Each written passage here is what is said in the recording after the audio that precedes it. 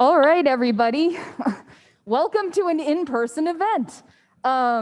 So welcome to the 4th annual Central SynBio workshop. We're really excited to be holding this and to have those of you who are able to make it in the audience.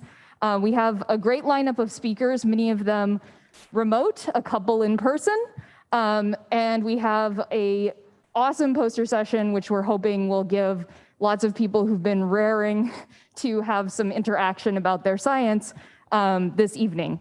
Thank you to all of my fellow organizers, especially Ophelia Venturelli, who put in a lot of work. This is a hybrid event, and it is a giant, monstrous thing to keep moving. So please be patient with us as we, get things working, keep things working. You're going to see weird things like me up on the screen to make sure that it's going out to the remote streaming. All right. Okay, of course, we're doing our best to make sure that this is a safe and engaging meeting. So masks on while indoors. We're going to have coffee available out in the lobby. We've set up some tents outside so that you can take your coffee break outside. Of course, otherwise be aware, you of course have to remove your mask to eat or drink, but be aware of those around you. We're just trying to avoid synchronous demasking, as it were, indoors. As a reminder, there's also COVID testing available for visitors. I went and did a COVID test this morning, negative. So if you want to do a rapid test, that is available. And as you may have noticed, we are using Discord as our main hybrid platform because many of the speakers are going to be remote and many of the attendees are remote. That's going to be the way to engage with people who are not in the location that you are in. So please make sure you can log on. We had a couple of issues with expiring Discord invite links. So please let me, the latest one should work, but please let me know if you can't get on the platform. Finally, just some clarifications about the poster session. There will be an in-person poster session. So if you are attending in person, you can go about in-person poster viewing as usual, but several of the posters will only be available online for the remote presenters. So Discord is the place you can see them. If you are viewing this on the live stream, Discord is also going to be the place where you can ask questions to the speakers Q&A. And for all of our remote speakers, if you're in person, we will have a computer available, or you can use your own to log into the Discord channel for those speakers during the coffee breaks to try and have a little more engagement. So one more in this big moving machine, the first mistake that we've noticed is that there was a miscommunication about poster numbers. So please use the poster numbers to reference posters that are on the website. And poster presenters, please use the poster numbers on the website to find your poster if you are doing an in-person presentation. All the posters on Discord, poster numbers on Discord are also using the agenda and the abstract list on the website. Okay, so I have the great pleasure of introducing our first speaker, Dr. Huimin Zhao, who's the Stephen L. Miller Chair of Chemical and Biomolecular Engineering and Professor of Chemistry and Biochemistry, Biophysics, and Bioengineering, and Director of NSF AI Research Institute for Molecule Synthesis at the University of Illinois at Urbana-Champaign. He received his BS degree in biology from the University of Science and Technology of China in 1992, and his PhD in chemistry from Caltech in 1998 under the guidance of Nobel laureate Francis Arnold. He previously worked as a project leader at Dow Chemical Company, and he has had a very extensive career, authoring over 340 research articles, 30 issued and pending patent applications, I'm sure more since this website was updated last, and he's given several other keynote and plenary presentations, including at least around 400 in his time. So we are lucky to have him come and give our keynote as well. And welcome, Dr. Zhao.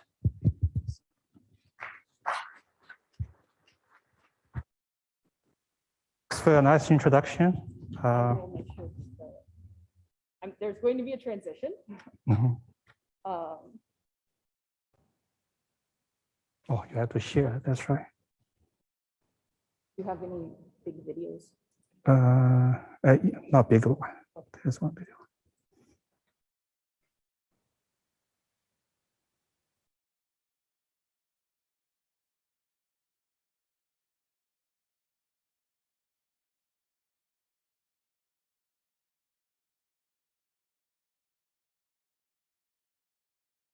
Oh, okay.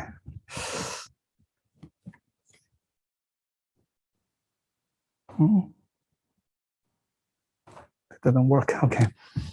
I will take my mask off. I'm the only one on the stadium.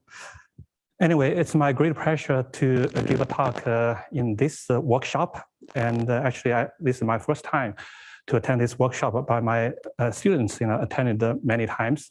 And also I've been to this campus many times. In fact, I give 2 talks in the Department of Chemical and Biomedical Engineering here, many years ago. So today, actually, I'm going to talk about our recent work in the synthetic biology area. And of course, for this audience, I don't think I need to tell you what a synthetic biology is. Essentially, it's the use of engineering principles for the design of improved or novel biological systems, including like enzymes, pathways, or whole genomes. But particularly, it's the use of the design, build, test, learn cycle. And many researchers in this field were inspired by the developments in the microelectronic industry. And as you see from this figure, both industries grow very rapidly in the past few decades. And synthetic biology really kind of appeared in early 2000. That's why I used this title.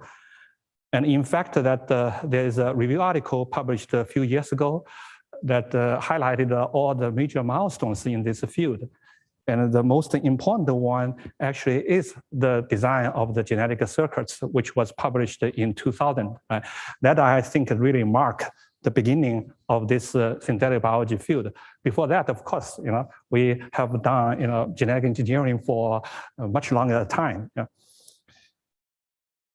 And so in my lab, we are really working at the interface of synthetic biology, machine learning, and laboratory automation. Right? We try to combine the machine learning automation with synthetic biology so that we can develop the biological systems much faster than before. So one focus area is on the development of foundational tools for synthetic biology applications, particularly is the in the form of the biofoundry. Right? So I will highlight actually our recent efforts in the development of this biofoundry that is used for protein engineering, pathway engineering, and metabolic engineering. And then we try to leverage this toolbox or technology platform for 3 main applications. One application is related to drug discovery and development. Mainly, actually, we try to develop a high throughput technologies in combination with synthetic biology to discover novel natural products from the soil bacteria. And then we are also interested in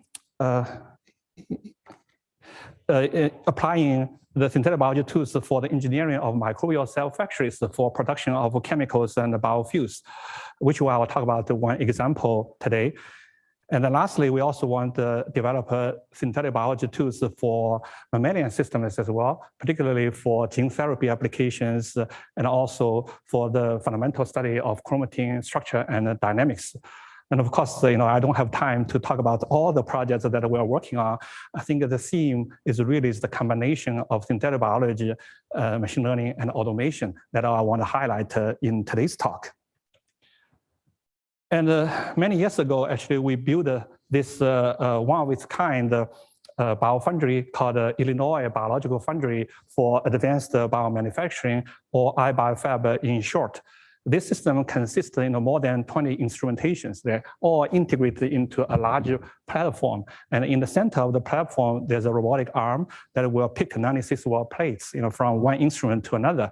And those instruments include like plater reader, incubator, and several liquid handling systems, and also like a plate sealer, a peeler, etc. Right? And our idea is really to break those complex workflows for biosystem design, like protein engineering or metabolic engineering, or even just library screening into process modules, which will be in turn broken down into unit operations. And those unit operations are generally applicable, more universal, so that we can program those unit operations to create custom designed workflows for different applications. And this actually is also kind of inspired by the development in the microelectronic industry, particularly the computer industry. So coincidentally, more than 50 years ago, a group of faculty at the University of Illinois developed or created Illinois Automatic Computer 1, or ILLINAC 1. And that actually computer is the room size of computer, right? Consists of 2,800 vacuum tubes, and but it has a great computing power, actually exceeded all the computers in the Bell Lab at that time, and also was used to calculate in the Sputnik project as well. So 7 years ago, we actually built, I think it's one of its kind, BioFoundry, and our vision is really try to use it for biosystem design. And I know that this is just the first prototype, and it requires many decades of research and also many people's effort, right? Try to really make the BioFoundry more accessible, and even look at the computer development on our campus, right? It's through many generations of development, and now we have a supercomputer called Blue Waters, right? That really enables computing anywhere, anytime. So I hope that through decades of research in the biotech area, we could also make the BioFoundry generally accessible, and it can be used for engineering of any organism, for production of any molecules. Of course, that is a long-term vision. But we are not alone. And in fact, that there's a growing number of institutions which are interested in building BioFoundries. Here, I point out the Global BioFoundry Alliance that was funded, that was established 2 years ago. And initially there were 16 members, but now there are more than 30 members already, and it's growing very rapidly. And we didn't include any BioFoundry from industry, right? All these are academic institutions. And we try to share the knowledge and workflows and also like softwares so that they really can democratize the BioFoundry for many researchers. So in the past few years, we actually used this BioFoundry to perform some proof of concept studies. The first example we did is actually to use the BioFoundry for protein engineering, particularly for the synthesis of talents. And talents, as you know, are powerful genome editing tool, right? And it consists of a DNA binding domain that recognizes the target sequence, and also a nucleus domain that will make the double-stranded break. So what we did is to create a library of those die repeats that are used to assemble the DNA binding domain. Because for talents, the repeats can recognize a target nucleotide in a modular fashion. And we actually, based on the target sequence, we can pick those parts and then assemble them using golden gate reaction, and then transform the ligation mixture to E. coli for the preparation of the plasmid that contains those talents. So we developed this automated workflow that can be finished in 1 day, and we can actually synthesize almost 400 talents in a day. That actually significantly reduced the cost for talent synthesis. But of course, nowadays, many people use CRISPRs, right? So the talent, it's less used than in the early days. But I would argue talent still has some unique applications, particularly if you want to do genome engineering in the mitochondria. Then I think the talent could be easily delivered to the mitochondria than the CRISPR. So in this collaboration study, we designed a few talents with improved specifically towards a gene involved in the mitochondrial disease. And then those talents were evaluated in a mouse model and showed that indeed those engineered talents could cure that mitochondrial disease in mouse. And also recently we used a single molecule tools to really study how actually the talents search and bind the target sequence in the nucleus. And we compared with the CRISPR, right, the Cas9 protein in the mammalian cells. And what we found that both actually these two genome editing proteins use different search mechanisms, as you can imagine, because talents manages is a protein, right, bind the target sequence, while the CRISPRs relies on the helix domain to unwind the double-stranded DNA and then use the guide RNA to bind, and then you will actually search the target sequence. So their search mechanisms are different, but what actually is surprising is that the CRISPR actually really outperforms the talents really outperforms the CRISPR in the heterochromatin region, those condensed regions, right, in the nucleus. And indeed, we actually selected those loci in the heterochromatin and showed that the talents showed a much higher cutting efficiency than the CRISPR. And that means that we still need to probably further engineer the Cas9 protein to make it work better in the heterochromatin. But of course, most of the targeted proteins people work in the euchromatin, right? So this is not like a huge limitation, but yet it is something that we need to overcome. And then also we actually demonstrate the use of biofoundry for passive engineering.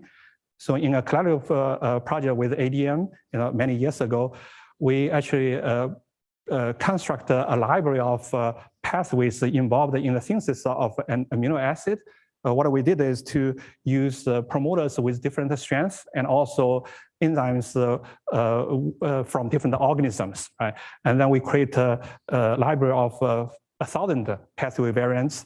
And then the ADM researchers did all the screening using still low throughput method.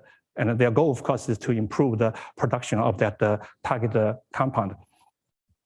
And also, we actually demonstrated that we could use the biofoundry for metabolic engineering as well. And at that time, the CRISPR technology was not available. So we actually developed the RNA interference-based approach for genome-wide engineering. So we overexpress the cDNA to basically do genome-wide gene overexpression, and also use the RNA derived from the cDNA to do genome-wide gene knockdown.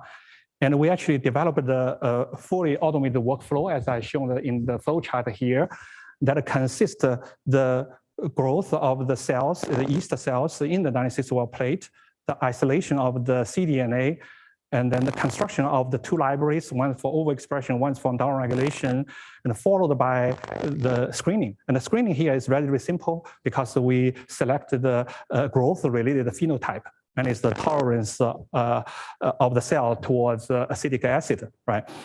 And then we can actually isolate the one that grow faster in the presence of increasing concentration of acetic acid, and then isolate those variants, and then we use those as the template for next round of improvement. So we can repeat this whole cycle multiple times. Each round takes about 2 weeks, but it does not require human intervention, right?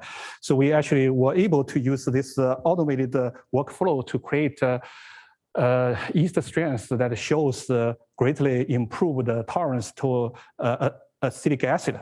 And actually the tolerance level at that time was the highest reported in the literature. But this actually is purely just to increase the throughput, right? Kind of save labors. And then recent years, we also think whether it is possible to make the biofoundry smarter, whether the foundry can decide, what experience it will do by itself, right? So it's basically is an intelligent biofoundry and or self-driving biofoundry. We call it a bioautomator. So in order to demonstrate this concept, we choose a lycopene pathway that consists of 3 genes. and it's relatively simple pathway, and also lycopene has color, so it's easy to detect, right? And that's the reason we choose this pathway as a model system. But our idea is to use the biofoundry to create a library of those pathway variants consisting promoters with different strengths to optimize the flux. And then we actually use the biofoundry to extract the product and do the analysis. But more importantly is to incorporate the machine learning model so that they can predict what kind of combinations of promoters may lead into improve the production of lycopene, so that we can fully to automate the whole design, build, test, learn cycle. Right? And as I said, this pathway is relatively simple. So our idea is to use 24 promoters with different strengths for each structural gene in the pathway. And then you can do a simple calculation. There will be more than 13,000 combinations of those different promoters. And we want to find the best combination, right, that will lead to higher lycopene production. And we use this automated workflow that is adapted for the talent synthesis and the pathway construction and the metabolic engineering, right? So we can adapt it to create this workflow. And then in the first round, we create a library and only actually pick the 46 variants, right? And not many, so that we can screen them very quickly using the robotic system. And then we can analyze the data, and then we can repeat this cycle. And we did 3 rounds actually. So in the first round, we kind of randomly sequenced the whole sequence space. And as you can see, the production of lycopene will be everywhere, right? And then we actually used the machine learning model. Actually, it's also a standard machine learning algorithm. It's the Bayesian optimization coupled with the Gaussian process to try to predict, the combination that can lead into high lycopene production. And then we create a biased library based on those predictions. And then we screened another small library of 46 variants. And then in the third round, we repeat again. So in every round, we only screen less than 50 variants, right? And we can dramatically improve the production of lycopene. So the bottom line that we only screened less than 1% of all the possible combinations, and were able to get variants that produced more lycopene than you actually search the whole library randomly. So this is a kind of the still ongoing efforts. Now you think about how we can use a similar kind of workflow for the automated protein engineering or metabolic engineering, right? So that's something we're working on. But today, I want to mainly highlight 2 ongoing works related to the application of the biofoundry. One is for the discovery of novel natural products. And the reason why I'm interested in natural products is because they are a major source of drugs. Right? They can be obtained from bacteria, fungal species, and plants, etc. So I highlighted a few well-known examples. But also, we know that almost 80% of the bacteria or anti-cancer drugs actually are natural products or natural products derived. And if you look at this figure that was from a review article published more than 10 years ago that summarized all the drugs that have been approved by FDA, the black line and the red line represent those the natural products related compounds, and indeed they account a major fraction of the drugs that we use nowadays. And for antibiotics, most of the antibiotics were discovered in the 50s. And from these 2 figures, you immediately see the problem, right? Because for the drug development, you see now fewer and fewer drugs that have been identified compared to decades ago, particularly for antibiotics. And now very few new antibiotics that have been really approved by FDA. And that is a major issue because microorganisms develop a resistance very quickly. Right? So we clearly need new natural products that could be used as antibiotics. Unfortunately, thanks to the advances in genomics, nowadays we can sequence a genome at a very low cost. So if you analyze those sequenced genomes, you'll be able to identify many actually those uncharacterized gene clusters that are involved in the synthesis of natural products. But you just don't know what these compounds are. And in fact, in Lactobacteria, more than 80% of the gene clusters have not been characterized. And in fungal species, more than 90% of the gene clusters have not been characterized. So you can do a simple calculation. There are like millions of new compounds out there, right? Even just from the known, bacteria or fungal species. And one big challenge is that those gene clusters are all kind of silent in the laboratory, and that's why we couldn't discover them, right? Although the organisms have those clusters. So in the past 10 years, my lab really tried to develop new synthetic biology tools to activate those silent gene clusters to produce the new compounds. And initially, we tried a strategy called pathway refactoring. It's purely synthetic biology approach. And then later, we also used the CRISPR to knock in strong promoters in front of those silent gene clusters, because we assumed that the silent gene clusters are not expressed because those promoters are not functional, right? But if we can insert a constitutive promoter that works in the native host, then you could actually activate those downstream genes to produce the target compound. And this method actually works very well, but only works for relatively short gene clusters. Because for longer gene clusters, it may require many promoter knock-ins, not just only one, right? And that's why we also developed a complementary strategy we call a transcriptional factor decoy strategy. So we assume that the gene cluster is silent because the promoters are repressed by some repressors. And if we have the DNA sequence that can bind those repressors and then remove those repressors from their target binding DNA sequence, then the whole cluster could be activated, right? So that method actually works pretty well for large clusters like 100 kb. And then more recently, we also developed a direct cloning method, which I will talk about today. And then, by combining the direct cloning method and also the pathway refactoring strategy, we really can create a high throughput pipeline for natural product discovery. And the direct cloning, actually, there are quite a few direct cloning methods already, like homologous recombination-based strategies, such as the transformation-associated recombination or TAR-based cloning in Saccharomyces cerevisiae, or the recombinase-based approach in E. coli, like the Exoset, etc. But their limitations is that it's hard to use those methods to clone those sequences with repetitive sequences, particularly like for polyketide synthesis. They have a lot of repetitive sequences, and also the efficiency is very low.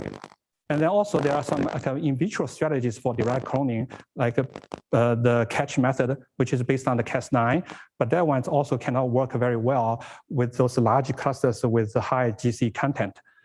So recently we developed a new method we call the capture. That is also based on a Cas protein. We use the Cas12, and basically we designed those artificial restraint enzymes to cut the target genomic DNA that encodes the biosynthetic gene cluster, right? And then we use the Cre-LoxP system to cyclize, assemble, and also cyclize the fragments to create the plasmid containing the BGC. And this method actually works very efficiently. And we tested the clusters with different sizes, and we cloned more than like 43. And so far we cloned more than 200, actually. I mean, in the paper, we highlighted only 43 uncharacterized natural blood genes clusters. And as you can see, the efficiency is almost 100%, right? So this is really, I think, a very useful tool.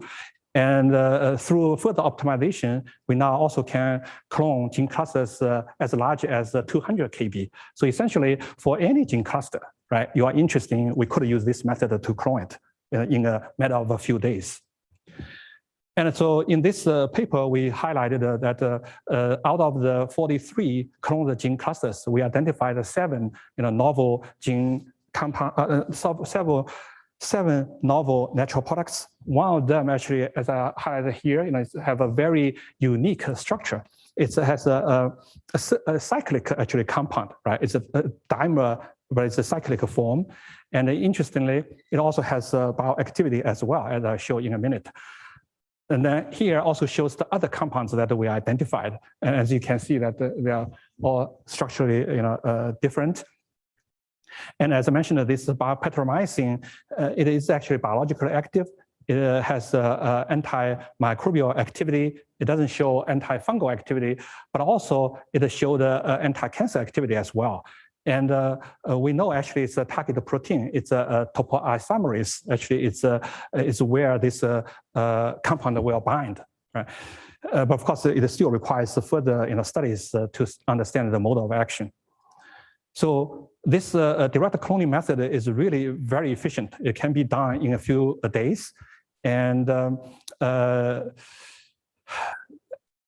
whole procedure is actually relatively straightforward and simple. And now we can actually clone, those clusters, right? But as I showed in this work, the success rate is not like 100%, although the cloning efficiency is very high, but the success rate is not very high. Based on our experience, it's about 15% of the clusters that we cloned could actually lead to production of new compounds. And that means that 85% of them still cannot. Then we have to develop a new method, right, to activate those remaining clusters as well. And one strategy, of course, is the pathway refactoring strategy that we try to develop. So basically, it's try to refactor the whole cluster like we do in metabolic engineering, right? So a few years ago, we developed this plug-and-play kind of method. Basically, is use helper plasmid to clone those functional genes in the pathway, and then use the Golden Gate reaction to assemble those gene expression cassette that contains the promoter, terminator, and the structure gene in one step. And we showed that this approach could be scaled up. We actually used the coronative pathway as an example. We can construct 96 different pathways in parallel. So in this case, we choose the different homologs of the enzymes and also make deletions or insertions, basically the different combinations of those genes and the deletions or insertions. So we create 96 different pathways, right? Not just the differences in the promoters. Now all the structure genes will also be different. That's why we could create, different compounds as indicated by the different colors, because those colors indicate that they are not the same, right? So this is actually a very high throughput approach. And we used this approach to refactor the ribosomally synthesized peptides. And compared to other classes of natural ribosomally synthesized peptides are not very well characterized, and yet they actually do have interesting chemical structures as shown here, and also biological activity as well. And all these compounds actually follow the same biosynthetic mechanism because they are synthesized by the ribosome, right? And they will synthesize the lead peptide with the core peptide, and then some tethering enzymes will modify the core peptide, and then the lead peptide will be removed to create the mature product. And so we used this refactoring strategy to discover glycosins, which is glycosylated bacteria sins. We refactored the 6 uncharacterized bacteria glycosins and found 4 of them can lead into production of new peaks and indicating new compounds. And then we isolated them, did the detailed structural characterization. And also we did a bioassays as well. And we found one of them actually showed some bioactivity as well, mainly the antimicrobial activity. And in addition, we also use the same approach to discover class 4 lengthy peptides. And by the way, there are more than 26 classes of RIPs, right? So we targeted this and also subclasses of RIPs as well. So we targeted this class 4 lengthy peptide, and we also were able to identify new compounds as well. And based on these preliminary results, we try to really scale up the whole process.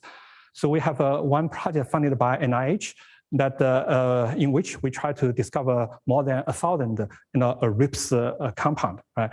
And we have to rely on the robotic system because I don't think the graduate student can refactor thousands of clusters, by hands.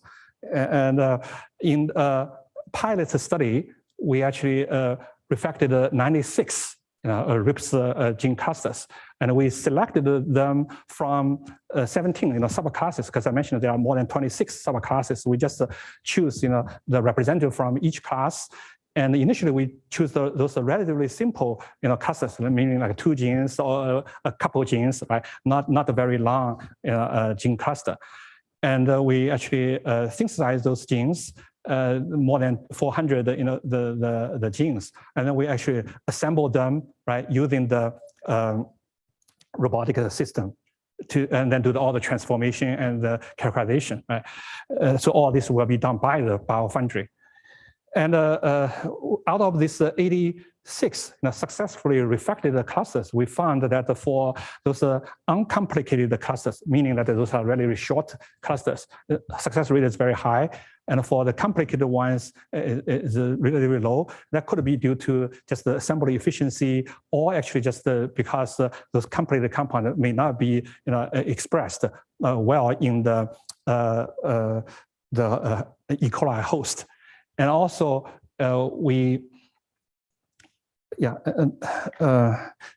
let's see. And also, we actually discovered 21 new RIPS compound. Now we're in the process of determining their structures and also their biological activities. And this is a pilot scale, and we want to now scale up to several hundred or even 1,000 in the near future. And then lastly, I want to talk about how actually the BioFoundry could also be used for metabolic engineering applications. And in this audience, I probably don't need to explain the importance of metabolic engineering, right? I mean, clearly there are growing interest of engineering microbial cell factories for production, all kinds of products. But we all know the 2 major limitations in metabolic engineering. One is that the process of developing a microorganism is very slow, right? And it's also a trial error kind of a process. And then also, typically the titer and the rate of yield for target compound are not good enough. They are good enough for publication, but they're not good enough for commercialization in most cases. So then we really envisioned that we want to develop an automated kind of a metabolic engineering platform, right? In which actually we will use the genome scale engineering tools, right? Try to perturb gene expression of all the genes in the target host, and then identify those improved phenotypes, and then we will repeat this cycle, right? So essentially, this is a kind of a direct evolution kind of a concept. Essentially create the genetic diversity followed by screening and selection, right? And as we all know, the dominant approach in metabolic engineering actually is rational design, meaning that we use the system biology tools to try to identify the rate limiting steps and then try to do overexpression and down regulations. And this is a very slow process, as you all know. Another alternative approach that has been used by many labs is the adaptive evolution. But that approach is also has limitations. It can only work for the phenotypes that are linked to the cell growth. So that's why, in the past 10 years, so we try to develop, those new genome scale engineering tools that could be coupled with high throughput selection or screening to really accelerate the metabolic engineering process. And today, I only want to highlight the last approach that is based on the CRISPR technology. And the first one I already kind of mentioned in the beginning.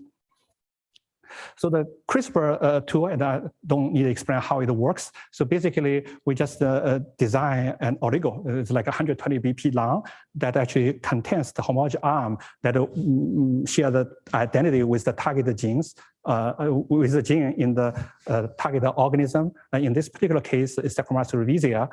And then we actually also design the guide DNA, right? Guide RNA that will actually bring the CRISPR to the right position for introducing the double-stranded break. And then through homologous recombination, the homologous arm, by the help of the homologous arm, we will introduce like 8 BP deletion so that we can disrupt the function of the targeted protein. Because we basically cause the open reading frame shift. And we actually use a micro, I don't know which company we used to synthesize a library of those oligos that will target all the 6,000 genes in Saccharomyces cerevisiae. And for each gene, we actually synthesize 4 guide RNA because we don't know which one really works well, right? So we just want to have the redundancy to make sure the cutting will happen. And then we introduce this library of guide RNAs into, not guide RNA, library of those oligonucleotides into the host. And then in this particular case, we also use the growth-related phenotype because that is easy to identify the variants. So we can actually use next-generation sequencing to identify the improved phenotypes. But in the beginning, we don't know how efficient this genome-wide knockout will be. So we did a proof of concept study. It is known that this drug, canavalin, will kill actually the Saccharomyces cerevisiae. But if the transporter CAM1 is knocked out, then the drug cannot enter the cell anymore, and the cell, of course, can survive.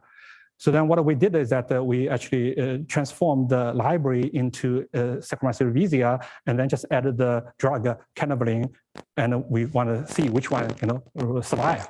And for the survival ones, we sequenced the plasmid, and we found that indeed they all contain CAM1 knockout.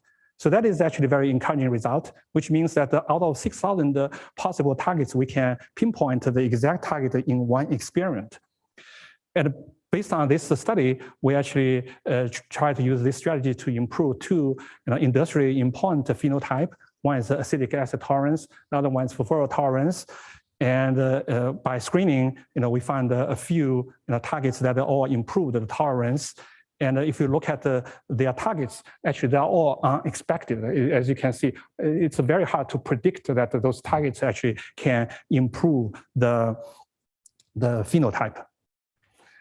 And then we can also do it repeatedly. We can do the second round and then accumulate those mutations, right, to further improve the tolerance. And this, of course, is a concept of direct evolution. And here I highlighted the major milestones in direct evolution. The direct evolution, actually, the concept first demonstrated in the 60s. Right? It's mainly for RNA evolution. And only in the early 90s, the same kind of concept was used for protein engineering. All the boxes highlighted in red are those milestones in protein engineering. And then also direct evolution was used for pathway engineering, which are highlighted in those green boxes. And then more recently, it's also used for genome engineering, particularly the major method developed by George Church's group. And there are many actually genome scale engineering tools available. And actually my PhD thesis actually was focused on direct evolution. And I did my PhD thesis between 1992 and almost 30 years ago. So, and I published a number of those papers. And these basically laid the foundation for this direct evolution field. And then as I said, in recent years, the direct evolution also, was more increasingly used for genome engineering, particularly, those ones highlighted in green, right? And those continuous evolution kind of a strategy that also have been developed. So you can do it, automatically, not using the robotic system, but you can use just the cells. You have to come up a kind of a clever way to link the production of the compound with the phenotype or genotype. And of course, I also very lucky to attend the Nobel Prize ceremony actually more than 2 years ago in Stockholm. That was quite an experience. And so currently, we also have still ongoing efforts to try to further develop the capabilities for the biofoundry. Particularly in the DOE Bioenergy Research Center, we have 19 faculty from 7 institutions working together, try to develop new capabilities for the design, build, test, and learn part of the synthetic biology cycle. And also we want to leverage those tools for the engineering of non-model yeasts, such as the Isachenkia orientalis and Origenes yeast, Rhodus rhodium, for production of a wide variety of products. And particularly, we want to actually develop a new machine learning tools because by combining machine learning tools, we could actually really close this design, build, test, learn cycle, as I shown in the pathway design example. And also more recently, we actually very fortunate to obtain a grant from NSF. This is one of the first 7 AI institutes funded by NSF. And our institute actually is focused on molecular synthesis, right? And we're not limited to just using the biological approach to synthesize the target compound. We're also interested in the chemical approach. And particularly we're interested in combining chemical synthesis with biological synthesis, try to come up the most efficient synthetic route for the target product. And we want to develop many new AI machine learning tools for catalyst optimization, including enzymes, right, or pathways. And this, of course, is ongoing work. So recently, this work has not been published yet. It will be actually published very soon. Is that we also developed a machine learning algorithm for protein engineering, right, by combining the known sequences in the protein database and also those data from the deep mutagenesis or the mutagenesis study for the target protein. We could combine them and actually really to make predictions of those mutations that can improve the protein function. And we had a few kind of proof of concept study. But because of time, I couldn't discuss them in details. But in summary, my group has been trying to develop a biofoundry for synthetic biology applications for the past 7 or 8 years. And we had a few kind of a proof of concept studies to demonstrate the power of a biofoundry. One is for the synthesis of talents, and the other one is the pathway engineering, and then also for metabolic engineering as well. But those are all relatively simple, right? And clearly, we need to develop more sophisticated workflows for many different applications. But my ultimate goal is really to develop an AI-driven closed design build test loop for biosystem design. So it will be like a self-driving biofoundry, and we already called it a bioautomator, right? So that really, I think, will be truly revolutionary. And then in essence, this is also a direct evolution concept. Because if you think about direct evolution, right, essentially it's the automated design build test learn cycle, right? You generate the diversity followed by screening and selection, right? But if we have this automated biofoundry that can do it iteratively, so essentially is we are implementing direct evolution, right, in the laboratory. So finally, I would like to thank the students who did the most of the work, and many of them actually contributed here. I only highlighted a few of them. And particularly, I would like to thank Kava Foundation. They actually provided the initial funding for us to build the biofoundry. At that time, no one believed what's the use of biofoundry, right? But they actually give us some money so we can build the prototype 7 years ago. And then later, DARPA also funded a short amount of money for the 1,000 molecular program, through the 1,000 molecular program. But currently, we actually really kind of get a lot of support from DOE, and I really thank them for their support to develop the biofoundry. And also NSF, through the AI Institute, we also will further develop capabilities for the biofoundry, and NIH also for the funding for the natural products discovery, and also various companies in the past as well. So that's all, and I will be happy to answer questions.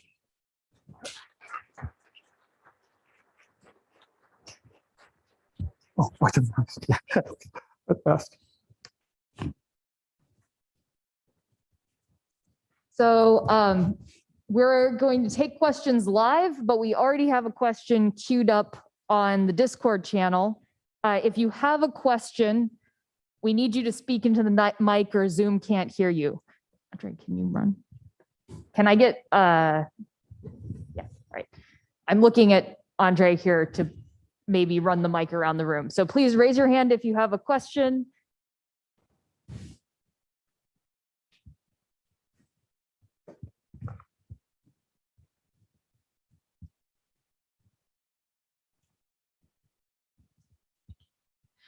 Thank you for your talk. In your work with the biofoundry, can you identify any critical points that still require human intervention nowadays that could in the future benefit from more innovation? Yeah, I would say the human intervention is still needed. Mainly actually is to develop all the workflows, right? And also the AI tools or the new method try to automate the process. And once we implement the workflow, of course, we try to minimize the human intervention, right? So that it can run automatically. And this really takes advantage of the robotic system. Because if you still need a human intervention, that means you can only do one cycle or do only part of it and then continue.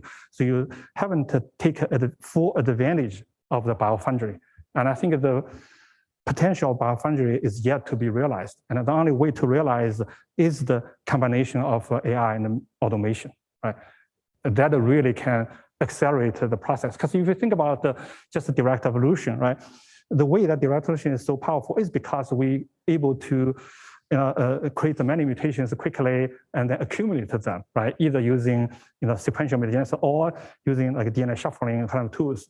And then through the combination of the beneficial mutations, we really can lead in a dramatic improvement in the performance of the enzymes. And I see that we could apply similar strategies for metabolic engineering as well.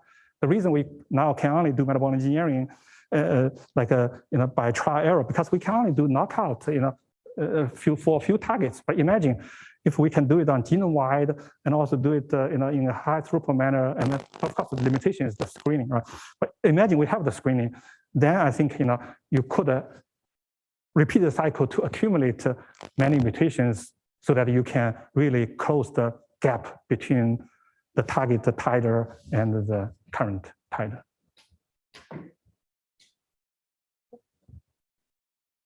Great. I can ask one from online. The first one we have is, from a mechanistic standpoint, why are talons more efficient than CRISPR-Cas9 at editing heterochromatin? Is it most attributable to sterics, or is the interactions between the sgRNA and complementary DNA strand a relevant consideration? Yeah, that's a very good question. I think it's actually because of the differences in the search mechanism. Because the Cas9 has to unwind the double-stranded DNA, and then the guide RNA could actually bind, right? And while for the talons, it can bind the double-stranded DNA directly and then slide along. And we did a lot of mechanistic studies. We found that it will have what do we call it? Rotationally coupled. I even don't know the name because my colleague did that study who is expert in single molecule.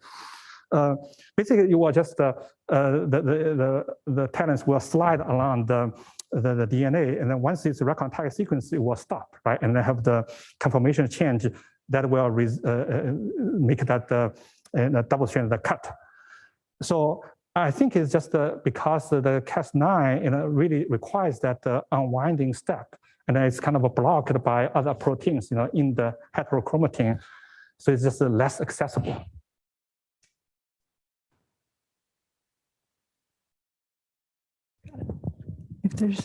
I can go to another online one if no one has one here. Okay. The next one is, how portable is the capture system to non-model organisms? The capture method actually works with the genomic DNA, right? So you can isolate genomic from any organisms, right? And then we can just use the direct cloning method, the capture method, to clone the cluster into actually whatever plasmid you want, actually.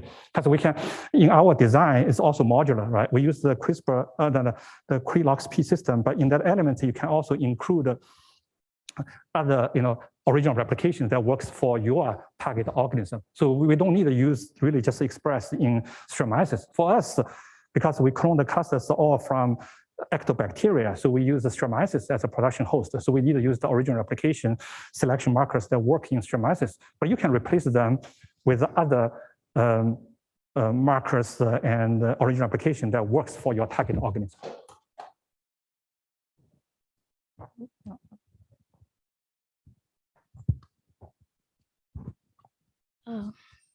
Thank you very much for your informative talk. I want two comments from you. So the first one is about automation. We know automation is very nice and we need it because obviously we have, like, as being human, we have some limitation. But do you think that like moving towards the fully automation systems, we are going to remove human workforce from our labs? Or Actually, we're not. Actually, I would say it will be the opposite. okay. Because basically now we will free people from those mundane efforts. Because you think about for the typical graduate student, how much time they spend in the lab to create the plasmid or do the knockout, right? Those things. But if you can, use the robotic system to do all these things, then you can really spend more time in the design and develop a new method, this, etc. One example, I think is my personal example. When I started my PhD, that's in 1992, I had to run DNA synthesis by myself, right? So I have to pull the gel and then run the sequences myself. You basically use the gel and then you read the letters by eye, right? Look at where those DNAs are, band are, and then read it out to the sequence. And nowadays, who actually will do that? They just send the DNA for sequencing, right? So that saves you a lot of time. So you can do more useful things, I would say.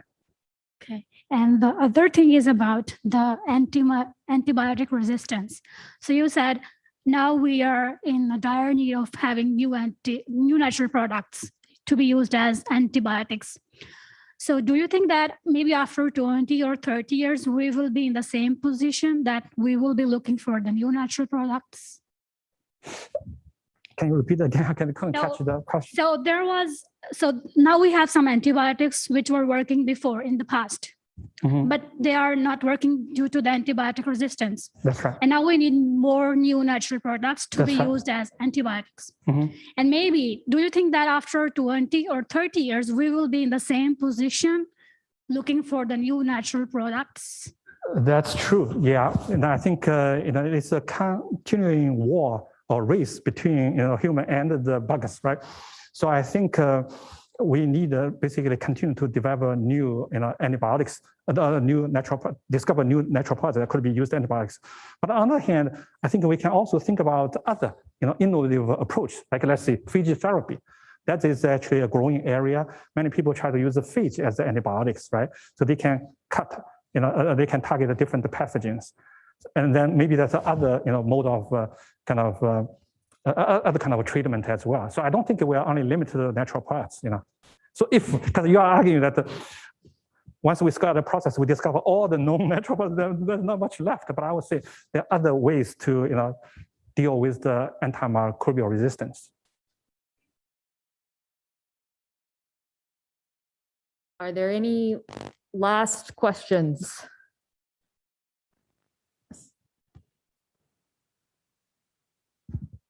Thank you. Could you compare and contrast the capabilities of the ECNet that you briefly talked about with something like AlphaFold? No, the AlphaFold is used to predict the protein function structures, right? It cannot be used to predict functions yet, while our algorithm is used to predict the functions of mutations. So we basically try to identify the mutation that can improve the fitness of a protein, right? That could be the activity or the resistance, whatever the function, right? So it's a different applications. And actually there are a lot of those machine learning models for predicting protein functions. And we did all the benchmark studies with those algorithms as well. And it was, actually you will see the paper, and we did a very comprehensive benchmarking studies and show that ours is better than the existing ones.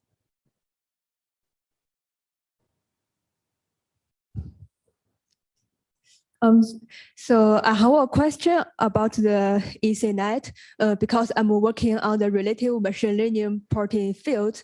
So yeah, I'm wondering, is this just a predictive model that is able to predict the natural homologs, or is it generative that it can design new proteins from the global and the local positions of the natural library? It is actually general. It can be used for any targeted protein.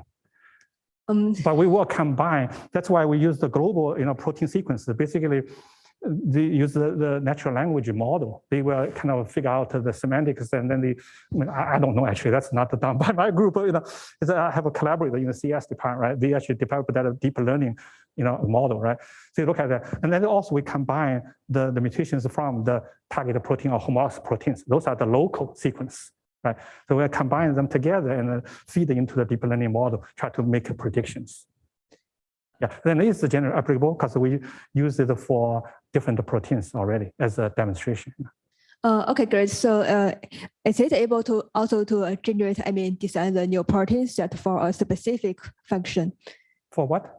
And then also we combine the mutations from the target protein or homologous proteins. Those are the local sequence. Right? Oh, I see. So we combine them together and feed into the deep learning model, try to make predictions. Okay, then thank you. it's generally applicable because we use it for different proteins already as a demonstration. Okay, great. So is it able to also to generate, design the new protein set for a specific function? For what? And then also we combine the mutations from the target protein. That's strange. I don't know what happened with all this. Okay. To the next part. Yeah, we can talk about it later, not during the break. I will be here today and tomorrow. Yeah. I heard it and I was like, oh, they're just having a conversation. All right. So I'm going to start. We're now going to have a quick lightning talk session. So this is the advertising poster. Let me also reset our camera.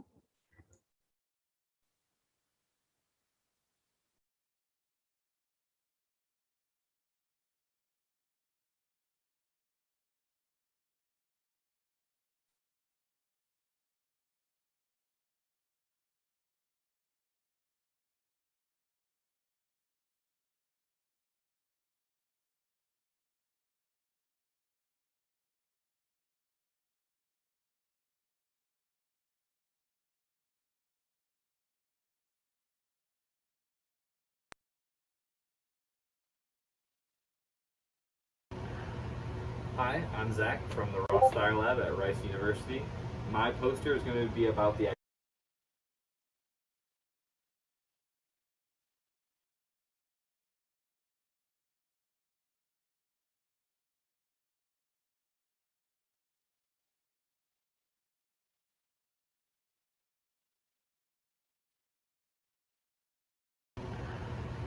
Hi, I'm Zach from the Rothschild Lab at Rice University. My poster is going to be about the actinobacteria modular cloning toolkit that we are developing. It's kind of broken down into two systems. The first is for vector assembly, where we put together multiple transcriptional unit dropout region with an actinobacteria origin, a resistance marker, an E. coli origin, and an accessory slot for future expansion. And the second system is transcriptional unit assembly, where we put together promoters, operators, ribosome binding sites, gene of interest, and terminators into a backbone. And then we can slot multiple of these into our vector assembly that we've assembled. I'm poster number 2. If you want to know more about actinobacteria, come check it out. Hi, I'm John Stretz. I'm in the Taiwan Broad Belt Labs at Northwestern University. I'll be presenting in person at poster number 3 during the poster session. I'll be discussing MIND 2.0, which is a tool that helps researchers identify novel compounds and reactions. MIND, which stands for Metabolic in Silico Network Expansion, is basically what it sounds like. We take compounds that are known to exist in metabolism, apply a set of biochemical reaction rules to create a network expansion that contains predicted compounds, along with their biologically informed predicted reactions. This set of predicted compounds can, for example, be used to help annotate unknown peaks in metabolomics datasets. In this work, I'll be presenting MIND 2.0, which is a significantly improved version of MIND 1.0. To see how much better MIND 2.0 performs, and to just learn more in general about MIND, please feel free to come talk to me. Again, I'll be at poster number 3, and will be online from 5:45 to 6 p.m. Thanks for listening. Antibiotic resistance is a major threat to healthcare. To combat this challenge, we can take advantage of Streptomyces, which is a genus of bacteria that naturally produce a lot of antibiotics in their environment. However, problematically, since we don't understand their gene expression networks, we don't know why they lose this ability in the lab. So my work focuses on using CRISPR tools to engineer gene expression and turn on the silent pathways for antibiotics in streptomyces. These tools include both CRISPR interference, or CRISPR-I, and CRISPR activation, or CRISPR-A. CRISPR-I is used to knock down the cluster repressors, while CRISPR-A is used to overexpress key biosynthetic genes or pathway activators. Here, I optimize the components of each system and then go on to show that these tools can be harnessed to activate a silent biosynthetic gene cluster. Yeast have been engineered to make countless chemical products, but genetic regulation and evolutionary pressure limit productivity. To get around this, my poster showcases a hybrid framework that takes metabolically engineered yeast with increased flux toward a pathway of interest and lysing them to create a cell-free extract capable of converting glucose into those value-added products. The cell-free environment then lets us tune variables like cofactor pools and pH that aren't easily changed in vivo, while still benefiting from the enhanced metabolic potential that was engineered into the source cells. Across multiple yeast backgrounds and several metabolic branch points, the cell-free reactions are able to produce comparable titers in just 8 hours to what the corresponding cells produce over a 3-day fermentation, which has really exciting applications both in pathway prototyping and in biomanufacturing.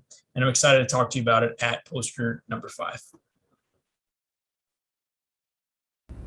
RNA-based tools that can be used to detect and respond to RNA targets in cells represent a powerful technology that can be used for a variety of health and basic science applications. We've developed a split ribozyme platform that senses endogenous RNA targets and responds with the splicing and subsequent translation of an output protein. We've explored design rules for each component of the platform, designed a modular system that allows for simple insertion of any chosen output sequence. We've tested multiple types of output proteins, and finally used the system to sense endogenous RNA targets.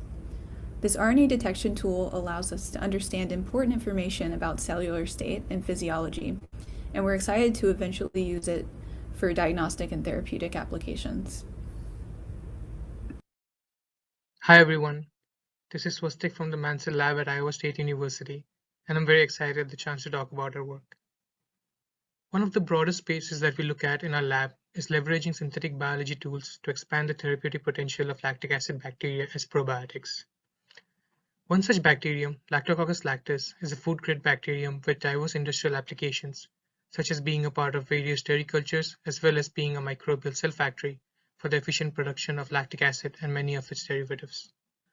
However, we believe that the most promising application of lactis may be as a live therapeutic. In fact, this was the first bacteria to have reached clinical phase as a cytokine secretor for the treatment of Crohn's disease. We are utilizing several CRISPR-Cas systems to expand the toolbox for gene regulation in Lactococcus lactis, and we are specifically targeting phenotypes for enhanced survival in human hosts. Hope to see you at the poster, and thanks for listening. Hello, my name is Kevin Fitzgerald, and I'm a rising second year at Northwestern in Keith Tyler's lab. My poster presentation focuses on my work with siderophores, small molecules secreted by microorganisms to chelate precipitated ferric iron from their environments.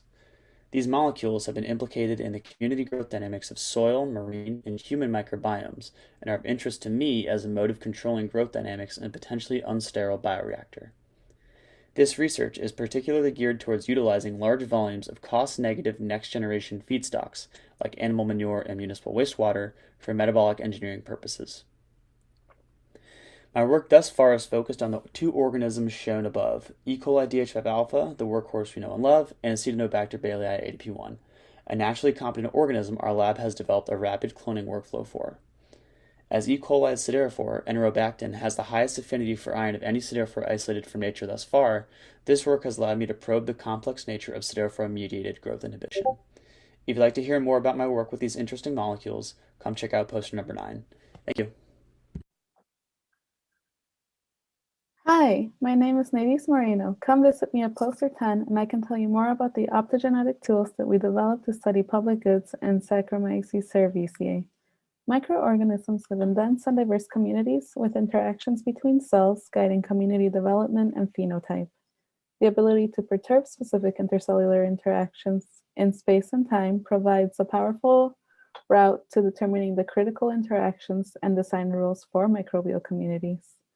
Approaches using optogenetic tools to modulate these interactions offer promise, as light can be exquisitely controlled in space and time. We demonstrate the ability to control a model cooperative interaction, which allows SRVCA to hydrolyze sucrose and utilize it as a carbon source. We also demonstrate that the strength of this cooperative interaction can be tuned in space and time by modulating light intensity and through spatial control of illumination. Spatial control of light allows cooperators and cheaters to be spatially segregated, and we show that the interplay between cooperative and inhibitory interactions in space can lead to pattern formation.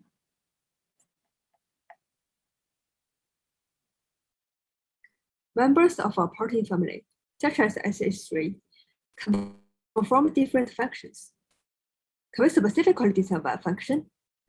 InfoVE, a deep learning-based generative model, takes natural sequences, encodes them into a low-dimensional latent space representation Z, and decodes them to generate synthetic sequences. To design SH3 domains for osmotic sensing, we coupled InfoVE with a high-throughput experimental assay. Sequences are transformed into yeast and characterized by enrichment of the cells in 1 molar KCl. From a training set of 5,000 SH3 sequences, with 170 of them showing osmotic sensing function, InfoVE designed 3,000 synthetic sequences. Surprisingly, 500 of them are functional. Moreover, functional design and natural sequences are encoded in the same area of the latent space. Hello, for my research, I want to talk about the gut microbiome, which consists of tens of trillions of microbes that affect our health by metabolizing foods and secreting metabolites. Studies show that the gut microbiome affects disease states including diabetes, IBS, obesity, and depression. Even Parkinson's has been linked to the gut microbiome, as studies show that patients with Parkinson's have lower levels of propionate, a 3-carbon fatty acid, in their guts. So, one potential route to treat Parkinson's is to engineer a probiotic microbe that can live in the gut and produce propionate. Since probiotic bacteria such as E. coli Nissl don't natively produce propionate, we introduced 3 to 4 propionate synthesis genes into the microbes on a stable plasmid. With these genes added, we produced propionate at levels around 100 milligrams per liter, compared to wild-type E. coli Nissl, which don't produce any propionate. To hear more, come to my poster talk at poster number 12. I hope to see you there. Hi everyone, my name is Joshua Abraham and I'm a graduate student working in the Flegger group in the University of Wisconsin-Madison in the Chemical and Biological Engineering Department, and my project is primarily focused on the metabolic engineering of the model Cyanobacterium Senecacoccus 7002. And so folks in our field are primarily interested in understanding and engineering the metabolism of these cyanobacterium because they're photosynthetic, meaning that they can fix polluting carbon dioxide into target chemicals, such as materials, medicines, and fuels. And one such chemical or class of chemicals that our lab has expertise in are the production of these medium chain 6 to 12 carbon atom fatty acids. And they are interesting because they're precursors to things like lubricants, flavors and fragrances, pesticides and insecticides, and other industrially relevant chemicals. And so this is just a brief snapshot of the pathway of lipid and fatty acid biosynthesis. And so you can see here that there's an initiation, elongation, and termination step for fatty acid biosynthesis. And our lab has history in working in this termination step, engineering enzymes that are specific for medium chain acyl ACPs that will terminate and produce medium chain free fatty acids. Good afternoon, I'm Sydney Martell, a graduate student in the Rockland Lab at Northwestern. At my poster, I'll be presenting on the high-throughput discovery of the determinants for stress-induced aggregation of de novo proteins. One of the major challenges in engineering small protein therapeutics is that they're susceptible to aggregation from stresses such as temperature and low pH. And it's difficult to design hyperstable protein therapeutics because we don't yet know the sequence and structure determinants of aggregation. In my project, I'm addressing this challenge by developing a high-throughput approach to learn the design rules of aggregation resistance. First, I will experimentally test the aggregation behavior of thousands of proteins at one time. I'll then use this large dataset to develop a quantitative model for predicting aggregation, and then I'll use this model to design aggregation-resistant proteins. I'll then repeat this iterative approach to be able to robustly test my model for predicting aggregation and design new proteins with unprecedented resistance to stress. If you have any questions or you'd like to learn more, please come visit me virtually at Poster 15. Thank you. Hi, I'm Devin Kohanek from the Thayer Lab at Rice University, and I'm going to talk a bit about peptide-peptide interactions. These direct many of the intricate and often orthogonal processes unique to biology, including transcriptional regulation, receptor signaling, substrate targeting, and antibody-antigen affinity. They show up everywhere, so tools to help us isolate and utilize these interactions are important for synthetic biology. To that end, we've developed a binding affinity selection assay based on the TEM1 gene, a common antibiotic selection marker, which we have circularly permuted and destabilized so that it requires a good peptide-peptide interaction at the new termini in order to function. And we can use it to select from libraries for good peptide-peptide interactions. It's a work in progress, but we have some controls, some model binding partners, and some potential applications to discuss. So if that's interesting to you, come check out Poster 16. My name is Kat Majors, and I am working on developing a new platform for the in vitro ultrasensitive detection of protein and small molecule biomarkers of disease via split enzyme engineering. Briefly, the system is based on split adenylate cyclase, such that in the presence of the biomarker of interest, adenylate cyclase is reconstituted and CAMP is produced. We have designed a novel scheme for signal amplification via an autocatalytic positive feedback loop, in which the presence of CAMP drives more adenylate cyclase reconstitution, and therefore more CAMP is produced. CAMP accumulation in the system is detected via a FRET-based CAMP biosensor, where the presence of CAMP results in a measurable shift in fluorescence emission wavelength. We've experimentally validated in vitro small molecule sensing using rapamycin, as well as shown that the biosensor is responsive to CAMP. Simulations of the positive feedback loop indicate that the system, as designed, should be bistable and ultrasensitive. Well, that's all I have time to share, and keep this under a minute, so please stop by poster number 17 if you're interested in learning more about my project. Hey guys, my name is Andrew Gilmore. I'm going to be presenting poster number 19 on engineering a minimal selenocysteine biosynthesis pathway. So what is selenocysteine? Selenocysteine is basically the polar version of cysteine. Cysteine is important in a lot of catalysis reactions and structural motifs, and selenocysteine is just actually better at those. It's a better nucleophile, and it forms more stable bonds with itself. The issue is, though, in nature, it's very complicated to incorporate. It has many different factors, sequence restraints. Our job here is to make it minimal and efficient. And so if you want to come find out how we do that, come by to my poster. Recent increases in the prevalence of food allergy have led to the undertaking of many correlative studies that attempt to link the onset of food allergy, among other diseases, with changes in the human microbiome. While these studies provide us with valuable insight, such as indicating which microbes may be beneficial to maintaining gut homeostasis, many of these studies fail to directly link changes to microbiome diversity with specific disease states on a molecular level. Our project, probing microbiome-mediated allergic protection with genetically engineered symbionts of the Lactospiraceae family, seeks to investigate the role of potentially beneficial Lactospiraceae from Clostridia cluster 14A using tools and strategies from synthetic biology. In developing these tools, we hope to unlock the genetics of intractable Lactospiraceae, enabling further investigations into the role these microbes play in maintaining gut homeostasis, while allowing for the discovery of new therapeutic molecules that may treat a variety of gut-associated diseases. Thank you. Recently, the RNA regulators have shown great potential in synthetic circuit design.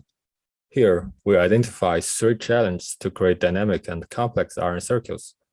The first challenge is retroactivity, which disturbs the upstream circuit when the downstream consumes the signal molecule. We design a positive feedback mechanism to insulate this effect and increase the modularity of the RNA regulator. Secondly, we create a high-gain system with tandem RNA elements. This strategy increases the connectivity of circuits such as RNA cascade and allows us to create more complicated circuits. Finally, we build a broad-host RNA regulator using phage RNA polymerase. It enables the transfer of RNA circuits to different species without losing their function. In conclusion, a toolset is developed to create modular, robust, and broad-host RNA circuits.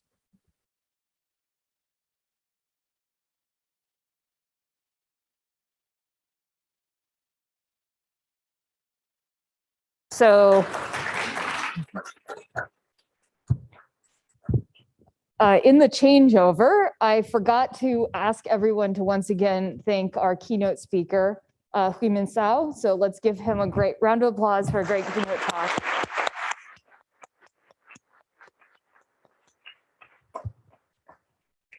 The next thing up is lunch. And so we have box lunches for everyone who's present. Of course, if you're remote, please go grab something so that you're ready to go for the next round. We're setting up outside in the courtyard out front. So look forward to seeing you all there. And if this is an announcement for online, if you are remote and have questions for the keynote speaker, you can still put them in the chat and we will track him down for you to answer them. All right, thanks.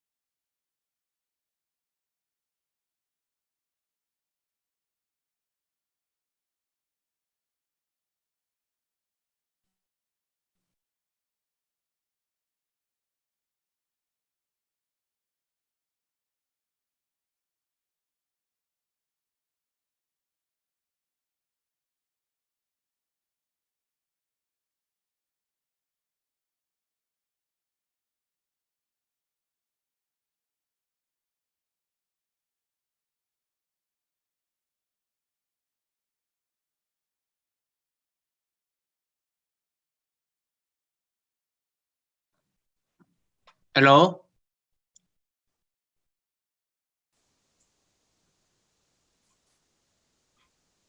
Hi, Taesak.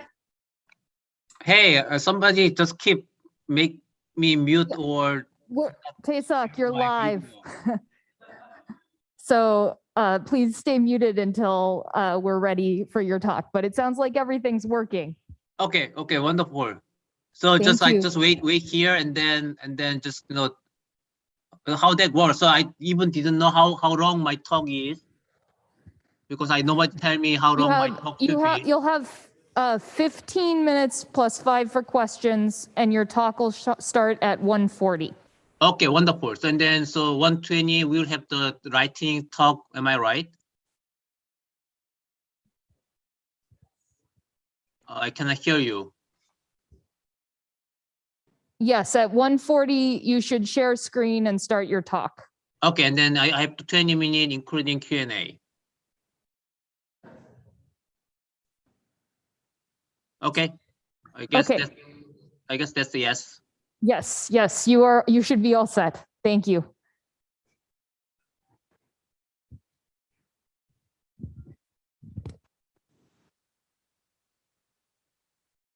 Okay, and we are ready to start back up with another round of short talks.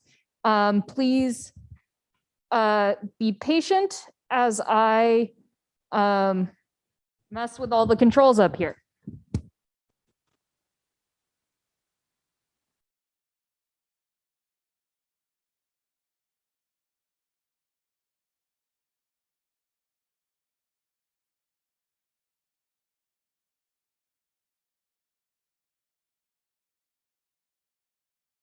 Hi everyone, my name is Francesca Porta, and I'm a graduate student in Brian Flager's lab at UW-Madison.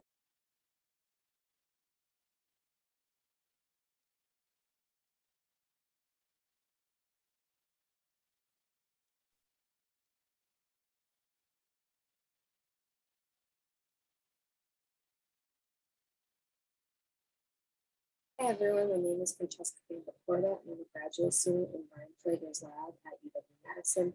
Today I'm giving poster number 18, and I'm talking about a comparative omics analysis of S-cerevisiae strains with different isobutyl pathways. We were interested in comparing strains that had either a mitochondrial or cytosolic compartmentalized isobutyl pathway. And through fermentations, we learned that the mitochondrial compartmentalization outperformed the cytosolic version.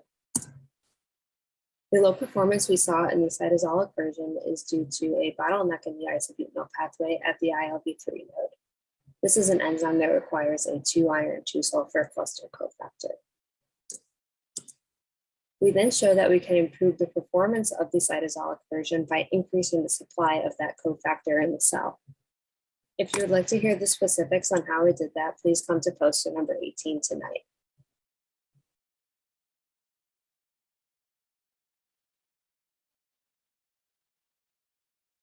Hello, everyone. My name is John Lazar, and today I'm going to give you a quick snippet into my poster, Engineering Light Switchable Bacterial Two-Component Systems to Function in Stationary Phase.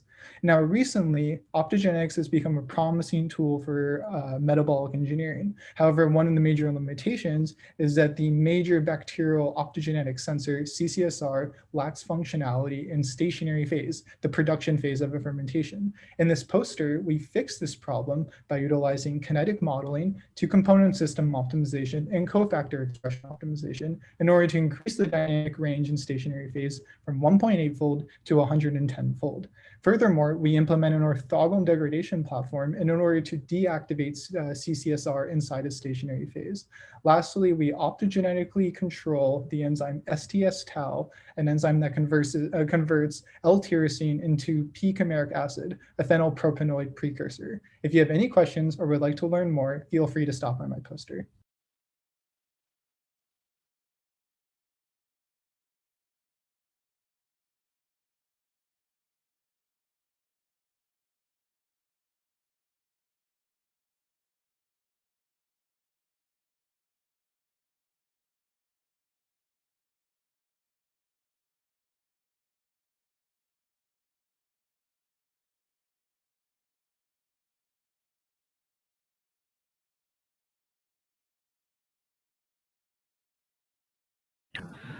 Hi, my name is Ryan Butcher. I'm in Jeff Tabor's lab at Rice University, and one of the main things that we study is bacterial two-component systems, which are interesting because they're one of the main ways that bacteria can sense and respond to their environment.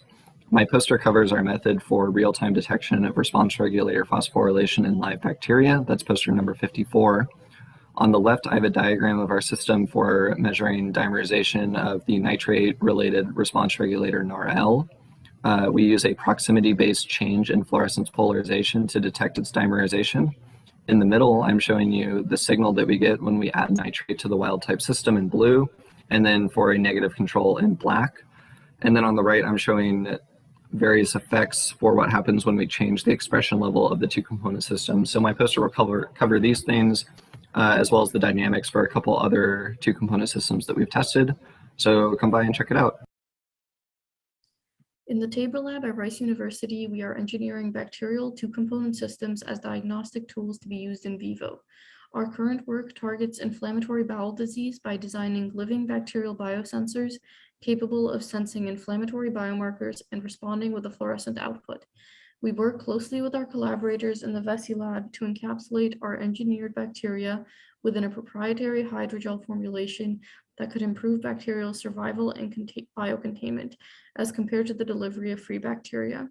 Capsules can be administered by oral gavage and retrieved from stool samples to process for fluorescent readout, enabling a rapid and non-invasive diagnosis, unlike endoscopy and colon biopsy, which remain the current standards of care.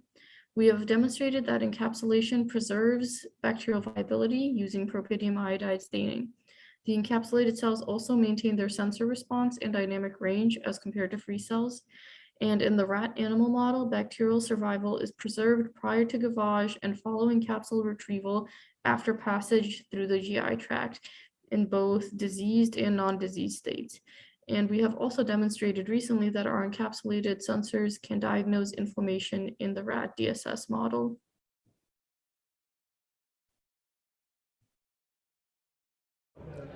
Have you ever wondered how to alter substrate specificity in non-ribosomal peptide synthetases using a context-specific in vivo selection?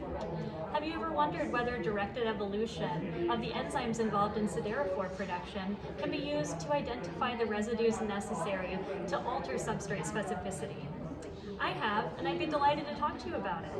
I'm Erin Conley from the University of Wisconsin, and in my work, I use a directed evolution pipeline involving formation of fusion proteins, random mutagenesis, and a genetic selection under iron-limited conditions to identify enzymes that have undergone a change in substrate specificity. Come to my poster, virtual poster number 56, to learn more about my work altering and defining specificity in non-ribosomal peptide synthetase enzymology. Climate change is predicted to decrease agricultural yield for most of the world in the next 30 years. This has led to an increase in attention for plant growth promoting rhizobacteria, bacteria around plant roots, as environmentally sustainable agricultural tools. These bacteria have various functions of benefit to the plant, including facilitating nutrient acquisition, priming for pathogen defense, and increasing environmental tolerance. But the adoption of PGPR practices into agriculture has been lacking, largely due to these functions not being robust or predictable. This is where synthetic biology comes in. With the ability to improve consistency of PGPR traits, then we could potentially increase the adoption of their use in agriculture. The issue is characterized genetic parts and synthetic biology methods are lacking for these species. In my poster, I will be discussing some genetic tools that can be used to engineer plant growth promoting rhizobacteria, including the first documented constitutive promoter library for Azospirillum brasiliense and Burkholderia uname, two potent plant growth promoting bacteria. Hi, my name is Kevin Lorch, and I'm a grad student in the Tabor lab at Rice University, where I study high-throughput discovery of two-component biosensors from the human gut microbiome. In this work, we've created a library of bacterial two-component systems by mining the genomes of 450 common human gut bacteria. We express these two-component systems in E. coli, where we can use a barcoded reporter gene to screen this gut TCS library in high throughput using next-generation sequencing. And we're able to quantify TCS activation and repression in response to gut-relevant ligands in high throughput. We've discovered a substance P sensor in this gut TCS library. Substance P is a gut-linked neuropeptide which governs diverse systemic processes, including inflammation. We've also identified several TCSs that are activated and repressed upon treatment with human fecal samples from healthy and diseased donors. And we're confident that with more donors, we can improve the predictive value of these TCSs as diagnostic biosensors. We are continuing to validate gut TCS input pairs and the specificity of these gut TCSs to better understand the gut microbiome. Hi, I'm Jonathan Greenhall. I'm a graduate student working with Phil Romero and Brian Flager at the University of Wisconsin-Madison, and I'm working on engineering acyl-CoA and acyl-ACP reductase enzymes. These enzymes are important in metabolic engineering strategies for producing fatty alcohols, and in order to improve their activity, we're using a machine learning-based approach. This approach uses machine learning models to learn a sequence function landscape and then an optimization procedure to automatically design new sequences to build. Once we've designed new sequences, we can test them in the lab and use the data to update our models. We repeated this process 10 times, and after 10 rounds, we achieved new sequences with improved activity. Our best sequence had a 1.5-fold improvement in the catalytic activity compared to the best parent and a nearly 2-fold improvement in the in vivo titer. So thank you for your time, and I look forward to answering any questions at my poster. Hello there. My name is Carmen Lopez, and I'm a PhD student in Dr. Senji Chao's lab at Iowa State University. In our group, we're interested in leveraging the unique capabilities that non-conventional yeasts have to offer. But in order to genetically engineer these organisms, we have to count that a few systems are in place. In this work, I'll share how we developed a more stable plasmid platform for the leguminous yeast Yaruvia lipolytica by focusing our efforts on the autonomous replicating sequence. We evaluated the impact of ARS selection among sequences found natively in the yeast genome, and also assessed the functionality of synthetic hybrid versions. If you want to hear more details, please stop by poster 64. My name is Vince Kelly from the University of Illinois, and I'm here to tell you a little bit about my research. The study of the human microbiota has progressed rapidly from first understanding its natural function to then harnessing that natural function therapeutically, and to now engineering enhanced therapeutic function through synthetic biology. In particular, we see a real opportunity to engineer gut commensal species into in situ therapeutic delivery vehicles for the expression and secretion of engineered therapeutic antibody fragments. My project in particular combines this synthetic biology microbial engineering approach with a protein engineering approach to enable the secretion of antibody fragments modified with small peptide domains that mimic the function of full-length antibodies, including their ability to be transcytosed out of the gut into the systemic circulation with an extended half-life to enable better targeting of distant body sites. With that, I hope to be able to talk more with you about my research at my poster. Synthetic biology is the application of engineering principles to the design of a biological system. Like any application of engineering, we're going to see design, build, and test phases in our development pipeline.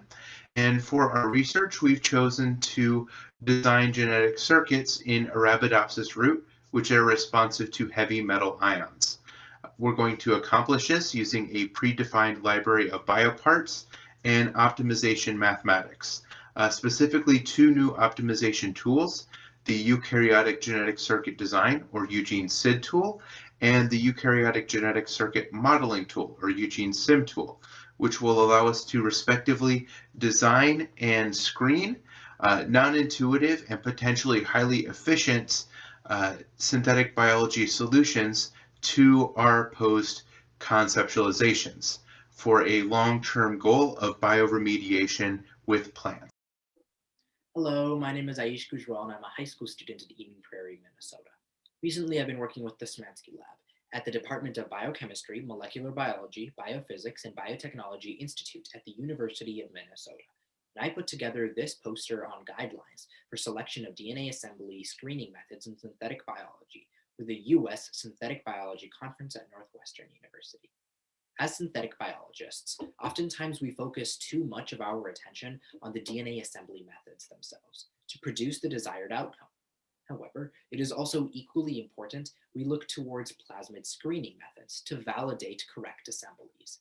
And that's the focus of this poster. We begin with some common DNA assembly methods, like Gibson assembly, BioBrick, or Golden Gate, and we highlight the most common failure modes.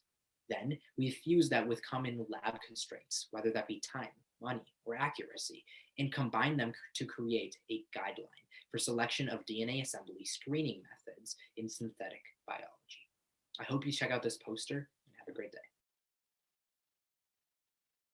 Small RNAs are great candidates for synthetic regulation in vivo because of many inherent characteristics, allowing them to be expressed under highly specific conditions, interact with cellular protein partners to obtain stability, as well as control messenger RNA expression in a highly rational sequence-specific manner. We know that small RNAs have already shown great promise in metabolic engineering, but what's limiting a more widespread use is the lack of knowledge of their native expression, as well as once expressed native regulation activity, even in E. coli. Well, it turns out that there's a wealth of next generation sequencing enabled data out there that has not been considered for the utility of small RNA characterization. So in my poster, I'll detail our recent work to develop a computational pipeline to characterize small RNA network edges. This pipeline is entirely reliant on two classes of publicly available information, next generation sequencing enabled experiments, as well as bioinformatic tools. Hi, my name is Antje Krüger. I'm a postdoc in the Jewett Lab at Northwestern University. I evolved the ribosome for new functions together with community scientists from Eterna, an online video game. Our poster is number 34. Come and visit me and I'm happy to tell you what we accomplished together. Hello, my name is Diana Long from Rajiv Saha's SS Biolab at the University of Nebraska, and my poster covers my most recent work with the non-model bacterium P. saccharei. Why am I doing this work? Because biodegradable plastic is an environmental need. P. saccharei is a natural producer, and moreover, it can utilize carbon complex feedstocks, which has implications for improving value of certain agricultural products. To make this bacterium industrially useful, I'm focusing on two main objectives. These are developing synthetic biology tools and identifying metabolic engineering strategies for increased production of the plastic polyhydroxybutyrate, or PHB. In my poster, I show identification of a not previously used backbone plasmid, RSF1010, and initial characterization of a two plasmid system. I also show incorporation of 4 PHB pathway genes taken from another producer, Cupriovitis necator. And as you can see here, 3 of the 4 chosen genes that code for critical components of the PHB pathway improved yield over wild type. Please check out my poster for more information. Thank you.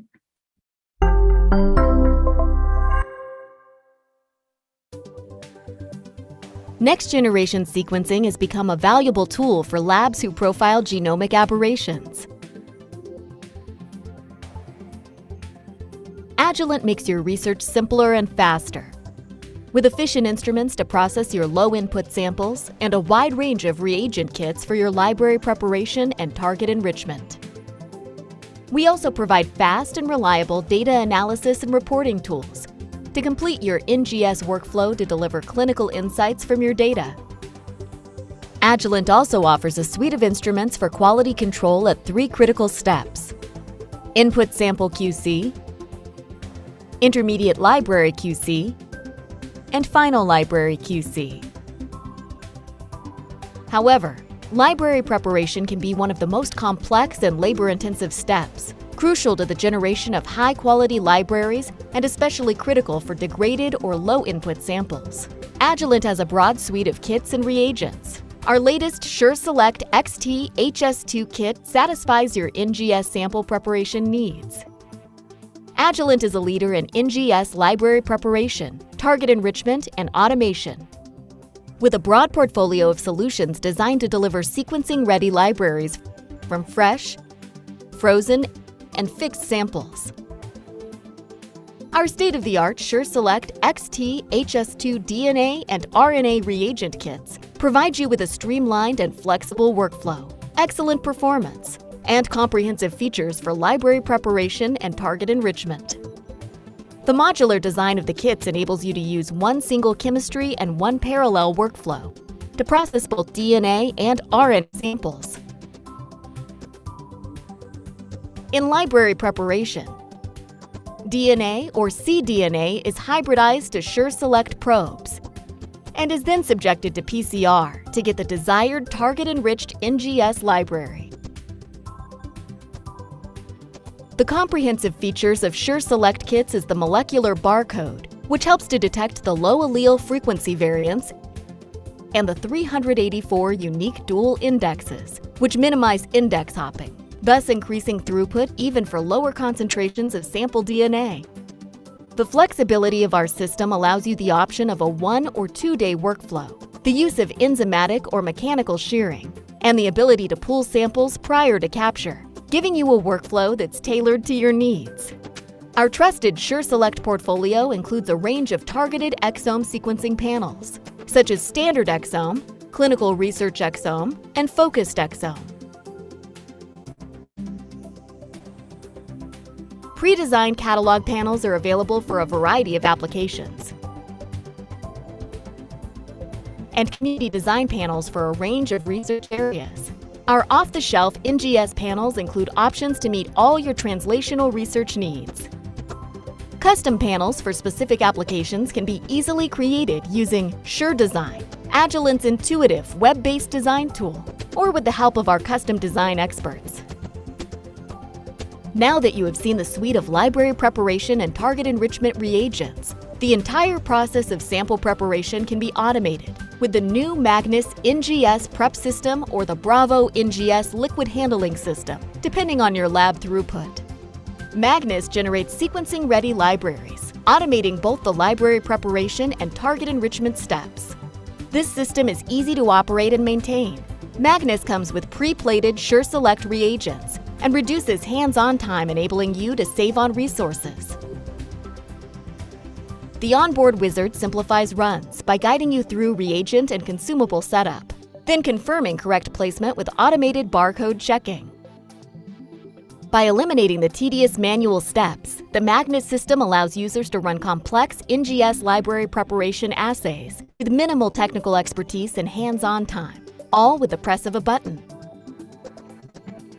For larger labs, the compact Bravo NGS system, a modular liquid handling platform, can increase lab output up to 10-fold over manual library preparation.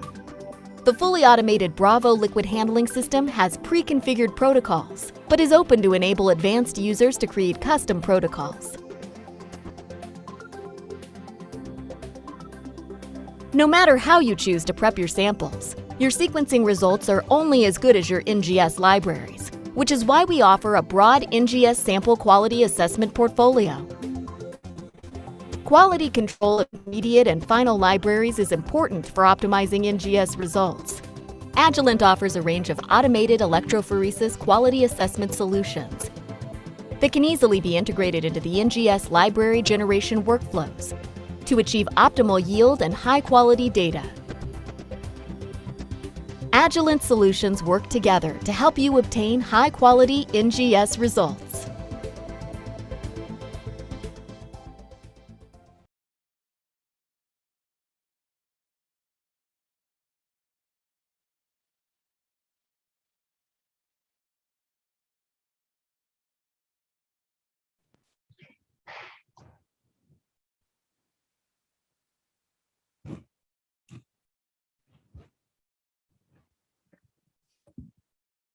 Hello, there you go.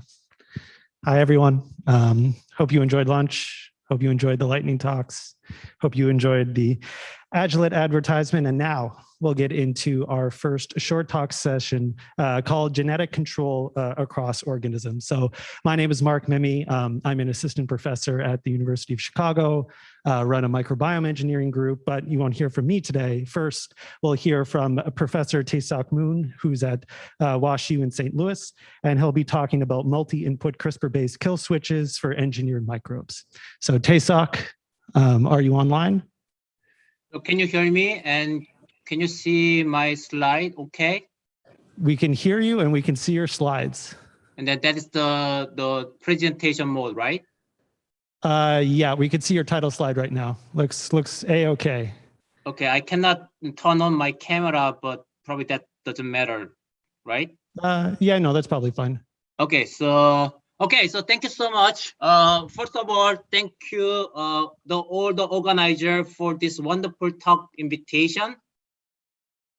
Good morning, afternoon, evening, depending on where you are. My name is again Tae-Sok Moon from Washington University in St. Louis, not Seattle. I'm Central synthetic biologist. Today, I'd like to talk about our unpublished research regarding engineering smart probiotics. I don't know why now. Can you see my second slide? Okay, so I hope so. So I envision our future as follows.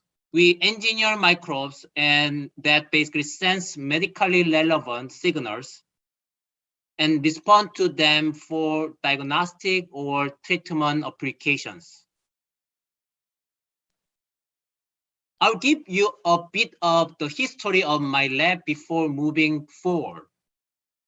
This sense and kill pathogen concept was my job talk idea in 2011, exactly 10 years ago. Unfortunately, or fortunately, I saw a poster about this unpublished paper at SB5 conference at Stanford in 2011 again, summer, right before the Chris Voigt lab moved to MIT from UCSF. If we moved to MIT before the conference, I might not have attended that conference, and I am still wondering how my career would have changed. For your information, Ron Weiss at MIT was scooped by this paper. Luckily, I finished all experiments before the moving, and due to the move, I have plenty of time to write my Nature paper starting August 2011, while waiting for equipment, etc. Unfortunately, due to the moving, Chris did not have any time to review my paper, so my CV for the job application kept changing. For example, my October application package says this paper will be submitted soon, and then my December CV also says the same. So without this paper under review or published, I went to job market and interview, and luckily got my position at WashU. For your information, we did submit this one to Nature, I think in February. I timely changed my job talk idea and I got my WashU position in 2012. This was my first grant proposal I wrote when I started my position. And interestingly, Bill Gates highlighted this project with 4 others on his Facebook among 60 grants selected in this round. What a great honor. I remember in 2014 at the first SEED conference you might attend, I presented this project right after Frances Arnold's talk, and unfortunately, I look at her and I was frozen literally, and then I do not remember what happened afterward.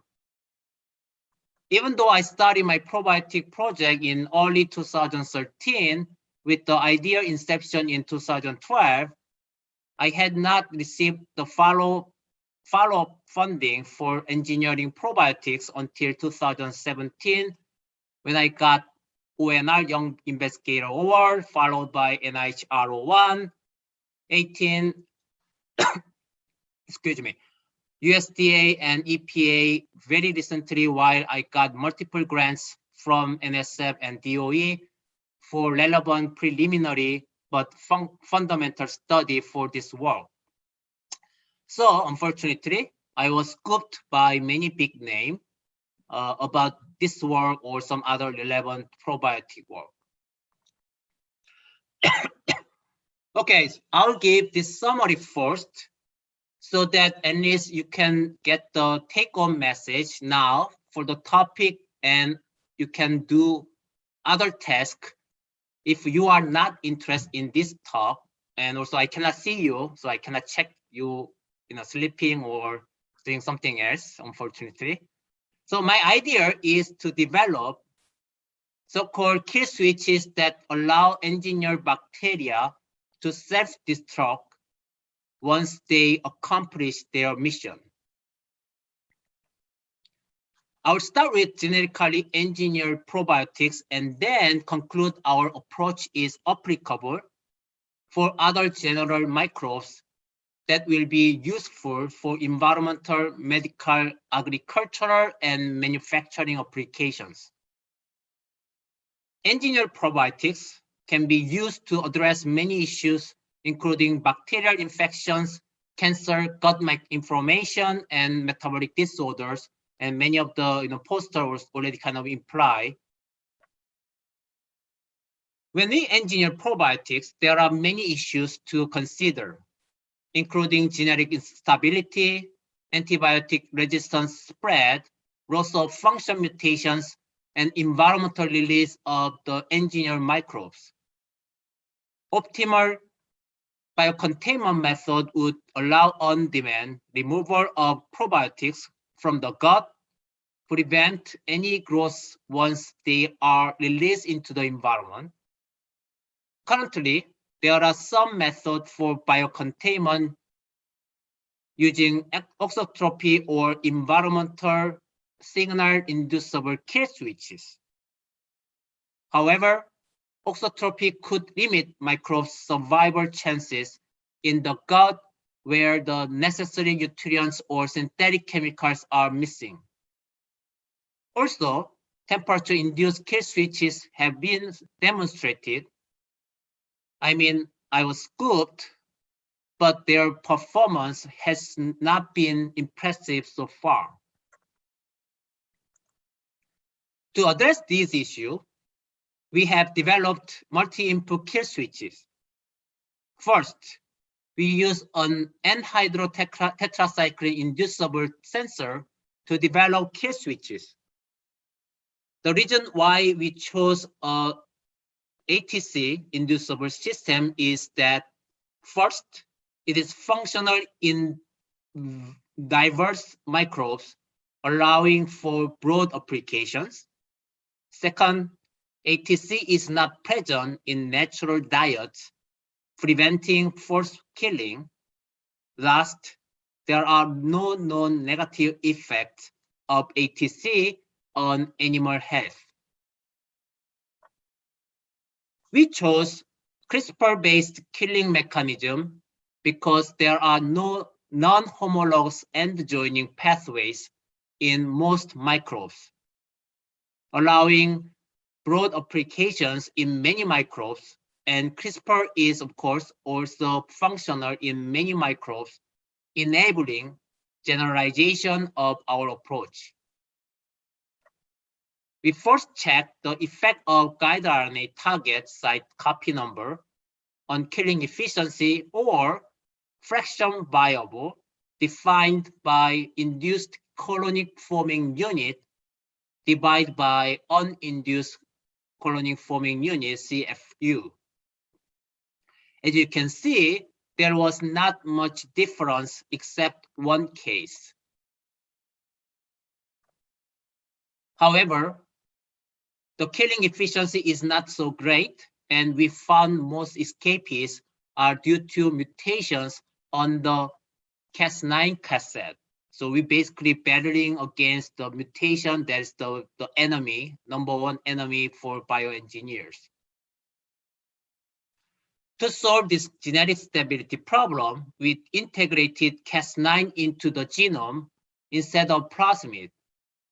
As we hypothesized, redundancy gave better killing efficiency, leveling off at 4 copies of Cas9 in this system. To improve it further, we used 2 guide RNA, achieving complete killing with both guide RNA.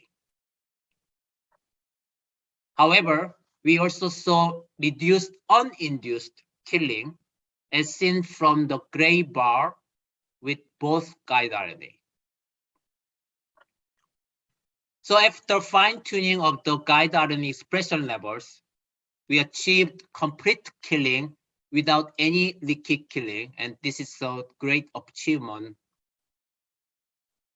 And then we want to characterize this optimized kill switch without using any antibiotics. Interestingly, we saw significant guide RNA plasmid loss around 0.2% when no antibiotic selection pressure exists. To solve this problem, we used so-called a plasmid addiction system, where an essential gene is expressed in a cell whose genome copy has been deleted. This change made fraction viable back to 10 to the -6, and after several rounds of optimization, we achieved also complete killing. We are very, very happy at that moment and characterized this final kill switch using different media, ATC concentrations, etc. Also, to our excitement, our kill switch maintains its genetic stability for 28 days, which is the great achievement probably not other people already achieved before. However, this is in vitro data, and we wanted to test this kill switch in vivo. Unfortunately, our circuit performed poorly, leading to only 1 log reduction in CFU. Also, all survivors had non-functional kill switches, indicating that the failure is due to mutations, not due to limited exposure to ATC in the mouse gut. There would be 2 possibilities of escape. Of course, random mutations, again leading to non-functional kill switches, or a minor portion of mutation arising at the early time point dominate the population, of course, while 99.99999% of the cell basically die. To test these hypotheses, we created 4 gene knockout strain called del-RPDU, which would reduce error-prone replication and recombination. Interestingly, there was no significant difference until ATC is added. Therefore, we conclude these non-functional cells come from the population dominance by the 0.000001% mutants.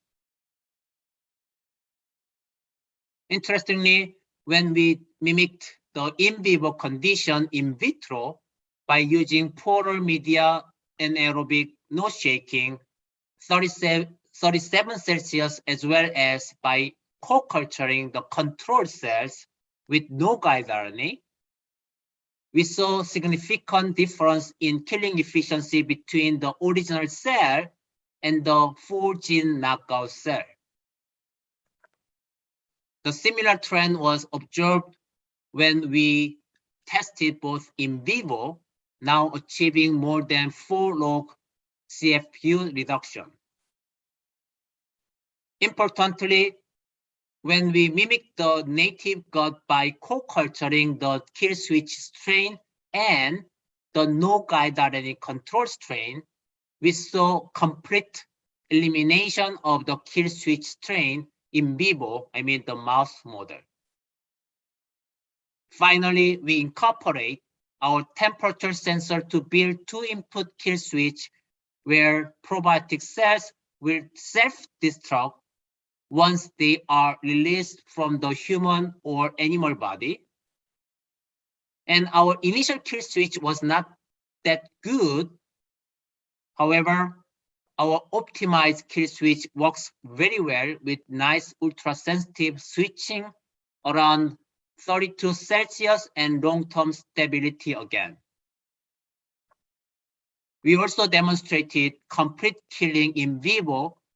While I do not have time to share the data or again to Reiji or Viji to update my slide, we submitted the paper to one of the top journals that is under review right now, including many more in vivo and sequencing data that show the mode of mutations. Please stay tuned. Future direction include combining this kill switch with the application relevant functions. We can replace the temperature sensor with our other sensors and then make the microbe self-destruct. With that, I'd like to thank all my lab members, especially Austin, Chengang, Matt, and Dr. E. Also, Aura and Gautam Dantas for collaboration. And especially I want to thank, Austin, because I mean, this, project, lasts more than 4 years of failure and then optimization, and now almost in the fifth year, and then finally we, making this one working. Also, my two advisors, Chris and Chris, for all the advice during my academic training, and all the current funding agency, especially NIH, ONR, NSF, USDA, and EPA for different parts of this work. One announcement, if you are interested in attending this event, please send me an email. For example, the SYMBIS seminar series did kick off on August 26th with Francis Arnold, of course, the Nobel Prize winner, and on September 2nd with Jeff Gordon and my provost Beverly and Professor Sang-Yeom Lee today actually gave a talk, and also one of the alum of the Julius Lux lab, Chelsea, actually gave a talk today right before this, workshop. I mean, the Central Synthetic Biology workshop. And of course, many rising stars are the main speakers of this multi-year long seminar series. Also, I'm a council member of EBRC, and we are organizing climate and sustainability road mapping workshops that are open to non-EBRC members. Unfortunately, ongoing right now. I mean, today from noon to 3 p.m. Actually, I just came back from that, workshop, and I need to go again. So I should, attend it after my talk. So I'll come back to discuss, answer, and all your questions, either science or career advice. Another thing to share, I learned this by my experience, but it took me almost 50 years to realize this by heart. Jeff Cott touched me so much. Unfortunately, I saw this slide late July 2000, this year. I mean, the robots defense. I wish I saw it earlier. So one last thing, I declare some conflict of interest. I thank you for your attention. I'm happy to answer any question now or later during the conference using Discord or some other platform, virtually. And that's pretty much for today. And thank you so much again, all the audience in this room or in Northwestern right now. Thank you.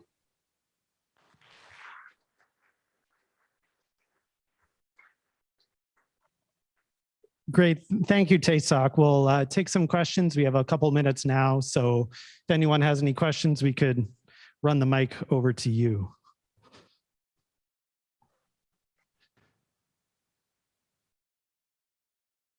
We have one coming up right now. Tae-sok was very good about getting on Discord. So you can definitely ask him questions on Discord. Yeah, I will be there. I mean, after the workshop done, and I'm basically happy to chat with anyone. And I believe, I mean, I also need to go. Also, probably the organizer also need to go because I mean time already passed. So I'll be there. So just chat more later.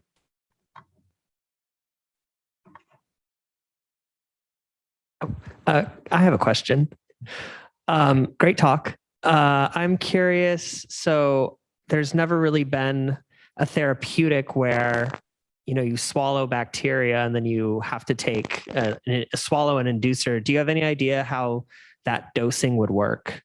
Like, do you take the bacteria, wait a certain amount of time, then take the ATC, or how would that work? So that's a wonderful question. Actually, for your information, there are some clinical study, going on with the SynLogic, one of the probiotic engineering company. And I believe that they are currently studying phase 2 clinical study for PKU treatment. So there are many, potential application going on. And in terms of my, experiment, we basically use the ATC in the drinking water, and we cannot force mouse drinking or eating the ATC. So we basically add ATC in the drinking water with the sucrose, because the sucrose, they probably love to taste.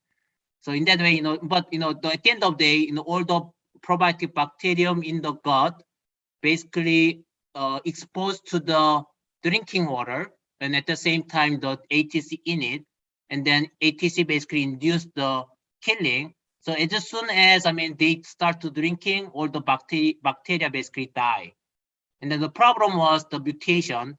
And then all, as I said earlier, let's say I'm thinking about 10 to the 9 cell in your gut, and then most of them just die. And then let's say one survive, and then that will kind of dominate entire population unless other bacteria compete. And that's why we chose to add additional control that basically mimic the real world gut environment, because there are many other bacteria in your gut, and then once everything just gone, and then those other bacteria will dominate the population. That answer your question? Yes. Okay. Any other, or I can chat with you, anyone, during the later session. Yeah, I think in the interest of time, we might move on to other speakers, but thanks again, Tae-sok, for giving the great talk. Thank you so much. So we're going to be moving on to 3 shorter talks now from trainees. So the idea here is that there'll be these 3 talks in a row, and then we'll have another video of lightning talks, and then there could be questions asked to these speakers in the coffee break that is following this. So the first one to kick it off is by Dion Plossel from Iowa State University, who will be talking about a repackaged CRISPR platform to unlock the utility of non-homologous end joining and microbial factory engineering. Dion, are you online? I am. Can everyone hear me? Sounds good to me. Excellent. Well, thank you for that fantastic introduction and also pronunciating my name correctly. That's like a first. So, wow. So I guess without further ado, good afternoon, synthetic biologists. As I'm Dion Plossel, chemical and bio. Oh, okay. Am I good to start? Okay. Yep. Okay, great. Thank you. Okay, so I'm Dion Plossel, chemical and biological engineering student working under the guidance of Dr. Zhang Shao at Iowa State University. And it's my pleasure to present our work on enhancing CRISPR editing and non-conventional yeasts and leveraging their highly proficient non-mouse end joining activity in microbial factory engineering. This is particularly special for me as this marks my first talk at a conference. although I wish I could have attended in person. My group actually attended a mammalian synthetic biology workshop at Northwestern in 2019, and I was thoroughly impressed with the campus and Evanston as a whole. But I would like to thank all those involved to allow for this hybrid format and hope everyone has and will continue to stay safe. So I will opt again to utilize the full 15 minutes, so please bring your questions to the Discord. So let's get started. One pillar in the Shao Lab is exploring the world of non-conventional yeasts.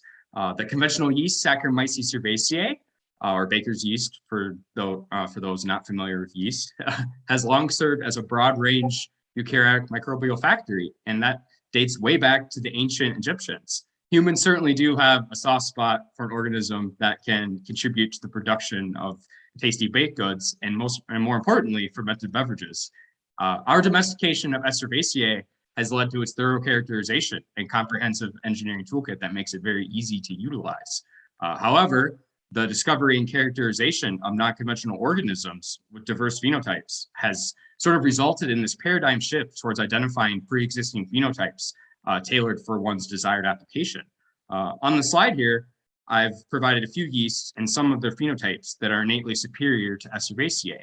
I think the classic judging a fish's ability to climb a tree analogy applies here. If the application doesn't involve anaerobic conversion of sugar to alcohol, perhaps SC isn't the best choice. Considering evolution has had nearly 1 billion years head start on us, why not use the diversity of the biosphere to our advantage? However, before we can start leveraging organisms in this off-the-shelf sort of manner, a major technological constraint that needs addressing is the inability to efficiently edit the genomes of these organisms. So whether a DNA double-strand break is the result of endogenous metabolism, such as reactive oxygen species, or exogenous damaging agents like UV light or carcinogens from the environment, etc., or from a programmed nuclease in the context of a researcher like me in the lab trying to use Cas9, a cell must fix lesions in a timely manner to avoid mutagenesis, or worse yet, apoptosis. The cell has two main pathways at its disposal to rectify double-strand breaks, one being homology-directed repair, or HDR for short, and the other being non-homologous end joining, or NHEJ, which I'll use the abbreviation throughout this presentation. I'd like to draw your attention specifically to the first step of NHEJ, and is specifically the Ku70, Ku80 heterodimer here that's associated with that first step in end capping the DNA. And this will be relevant on the next slide. So in the context of precision genome editing, we need cells to employ HDR, as this allows for incorporation of exogenous DNA to the locus we're targeting, whether that be a gene, circuit, heterologous pathway, etc. So now, linking back to the previous slide, S. cerevisiae is sort of the exception to the rule when it comes to eukaryotic DNA repair pathway preference. We assessed NHEJ proficiency in 3 noteworthy non-conventional yeast species and benchmarked them with SC to highlight the challenge DNA repair pathway preference presents in genome editing. So actually the most important word in this figure that I'll present today is this in parentheses accepted. Coincidentally, we actually just obtained the acceptance notification from the editors at Nature today. So if you happen to know Dr. Shao, please extend your congratulations to her. So if I seem pretty enthusiastic, well, it's because I am. So anyways, moving forward, so all the data here from here on out that I'll present is associated with this manuscript. So among the yeast we surveyed here, S. stipidus demonstrated the highest propensity in our assay to employ NHEJ. So predicated on this, we selected S. stipidus as a model NHEJ proficient organism for establishing a generalizable non-conventional strain engineering workflow. So as mentioned previously, that Ku70, Ku80 heterodimer commits the cells to NHEJ, and therefore deletion of the genes that encode for those 2 proteins is the go-to strategy in yeast genome engineering to bias HDR repair. And our lab followed suit, disrupting Ku70, Ku80 nestipidus. Based on the laborious nature of this task, though, we questioned whether NHEJ could result in other deleterious side effects that hinder microbial factory performance. And lo and behold, we did observe both intrinsic reduction in cellular vitality, as evidenced by slower growth relative to the wild type strain, And this effect also trickled down, more importantly, this effect trickled into microbial factory fermentation performance, as indicated by much lower titers achievable in the knockout enjoying deficient strain. So considering these negative side effects, we advise researchers to screen for any deleterious side effects when disrupting NHEJ and their strains. Led by this, we were motivated to identify a means or an alternative strategy to engineer to genome edit our strains without the need to inhibit NHEJ in the first place. So whilst attempting to employ the conventional CRISPR platform in yeast genome engineering, for those who are not familiar, that's just conventional co-transformation of a CRISPR-Cas9 expressing plasmid, which expresses both the Cas9 nuclease and the single guide RNA, along with a selection marker for genetic selection, along with the donor DNA that we desire to be integrated into the locus of interest. We identified a multitude of deprecating factors that prevented us from obtaining the desired edited clones, including, well, right off the bat, there's intrinsic inefficiency associated with co-transformation, as only a fraction of cells that are transformed, or that are only a fraction of the cells transformed, uptake both fragments of DNA in the first place. And then we also pinpointed genotoxicity associated with the constitutive Cas9 expression on the plasmid. And I'll have an image of the time course study of my transformation plates later on a later slide that depicts this very well. We conjectured that correctly edited cells could be killed and therefore not manifest as colonies on our plate. And then finally, when all was said and done, even when we did obtain colonies after 5 to 7 days, we observed a substantial false positive rate, which we pinpointed to aberrant recombination events and non-monomerase end-joining proficient background. For the sake of time, I won't delve into the technical details, but we deemed a fluorescent marker, which is commonly employed to screen for the genomic cassette insertions, is not ideal for recording precision genome edits. So with the failures of the conventional platform, we turned to literature to see how others performed their CRISPR gene editing to see if any strategies could be amenable to yeast. Unfortunately, as you can see, a majority deployed CRISPR in the same manner. So as a result, we thus expanded our search to mammalian literature, as NHEJ proficiency is a universal hurdle in engineering or in CRISPR modifying eukaryotic organisms. Although not much was yielded to us, unfortunately, we did find a couple instances that reported on temporal Cas9 expression that we deemed could be tractable to our yeast genome modification. Specifically, these reports synchronized Cas9 double-strand break induction with maximum HDAR activity, which is cell cycle dependent. So during G1 phase of the cell cycle, NHEJ is essentially the predominant DNA repair pathway pathway that's employed. And that's attributed to the fact that there is no sister chromatid present within the nucleus to serve as template for HDR. And then contrast that to the SG2M phase of the cell cycle, where a sister chromatid that was just recently replicated during the S phase is present to serve as HDR. And this is when HDR activity is maximized, albeit still very low relative to NHEJ, which remains active throughout the cell cycle. So as for how these reports accomplish the synchronization that we're after, they leverage the dynamics of geminin, which is a cell cycle associated protein. Now, the nuances of the endogenous geminin function aren't relevant here, but what is relevant is that geminin is proteolyzed during G1 phase of the cell cycle, so its expression is limited to SG2M phase. And in these reports, they reported that fusing Cas9 with the N-terminus of geminin mediated HDR in mammalian cells. And we hypothesized this temporal control strategy could alleviate issues associated with both the NHEJ proficiency and with toxicity, as degradation during G1 phase would lower the steady state levels of Cas9 nuclease inside the nucleus. So combining this geminin temporal control strategy with a repackaged expression platform, we dawned linear, which stands for Lowered Indel Nucleus System, enabling accurate repair. The namesake of the acronym is the linear nature of the DNA fragment that we transform to our cells.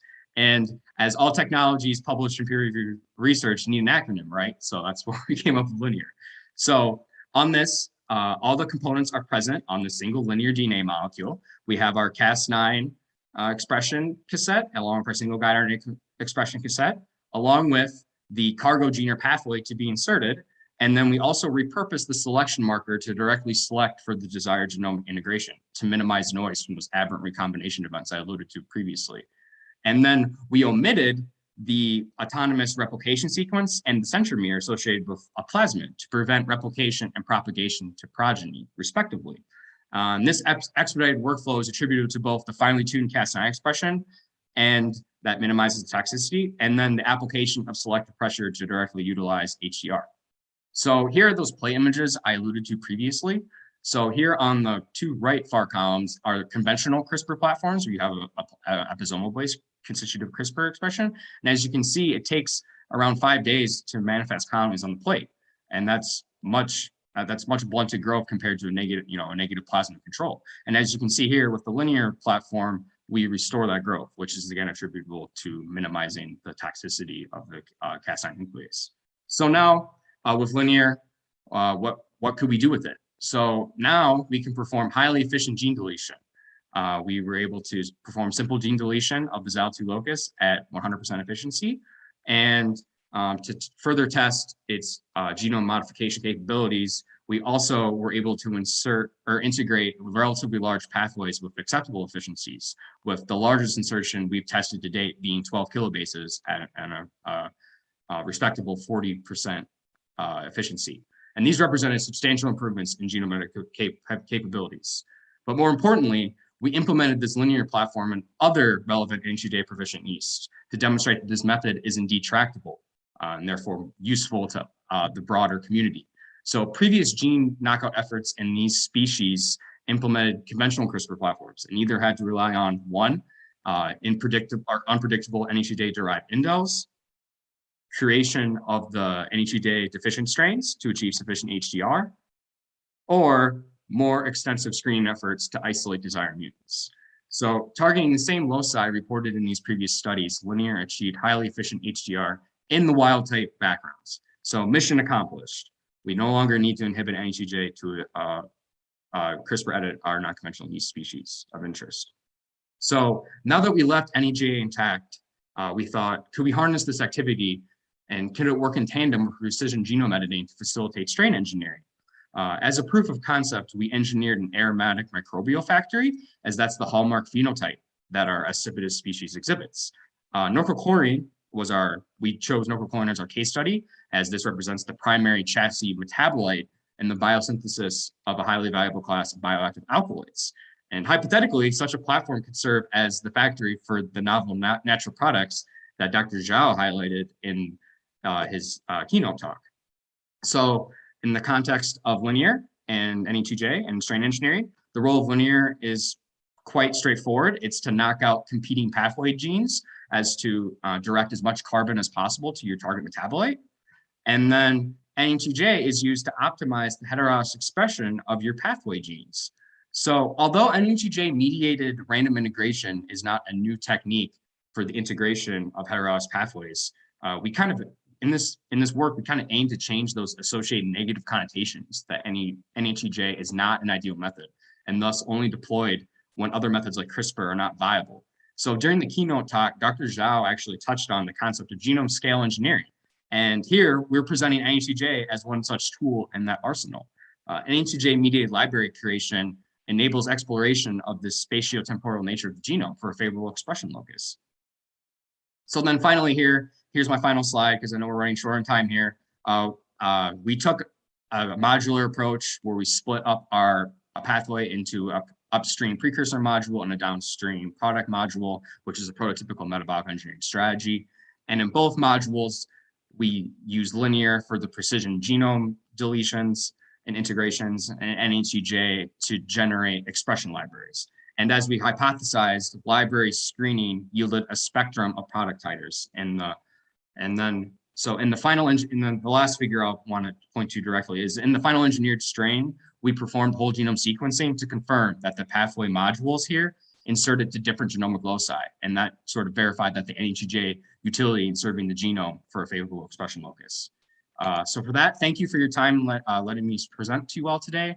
I would just like to take a quick moment to thank my wonderful PI, Dr. Zhang Shao, for her just immeasurable amounts of expertise and, more importantly, her enthusiasm for this field and imparting that to me. I feel that today really culminated to that. And then also, I want to thank all my lab members who either work directly on this project, who are highlighted in bold, and then also just my lab in general for creating such a, fostering such a wonderful environment. And then finally, I would like to thank National Science Foundation, the Graduate Research Fellowship Program for funding my graduate studies.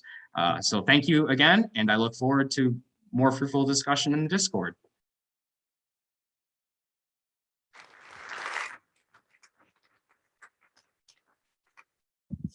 Thanks, Dion. I hope you heard the claps, and congrats on the paper acceptance. Thank you so much. Yeah, so we'll move on to our next talk, which will be in person with a real human. We'll be setting it up right now. The speaker, there you go.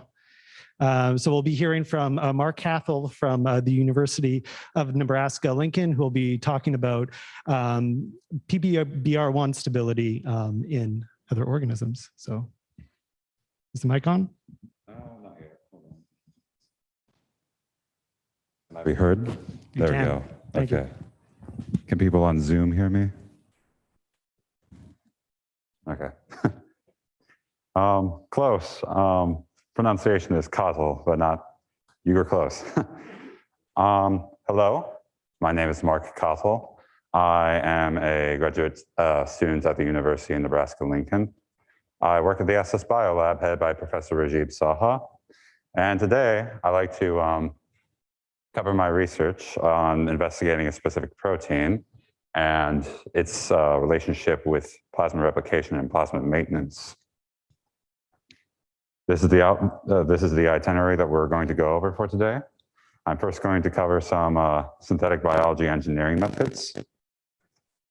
I will then cover how mobilization proteins relates to my work. And lastly, I will like to cover the progress that we've made with our work and the goals that we hope to achieve with it.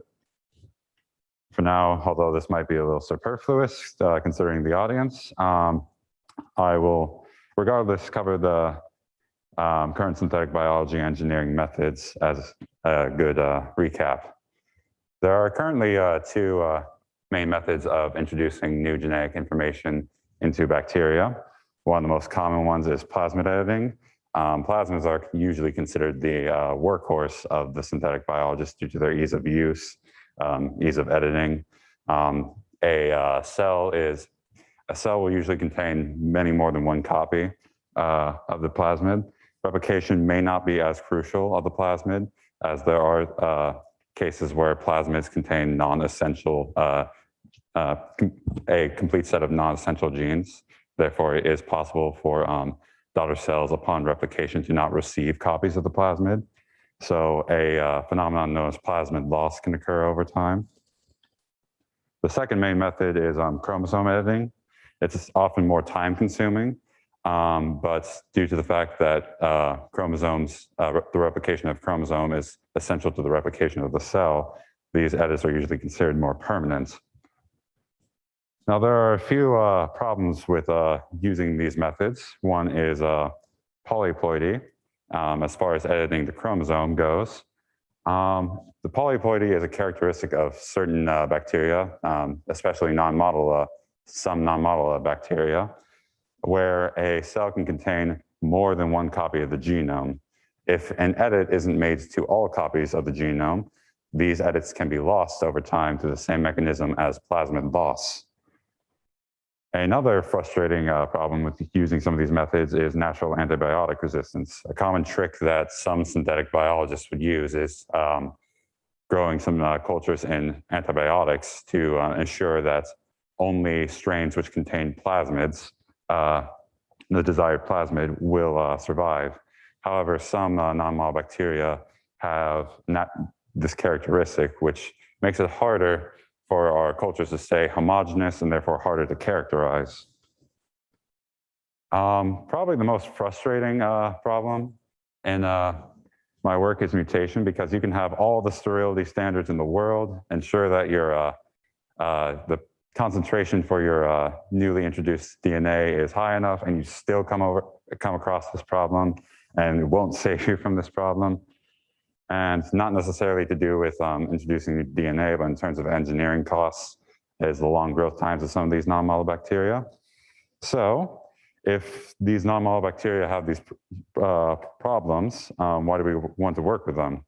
A question I ask myself every day, some days with more frequency than others. However, there is a clear advantage of some non-model bacteria over certain model bacteria in that they naturally possess these desirable metabolic pathways that certain model bacteria do not.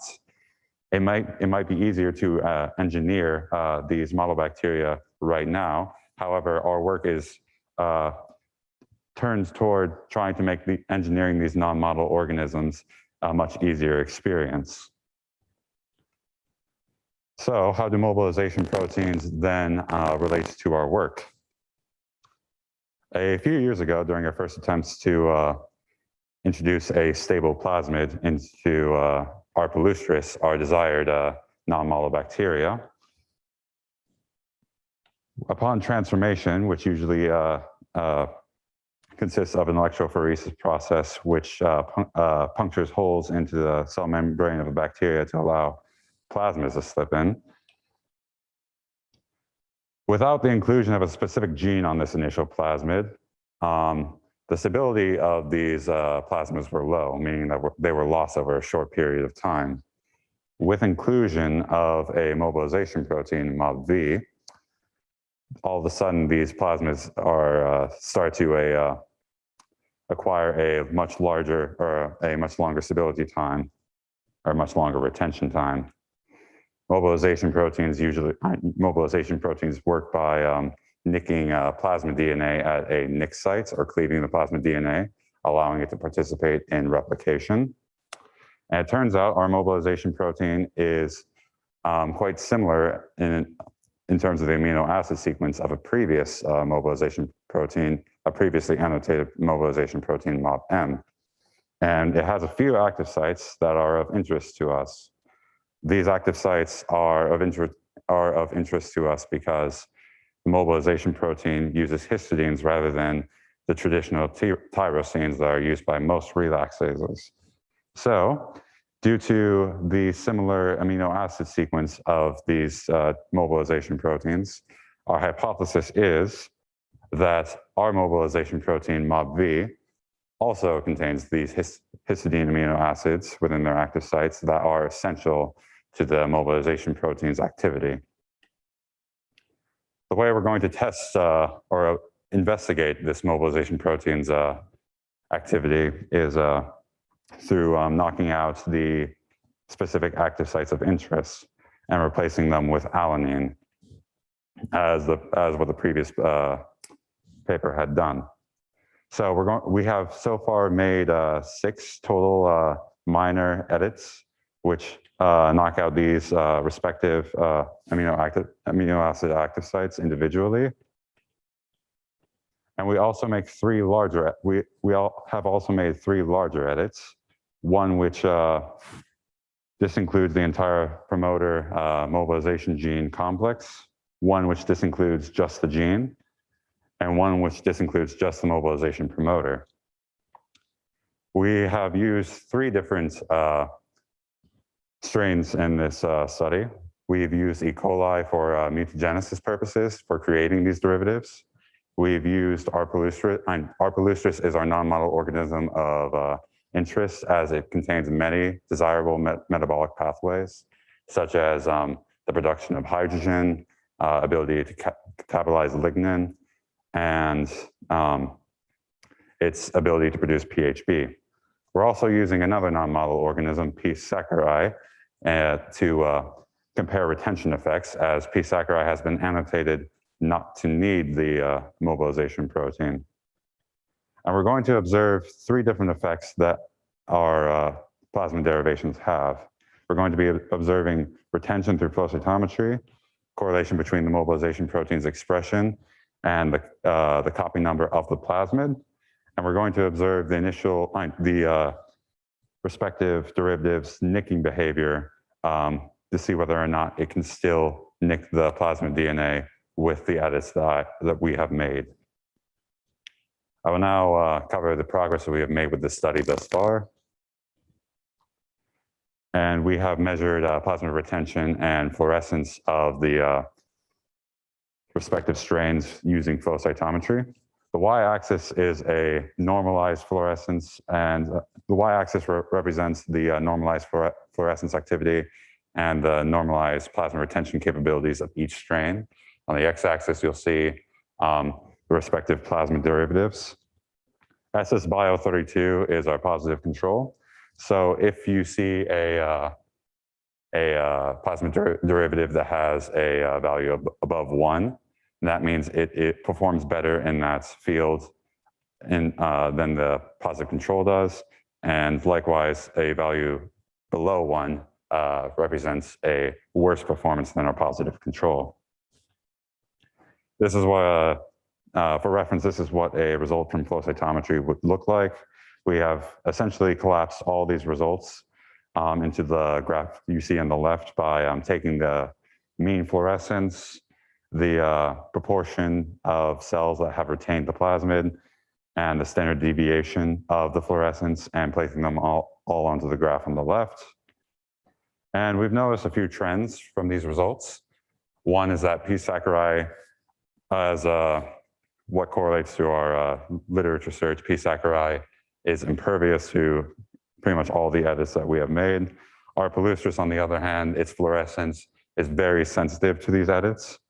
And interestingly enough, upon removal of just the promoter of the mobilization protein, the retention ability was almost completely disabled.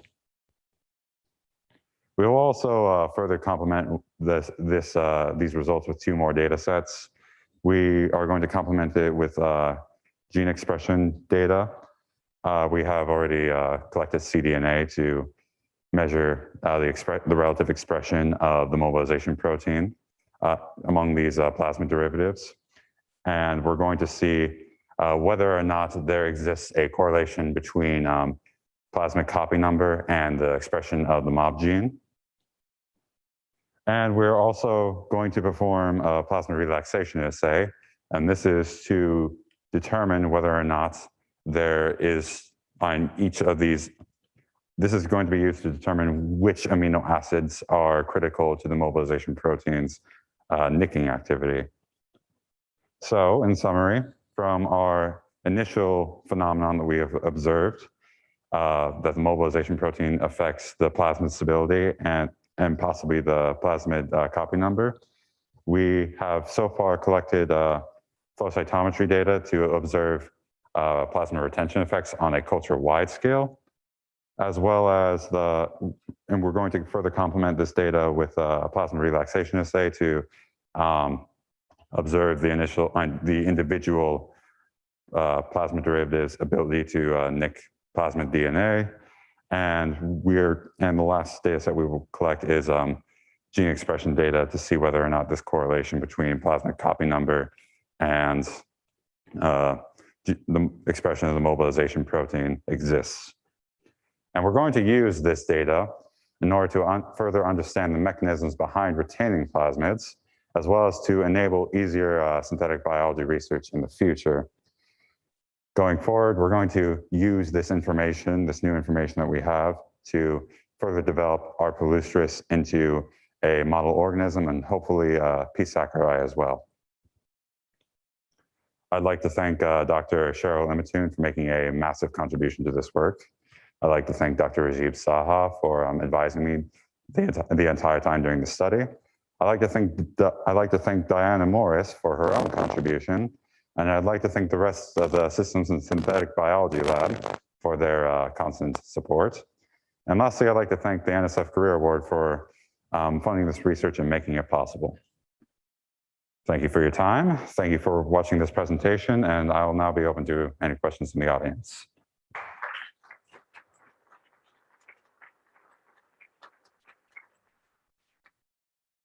Great. Thanks, Mark. In the interest of time, I think we're going to push the questions to the coffee section, if that's all right. Yeah. But thanks again. For our next speaker, we'll be switching back over to remote. So we'll wait for that to happen.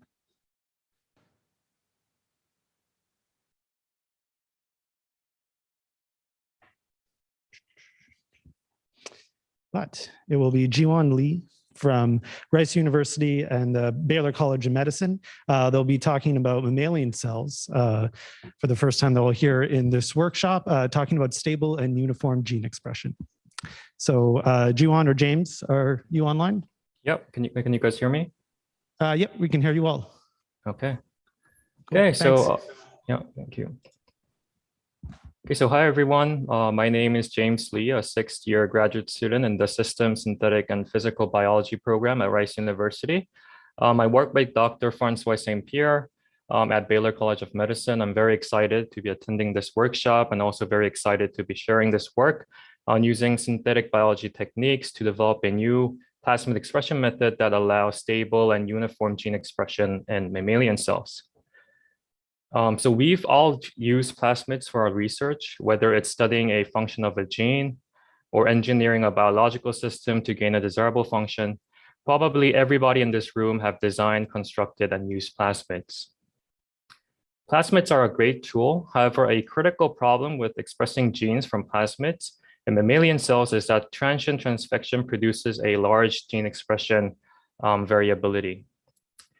This variability largely arises because during transfection, transfected cells ultimately end up having different numbers of plasmid copies. That is, some cells will have a fewer plasmid copy, while others will have more.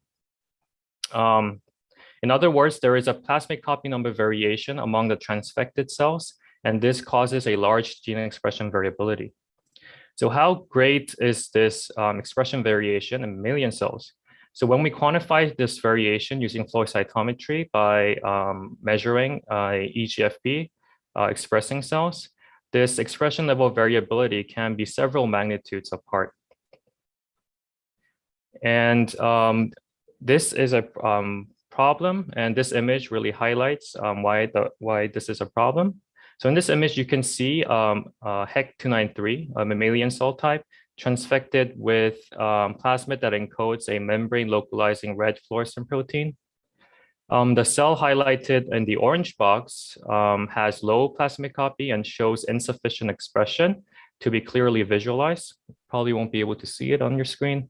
The cell shown here in the blue box has high plasmid copy number and shows overexpression, which leads to undesirable clumping, as you can see over here as a red bright fluorescent signal. And this kind of clumping can lead to potential cell health issues. So overall, variability makes your system less predictable and difficult to engineer and study.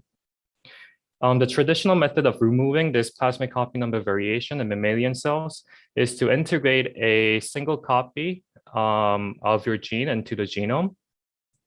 Unfortunately, viral vectors such as lentiviruses that are commonly used for chromosomal integration have non-specific integration that can disturb the endogenous genes and alter the host cell's biology. People also use integrases such as FLIP or VXB1 that allows site-specific recombination of your gene of interest. However, in order to use this system, you need a pre-established integration compatible cell line that already has the integration site in the genome. So generating and validating the integration compatible cell lines can take several weeks to months.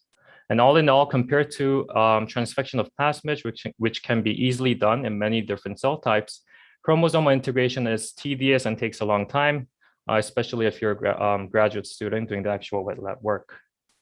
So due to the limitations of traditional gene expression methods, we sought to use the synthetic biology approach to develop a new gene expression method that combines the versatility and the convenience of plasmid-based expression with the low cell-to-cell variability of chromosomal expression. And we named this system equalizers. And in the following several slides, I will show how the equalizer eliminates gene expression variability caused by plasmid copy number variances in mammalian cells.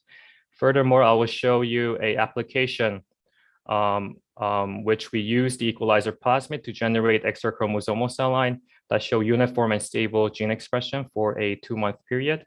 And by the end of the presentation, I hope I'll be able to convince you to try the equalizer plasmid out if you are struggling with high expression noise in mammalian cells.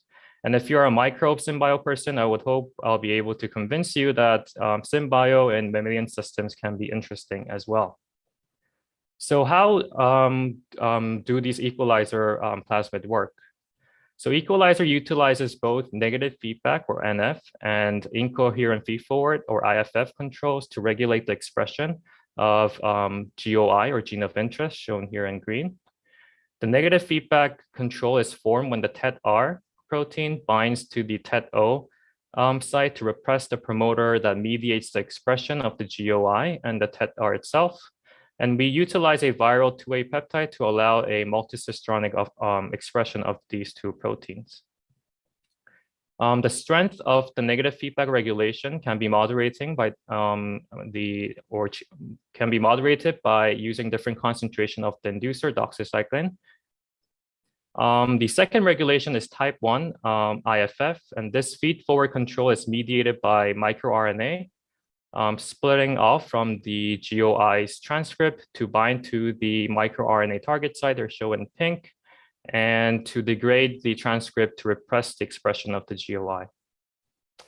So what we did was we first subcloned the equalizer circuit and several unregulated control plasmid into plasmid vectors. And these plasmids basically express EGFP as a reporter of circuit output or gene expression. And the unregulated controls basically have a constitutive promoter that expresses the EGFP gene. And importantly, for all of our plasmids, we have included an orthogonal RFP expression cassette to determine the transfected cells for analysis and also to approximate the plasmid copy number in individual cells. So we transfected the plasmids into cells. And once again, this will naturally lead to a population of transfected cells with different plasmid copies inside each cell. And then we ran the transfected cells and using flow cytometry and quantified the GFP and RFP fluorescence of the cells. Then we used this RFP fluorescence distribution to check and approximate the plasmid copy number distribution. And also we've used the mean GFP fluorescence as a measure of mean circuit output or mean expression. We also use the coefficient of variation or CV as a measure of expression variability. So CV is simply a standard deviation over the mean, and it's a measure of a spread of a distribution that is relative to the mean. So the first experimental step was to tune the equalizer circuit to achieve the lowest cell-to-cell variability in expression. So there were two parameters that we mainly tuned. These were the IFF inhibition strength and the NF inhibition strengths.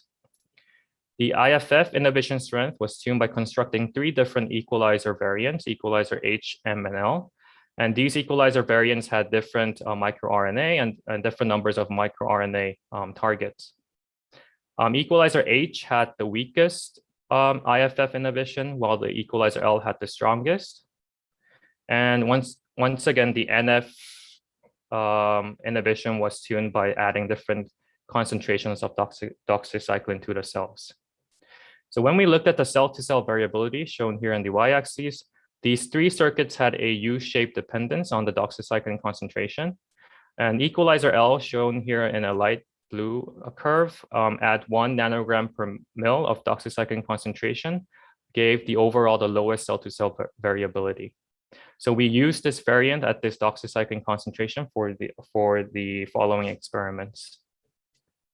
So next, we compared the equalizer's performance with the unregulated plasmid controls that I mentioned previously. And these unregulated plasmid controls had or expressed the circuit output either using a stronger CMV promoter or a weaker PGK promoter. So once again, we first checked the RFP levels, which corresponds to the plasmid dosage reporter levels. And then we confirmed that the plasmid copy distribution of the transfected cells were indeed similar for all the three constructs. And then we looked at the distribution of the circuit output and observed that the circuit output distribution of equalizer L, shown here in blue, had a much narrower distribution than the unregulated control plasmids. So while the unregulated plasmids gene expression spanned around 5 to 6 magnitudes apart, equalizer L plasmid showed a tight log normal distribution, which most of the cells had the circuit output levels between 100 and 1000 arbitrary units. We added in an additional unregulated plasmid control and quantified the mean circuit output on the x-axis and the cell-to-cell variability on the y-axis. And equalizer L basically performed better in terms of cell-to-cell variability than these unregulated controls. And the mean expression of the equalizer L was similar to that of the PGK promoter. And furthermore, equalizer L showed virtually same cell-to-cell variability as a stable cell line that was expressing a single copy of EGFP from the genome. And this was very interesting because this suggested that equalizer L variant was able to completely eliminate gene expression variability caused by plasmid copy number differences in transfected cells. So after verifying that the equalizer circuit could reduce cell-to-cell variability as low as a single copy expressing cell line, we wondered whether we could build an equalizer-based extra chromosomal cell lines that can provide low noise and stable gene expression, just like the traditional cell lines, but something that can be created just by a simple transfection reaction. However, this was not possible simply with a typical mammalian expression plasmids because plasmids after transfection, they cannot replicate and they will eventually be diluted out as the cells divide. Therefore, what we did was we included a Epstein-Barr virus episomal components, namely the ORI-P and the EVNA1 gene, to allow the plasmid to replicate inside the transfected cells. We also included a HBH gene, which encodes for the hygromycin B resistant gene for selection for the transfected cells. So we transfected the cells with these replicating episomal plasmid and HEC293 cells and monitored the cell-to-cell variability for for a 2-month period. We also had the cell line that I mentioned that expresses a single copy of EGFP. And as seen previously, equalizer L episome or the replicating equalizer L showed similar cell-to-cell variability as the cell line, which were both lower than the 2 unregulated controls. And this trend persisted on for the entire duration of the experiment. And during the experiment, we also imaged the cells to visually evaluate the expression variation. And the images here are the cells at day 23. And in agreement with the flow cytometry results, equalizer L and the cell line show a more homogeneous population of cells in terms of gene expression, while the unregulated, the CMV and the PGK controls show a greater variation. And finally, when we looked at the mean circuit output levels during the course of the experiment, the circuit output levels of CMV and PGK varied a lot. It decreased over the experiment, while the equalizer L and the cell line had a very stable gene expression throughout the experiment. So in summary, equalizers are a NF and IFF hybrid circuit that eliminates gene expression variability caused by plasmid copy number differences in mammalian cells. The replicating equalizer L shows stable gene expression with low cell-to-cell variability for 2 months. And they can be simply, the replicating equalizer L-based cell lines can be simply generated just by doing a simple transfection reaction. And we have published this work recently in the Nature Communications paper. And here you can find more information on the simulations that we conducted, which we looked at why the hybrid topology is better than the NF and IFF standalone circuits. And also we have done like a comparison study of our equalizer circuit versus another hybrid circuit that was published by another group and showed that the equalizer L performed better than that circuit. So with that, I would like to thank, firstly, my PI and my mentor, Dr. Francois St. Pierre, who came up with the idea and helped design the experiments, and Harvey Yang, who's now a graduate student at MIT. He was an undergrad at Rice University working with me, and he designed the plasmid and conducted simulation experiments and other wet lab experiments. Also, the Dr. Egoshin, who helped with the simulation. experiments. Also, Dr. Michelin, who's a postdoc in our lab, and Shujon Lai, who's a technician, also help with some of the experiments. And of course, the rest of the same peer lab members who help to push the project forward, and the funding agency, which gives us necessary financial funding to do interesting research. Yeah, thank you. Great, thanks, James.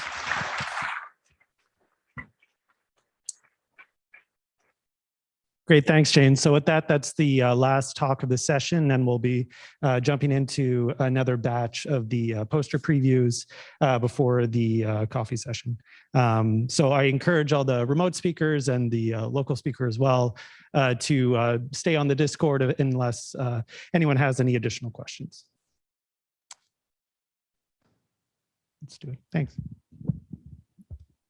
The ability of CRISPR-Cas systems to target specific DNA sequences has allowed the development of exciting tools to regulate gene expression, like CRISPR activator, that selectively turn on transcription of a target gene by localizing an activator domain near the promoter.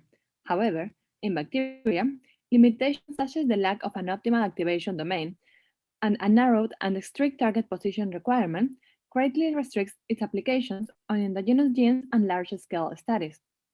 Using a protein engineering approach, we are able to identify a new activation domain, explore modular protein-protein interaction domains, and expand the target range of the system using the Cas9 variants. In fact, we engineered a modular CRISPR activator platform where we can easily modify the activation domain, the Cas9, and every other element of the system, allowing to optimize it according to the desired application.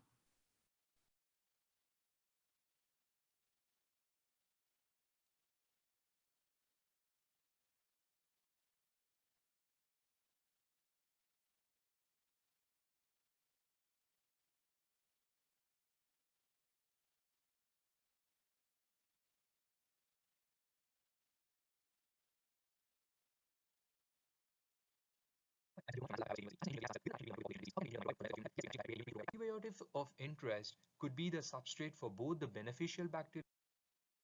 Hi, I am Sanjeev Kumar from Mansell Lab at Iowa State University.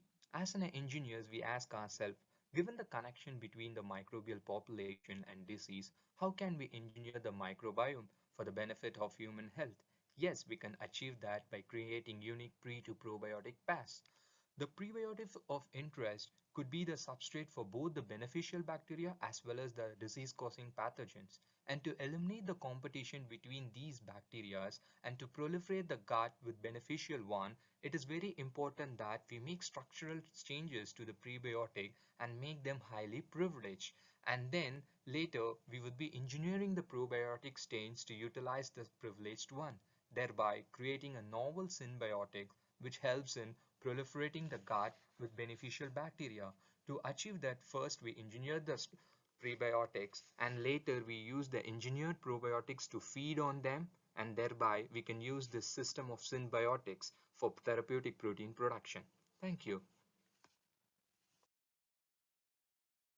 Topological modifications, including both fission and domain insertion, have proven to be powerful methods for engineering protein switches. The utility of these approaches is further augmented when combined with high-throughput approaches to generating and screening libraries of topological variants. Yet despite the widespread success of these methodologies, they have yet to be applied to RNAs. I will be presenting the first results of applying these methodologies to catalytic RNA, specifically the self-splicing intron ribozyme. By generating and screening large libraries of split RNAs with a ligand-binding domain insertion, I have generated switches that respond to specific RNAs or to small molecules. I have created a comprehensive map of the ribozyme detailing the effects of topological changes to the ribozyme at every nucleotide, and have demonstrated that this method of protein engineering is generalizable to RNA.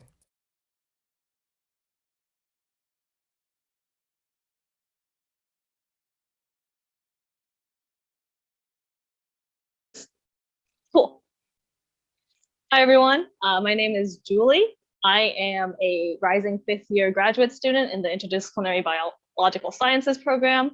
My research is toward developing a technology to make proteins more efficiently by reducing the number of purification steps required to get our protein.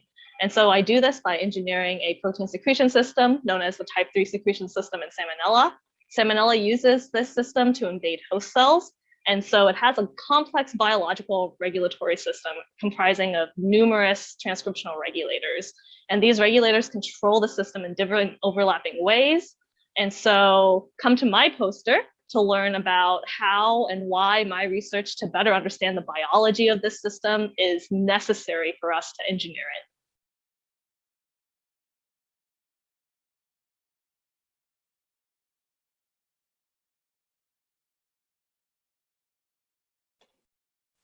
Hi, I'm Rashmi Raj, a postdoc at the Chem Bioengineering Department at Northwestern, and my research is in metabolic engineering, specifically on modulating bacterial stress response. So chemical production is a huge industry, and synthetic biology can be used to sustainably produce many valuable chemicals of interest.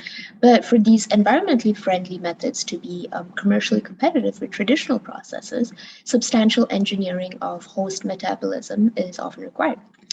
And this often results in a heavy cellular burden and undesirable lowered product yields.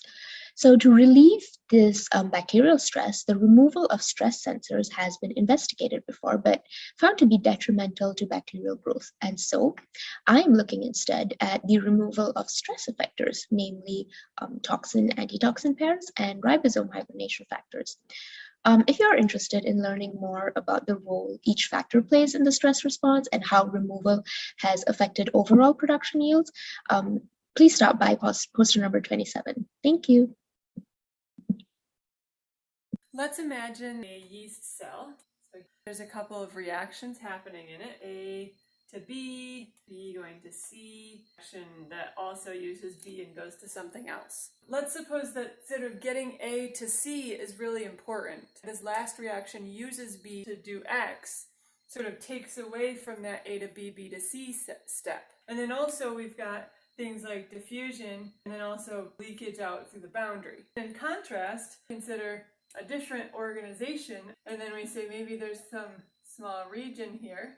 Let's say that we sort of organize that the A to B reaction happens in that region and the B to C reaction, but the B to X reaction does not happen in that region and only happens outside of it. The question is this better? Some experiments have shown that for some enzymes, this might be better. And even further, can we, given some larger pathway, determine which enzymes would actually benefit from this kind of colocalization? Okay. Dragline spider silk stands out as one of the strongest and toughest natural materials and has motivated decades of effort on their artificial production. Here we present a strategy to fabricate strong fibers using bacterial hosts by substituting the beta nanocrystal forming polyadenine sequence with amyloid sequences. The resulting polymeric amyloid proteins can be biosynthesized using engineered microbes and wet spun into microscopic fibers. These fibers have displayed improved mechanical strength compared with polyadenine fibers, which originates from their higher fiber crystallinity. Further increasing the protein molecular weight results in fibers with gigapascal tensile strength while remaining highly extensible. The design strategy and the biosynthetic approach can be expanded to create numerous functional materials, and the polymeric amyloid fibers will enable a wide range of mechanically demanding applications.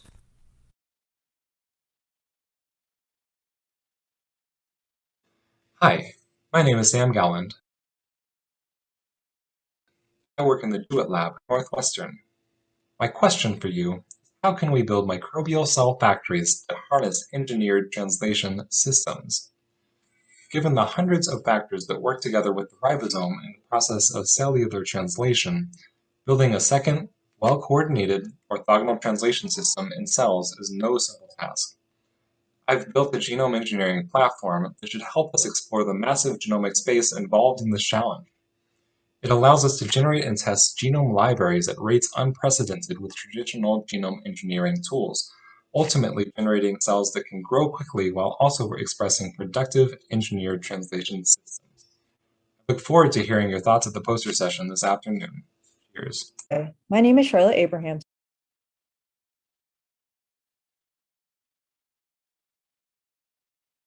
Richardson, and my poster is investigating the impact of cofactor availability and enzyme composition on metabolic pathway performance in bacterial microcompartments. Bacterial microcompartments are proteinaceous organelles that natively encapsulate metabolic pathways that are found in many different bacteria. One example of this is the PDU microcompartment, which natively encapsulates the 1,2-propanediol degradation pathway. We would like to use these microcompartments to encapsulate other heterologous pathways, where we would like to better understand why the native pathway benefits from being encapsulated the most, so that we can further evaluate which kinds of metabolic pathways would also benefit from being encapsulated in the same way. During my poster, I will talk about our efforts to engineer an in vitro assay to study these microcompartments in a controlled environment, and we'll talk about some of the insights that we've learned about the cofactors that were found in the native pathway as well. Thank you.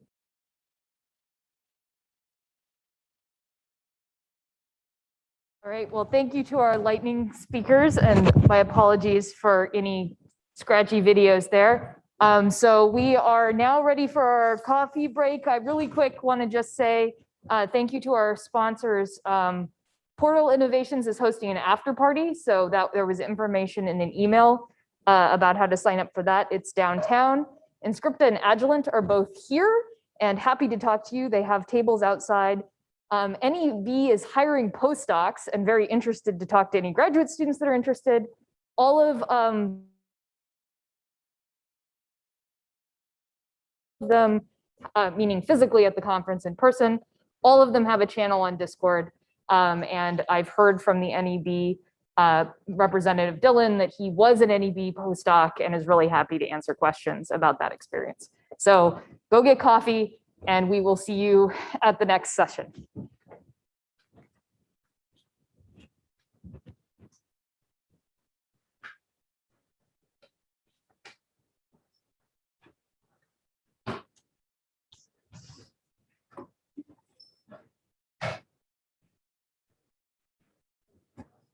Oh, and if you have questions for the speakers who are remote, we're going to set up here to do video with them in person. So otherwise, they will be on Discord on video to do that.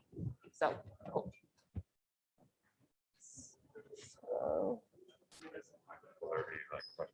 Yeah, we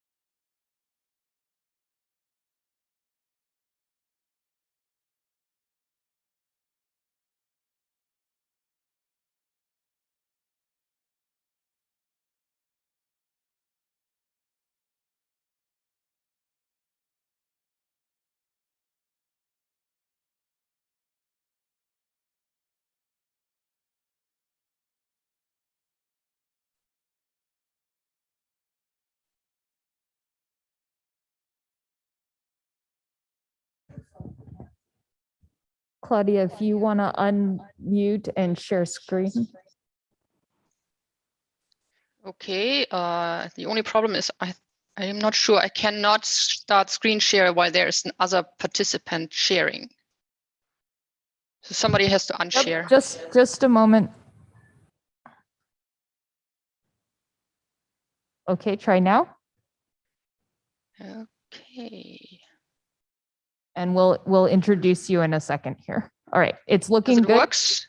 Yes, and we can see you. So oh, good. We will start in a minute, or now actually. Go ahead. All right. Hope you had a good break. So my name is Rajiv Saha. I'm an assistant professor at UNL Chemical and Biomolecular Engineering. So in this session, we will hear 4 different talks on biomaterials. And starting off, we'll have Professor Claudia Schmidt from University of Minnesota. So Claudia, please take it away. Thank you very much for having me here. And I am going to give you an overview of the work we do in functional protein-based materials and some of the most recent work and some kind of introduction to this work as well. Oops. If I get it to work. So functional protein-based materials. So a few years ago, we became interested in seeing how we can actually utilize some of the self-organization principles in nature to build and design materials that are genetically programmable. And we're also interested in interfacing the organic materials in these protein-based materials with inorganic compounds so that we can actually make biocomposites and really harvest and engineer some of the biomineralization mechanisms that are found in nature to make really new types of materials. So I will talk about protein materials because we think that proteins are really unique building blocks that can make large scale, macro scale materials because they are also genetically encoded and you can easily genetically design and modify them. And the first types of materials that we build are actually those for biocatalysis. I come from the biocatalysis field, so I was interested in seeing how we can make these types of protein materials to stabilize enzymes and build multi-enzyme cascades that can be recycled and also interface with cofactor recycling systems. Then from these materials, then I became interested in how we can use these scaffolding proteins to attach bacteria to make living materials. You will have a talk tomorrow from Caroline Franklin. She will also talk about engineered living materials. And I will give a little bit of an overview what we have been doing in making these types of engineered living materials. And then finally, I will show you 2 or 3 slides on some of the recent work where we are really thinking about bringing protein scaffolds into macroscopic materials, learning how to make robust 3D assemblies and also functionalize those with interesting properties for many different types of applications. So self-organization in biological systems, this is really, really intriguing. You find it everywhere. Biological systems make these intricate patterns. They build these hierarchical structures, these materials, and all of this is encoded in their genomes, so it's genetically programmable. These are dynamic mechanisms, so these types of materials can self-heal, regenerate, and they're all made from very simple building blocks such as proteins or other organic materials. So if we could learn how to do this and how we can co-opt or hijack these mechanisms for our purposes, this would be enormous advance in making really, really novel types of materials. Along with that, oops. There are many different types of biocomposite structures in nature that make really unique materials and biocomposites that have very, very different properties from the types of materials that we actually can synthesize. These types of materials are, for instance, the silica spicules in sponges, aragonite structures in mollusks, the nacre, and also bone. And what's common to all of those, proteins play a major role in nucleating, patterning, and templing in minerals, and also forming the matrix for this. So there is a number of proteins that we are beginning to understand how they work, and we are finding these proteins and these peptides that we could potentially use to make really novel types of biocomposites with very unique mechanical or optical properties that we actually can also biomanufacture then. So in my lab, we are really working towards making very robust self-organizing systems for many different types of applications, again, for biomanufacturing, for biocatalysis. And even my dream is that we make these types of proteins that self-organize, biomineralize, and actually build themselves into, say, a reactor system that you can directly put in a column to make doing several step biocatalytic reactions. And also, I like to use these types of mechanisms to interface with cells to make living materials, living biocomposite materials. So there's many different types of examples that I've shown here that you can potentially make from these types of materials.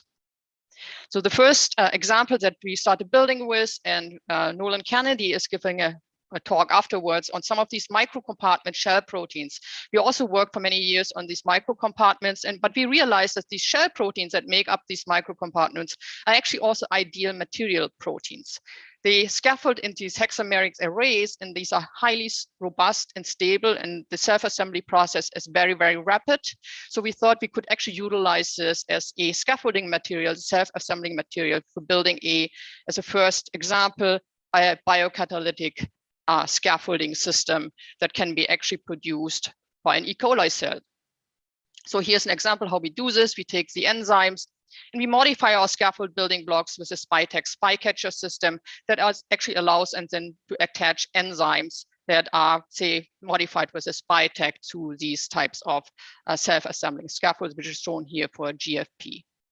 We then demonstrated that this actually works and enhances the reaction efficiency of a biocatalytic cascade reaction with one that has been designed for in vitro applications by the Turner Group for chiral amine synthesis. It's actually a very neat system where you have two enzymes, an alkyl dehydrogenase and amine dehydrogenase, that actually work in tandem, but also recycle at the same time their cofactors.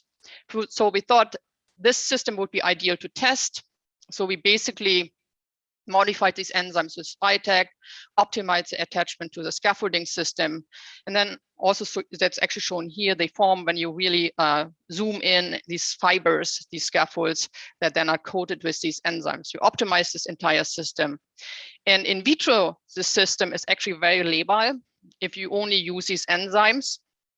And when we operate this actually on our scaffolding system, we can actually shorten the reaction time to reach 90% conversion within 24 hours, while in the free enzyme system, it takes 24 hours longer to achieve the same kind of reaction efficiency. And the reason for this is actually that the scaffolding system, like immobilization in general, stabilizes the enzyme. Plus, the scaffolds themselves provide an optimal microenvironment for the enzymes. We then expanded the scaffolding building blocks because we wanted to have different types of charges on our surfaces that we can test with different types of enzymes to basically build a scaffold building block toolbox from different types of homologs of this UM scaffold building block that we had identified for making these scaffolds. With the goal, basically, what we are right now have in our hand, basically a toolkit for enzyme immobilization. And we are right now testing this with a variety of different types of enzymes, cascade reactions, and biosynthetic pathways, along with cofactor modules, cofactor recycling modules that we're currently building. And just to show that this is not just a cute system, but because I come from the biocatalysis field, I would like to see something that actually is industrially relevant, so you can actually make in very large quantities these types of scaffolds. So here's just an example where we show this with stabilization of one of the enzymes. If you use one of the scaffold building blocks, it basically becomes stable for more than 48 hours, while if the free enzyme, you have only the free enzyme, it's dead within 24 hours. So with this as a proof of concept, we have now built these scaffolds out for surface attachments, for surface functionalization, also for embedding mechanical properties by interfacing this with biomineralization properties, which is shown in the next slide, where we can actually modify our scaffold building blocks, these proteins, with biomineralization peptides. There are many different types of those biomineralization peptides known. And here's an example where I show where we do this actually with a silica, different types of silica biomineralization peptides that are known from nature. And here's an example where we fuse these different types of peptides to our scaffold building blocks and show that they actually mineralize or silica mineralize. And they have different types of performances. This particular one, which comes from a psilospore protein, COT-B1 is a peptide, performs the best, and actually it builds these, if you attach it to these scaffolds or fuses it genetically, it builds these mesoporous silica nanomaterials. And we also have done this with a peptide that's known to control mineralization of calcium carbonate. Here's an SEM image shown. If you don't have this peptide on, it's basically rapidly forming these large uncontrolled crystals, while if you put this peptide, which is actually coming from a nacre protein, is involved in aragonite mineralization in nacre. If you put this on the scaffolds, it actually controls the nucleation process of calcium carbonate. So with this, we had the scaffolding basically established. We have shown that we can mineralize. Next, we really wanted to see if we actually can use this to build a biological plaster. So we want to make an engineering living material that we could actually use as a plaster or coating. So we wanted to use our scaffolds, then attach to these scaffolds a bacterial cell, and then basically mineralize this entire complex. The bacterial producer would actually be programmable. It would have emergent biological capabilities. You can put different types of functions into this bacterial cell. It would also for self-healing, because a bacterial cell should be secreting the scaffold building blocks. So, and also the biomineralization with a biomineralization function. So, but when we started out, and it's still true so far, there are very, very few examples of true engineered living materials. These living systems should be ultra resilient to environmental assaults and should persist and regenerate. Also, you have to somehow cross-link the living component as part of the functionality of the matrix that you form. So we wanted to have a protein matrix because it's programmable. You have a lot of chemical diversity and it can be readily functionalized.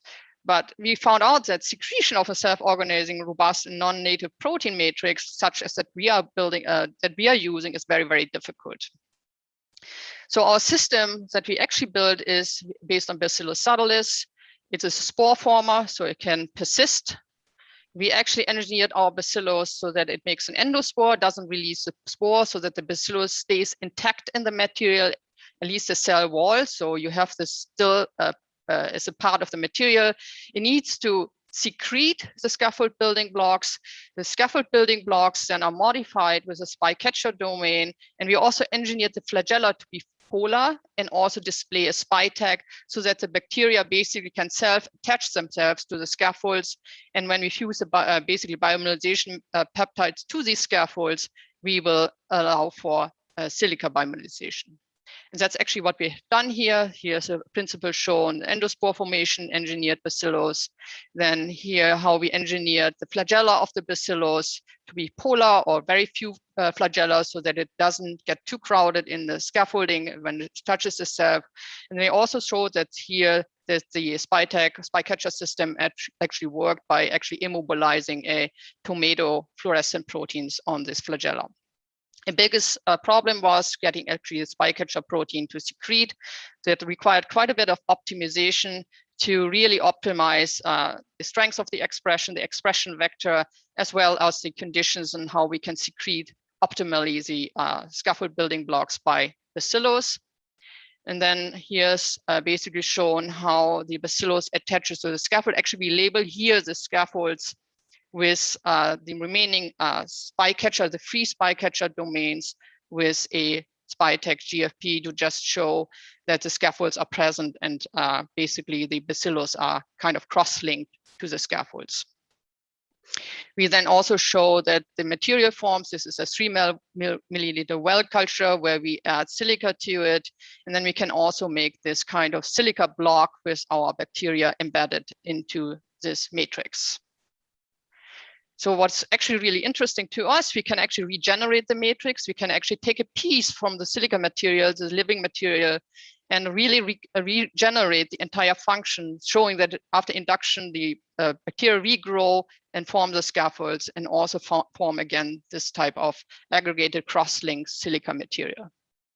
And we also did some co-culture as a proof of concept. You can easily co-culture this entire system with another plasmid that brings in a different function. In this case, we have 2 strains in our culture, one making the scaffold building blocks and the other one actually makes here as a proof of concept a purple protein so that we can make a purple block. So in the remaining few minutes, I want to show you some of the other things that we're working on. And really, I like to go in building 3D materials across multiple length scales. And in particular, I'm interested in making robust and scalable materials, not just cute materials, but something that is a robust, scalable macro material that can be functionalized and is adaptable to a variety of functions and properties. So here, this is a very busy slide, but it shows you just some of the many types of applications and modifications that you can do. You can make all different types of kind of functionalization for surface attachment, electron, photon transfer, but you also have to learn how to temporally control the assembly of these kinds of macro scale materials. You have to learn how to spatially control the functionalization and really build these 3D architectures with defined porosities, strengths, surface properties, patternings on functionalizations. So there's still a lot to be learned and how to do this and really make a real world material. Here are just a few examples on how we are going about this. First of all, we are kind of interested in seeing how we can get our scaffolds from 2D and really 3D. We are using a different types of modification of our scaffolds. Here's one example where we actually interface it with coil domains to see if we can stack the entire system, and then also a kind of make this large material where you can here kind of see how the edges are stacked, and then also functionalize it with different types of fluorescent proteins. And then here's some other work that we have been doing recently, is seeing if we can embed into these types of scaffolding system enzymes. And here we have one system where we actually interface it with a GFP, where we actually play around with a Spytek catcher system and SnoopTech catcher system, and see if we can, in different ways, how we can configure these scaffolds and attach them different types of orientations to build these types of 3D type materials with an enzyme embedded inside. We use a lot of microscopy, TEM, SEM, as well as a very simple blue native page that shows us how big these scaffolds get. Here's an example. If you play around with the different attachment of stacking modes, you get sometimes large complexes, very compact stacked edges. If you do and reconfigure the orientation of cargo protein and the scaffold building blocks, then all of a sudden you get a mesh-like structure. And we have a variety of different types of configurations that we're currently investigating and seeing how we can make these types of different materials and then put different types of enzymes into these materials. With that, I like to actually come to a close of my talk and like to acknowledge all these fantastic people that have been involved in this world, in these different types of works. And I'd like to thank you for your attention, and I'm happy to answer any questions. And you can also email me if you have questions, because I had only 50 minutes to go very quickly over this type of work that we are doing. Okay, thank you.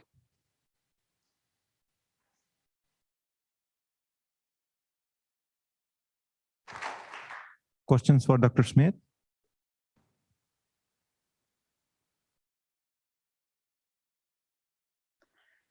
Is there any question online?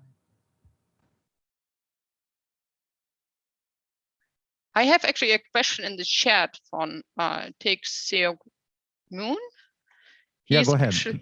actually asking about biomodulation is a very important topic, but super challenging. In near future, I envision biomodulation would be required not only in the lab, but also in real environment for many exciting applications. Yes, and that is something that I'm particularly interested too, because biomodulation is not only silica and calcium carbonate, but it also involves a variety of other really rare elements, and many of these silica peptides or any of these kind of mineralization peptides can also be used for many of these other compounds of interest for biomining, but then also for biocontainment. Yes, you can use it. And I'm actually interested in making some engineered living materials that could be used for these types of purposes specifically, but also for dust control, you could potentially use them as well, which is a major issue, especially for DoD type applications, which funds a lot of this type of work. And rare metals, yes. All right. In the interest of time, we have to move on, but please reach out to Dr. Schmidt if you have more questions on Discord. So our next speaker would be Nolan Kennedy, who is coming from Northwestern University, and the talk title is "Three Proteins Play Critical Roles in the Self-Assembly and Function of Bacterial Microcompartments." Somehow I have to end share. I don't know. Stop share. Okay, give me a second. Screen.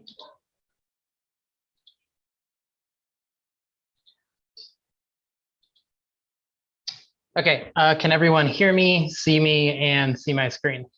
Yes, everything is fine. Nolan, I'll give you a 2-minute heads up.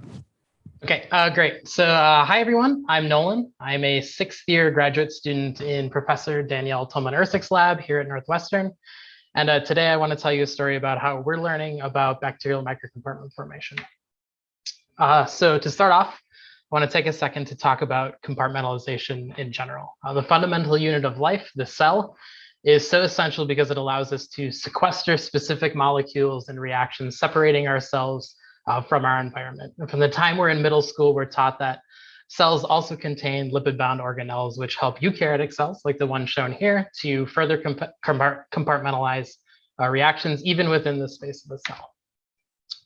And it turns out that bacteria have also evolved means of compartmentalization, aside from lipid-bound organelles. And in some cases, bacteria have the means for compartmentalizing metabolic reactions within small protein-based containers. And these are termed bacterial microcompartments, and these will be the focus of my talk today. So here we see on the left a transmission electron micrograph of a thin section of a Salmonella cell containing 3 bacterial microcompartments. And on the right, we have a micrograph of purified bacterial microcompartments, and you'll see that they're sort of these irregular polyhedral structures. So the specific type of bacterial microcompartment that I'm going to be discussing today is called the 1,2-propanediol utilization bacterial microcompartment, or the PDU-MCP. This is, again, a protein-based container consisting of a protein shell that encapsulates the enzymatic machinery necessary for the metabolism of 1,2-propanediol, shown over here. And what I want you to note is that this pathway moves through a toxic aldehyde intermediate, shown in red, and the shell of this compartment is thought to sequester this toxic aldehyde intermediate away from the rest of the cell, enabling safe and efficient metabolism of 1,2-propanediol. And if you're interested in learning more about this complicated enzymatic process, be sure to check out the poster by my colleague, Charlotte Abrahamson. Okay, so these microcompartments are especially common in enteric or gut pathogens, and they are useful during the process of host colonization. So here in the human gut, there are many different species of bacteria already present when a Salmonella cell harboring MCPs makes its way in there. But because these cells contain MCPs, they can now scavenge niche carbon sources such as 1,2-propanediol, shown here in blue. And this provides the cells with a competitive growth advantage, allowing them to rapidly multiply and take over the niche environment of the host's gut. And this is particularly important when we take into consideration that MCPs are nearly ubiquitous in enteric and other human pathogens. And in fact, if we take a look at this list put out by the CDC of the top antibiotic resistant threats, 12 of the top 14 pathogenic bacterial taxa contain genes for MCPs. So the goal of my project is to understand the mechanism of MCP biogenesis so that we can identify critical protein components or steps in the MCP assembly process that may be good targets for the development of orthogonal antibiotics. So the antibiotic resistance crisis is expected to kill as many as an order of magnitude more people than the COVID-19 pandemic by 2050. So this is a really important problem that needs to be addressed. And MCPs are a great target for this, not just because they're prevalent in a lot of pathogens, but also because they aren't found as frequently in sort of the normal healthy microbiota in our gut. And they also do not have human homologs, making them a specific orthogonal pathogen-specific target. So specifically, my project focuses on the components of the bacterial microcompartment shell, known as shell proteins, shown here in orange. These come in a variety of architectures, as you can see, and you'll note that some MCP systems contain multiples of some varieties. For example, in the PDU system, we have 3 different hexamers. And these all assemble together and are present in varying levels in the MCP shell. And if you're interested in learning about this unique 5-sided protein over here and the role that it plays in MCP shell assembly, be sure to check out the poster by my colleague, Dr. Carrie Mills. But today I'm going to be focusing on 3 specific shell proteins, PDU-A, PDU-J, and PDU-B. A and J are both hexamers, and B is a pseudo-hexameric trimer. These 3 proteins together account for the vast majority of the protein content of the PDU-MCP shell, and have also been implicated as being important players in the MCP form and function, which I'll get into more in a bit. But the overall goal of my project has been to determine the role that these 3 abundant shell proteins play in PDU-MCP biogenesis.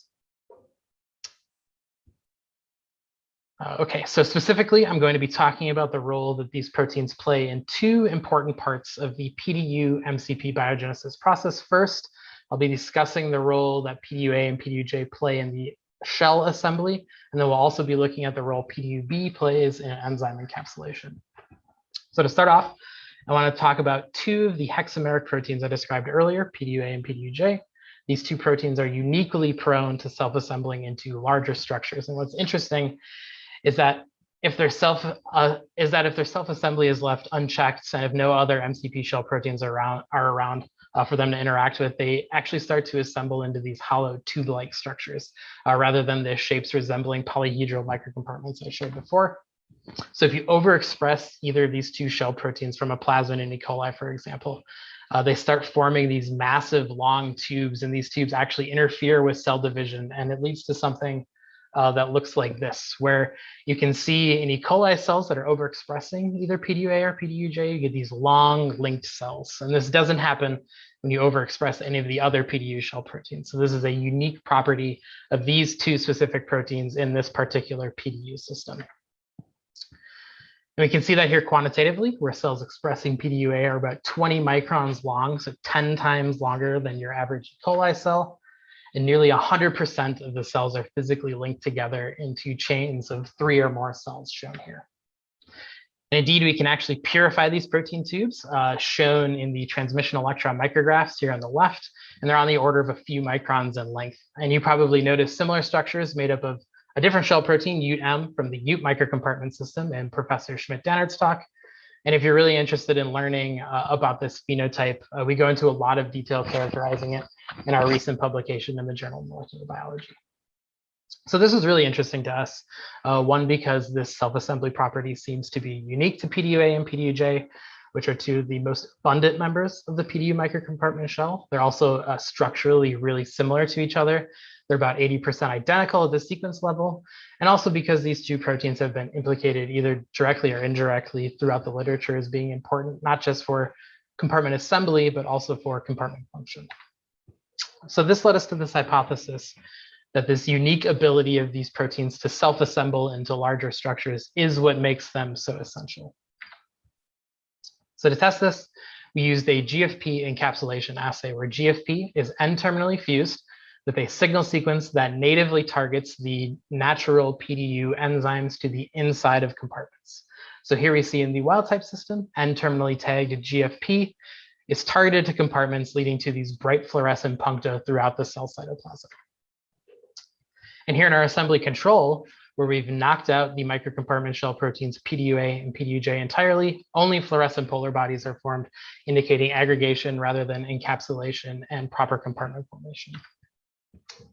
And again, we explored and characterized this double knockout assembly control in our recent publication. And the things you need to know just briefly are that one, at least one of these two proteins are necessary and required for MCP shell assembly. As you can see here, if both of them are knocked out, it ablates MCP formation. But if you have either of them present somewhere in the PDU operon, MCPs can still form successfully. And then two, none of the other PDU shell proteins can compensate for the loss of PDUA and PDUJ, even if you place them at the PDUA locus or overexpress them from a plasmid. And this holds true both for other PDU shell proteins, as well as homologs of PDUA and PDUJ from other systems. And lots of the work characterizing this was done by my colleague, Dr. Svetlana Ikonova. Okay, so what we did to test our hypothesis that assembly is important for MCP formation was we found a couple of PDUA point mutants, which have been previously reported in the literature to disrupt PDUA self-assembly. And we cloned these into the PDUA locus. And what we found was that these were non-functional and led to aggregation, similar to the double knockout negative control rather than compartment formation. And we can see that here quantitatively, where in the wild type strain, there are on average about 3 to 5 puncta or microcompartments per cell, whereas in the double knockout control and the assembly deficient point mutants, you typically just have 1 or 2 polar bodies in each cell, indicative of aggregation and malformed compartments. And these assembly controls effectively ablated MCP formation.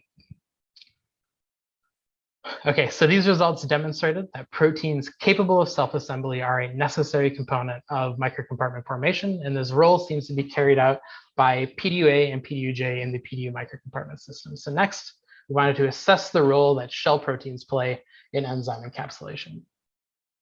And this particular topic is something that's somewhat hotly debated in the PDU microcompartment field. In fact, almost every single shell protein in the system has been implicated in some paper in the past 10 years as being responsible on some level for encapsulating some member of the PDU enzymatic core.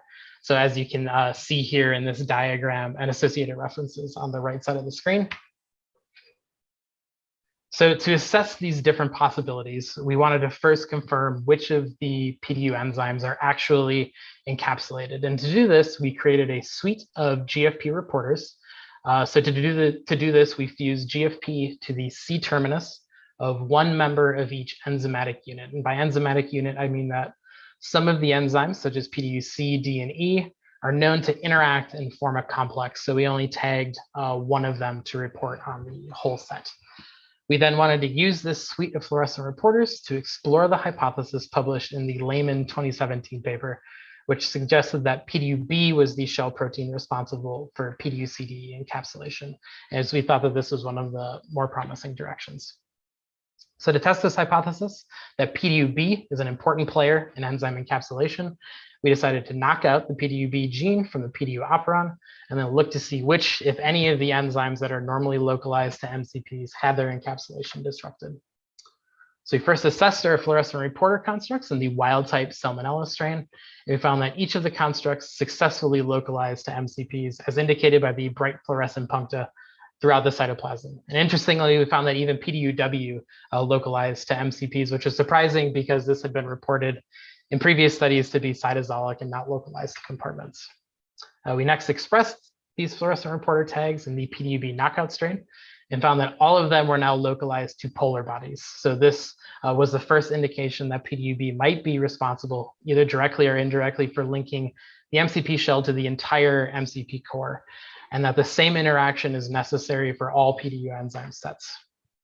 And we can see this result quantitatively here, where in the wild type strain, each fluorescent reporter can localize to MCPs as indicated by the multiple puncta or microcompartments per cell, although each reporter does have slightly different efficiency. However, the PDU-B knockout strain looks similar to the PDUA-PDUJ double knockout strain, indicating aggregation and not localization. This made us think that perhaps PDU-B was also necessary for compartment assembly, similar to PDUA and PDUJ.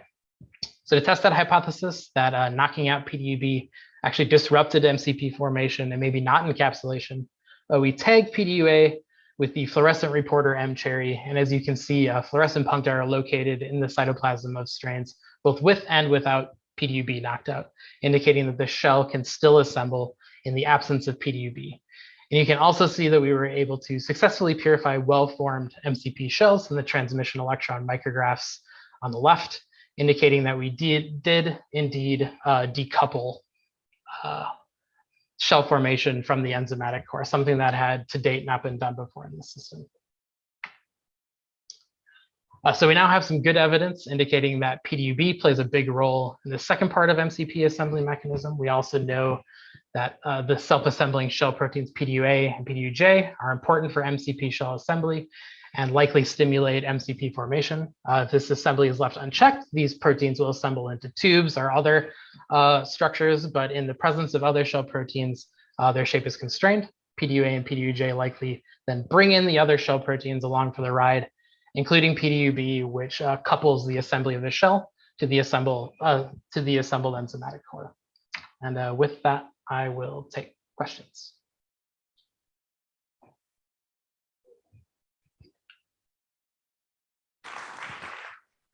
All right, nice talk, Nolan. So we will keep the Q&A session for Discord later. Our next speaker is Angela Chen. Angela is coming from University of Texas, Austin.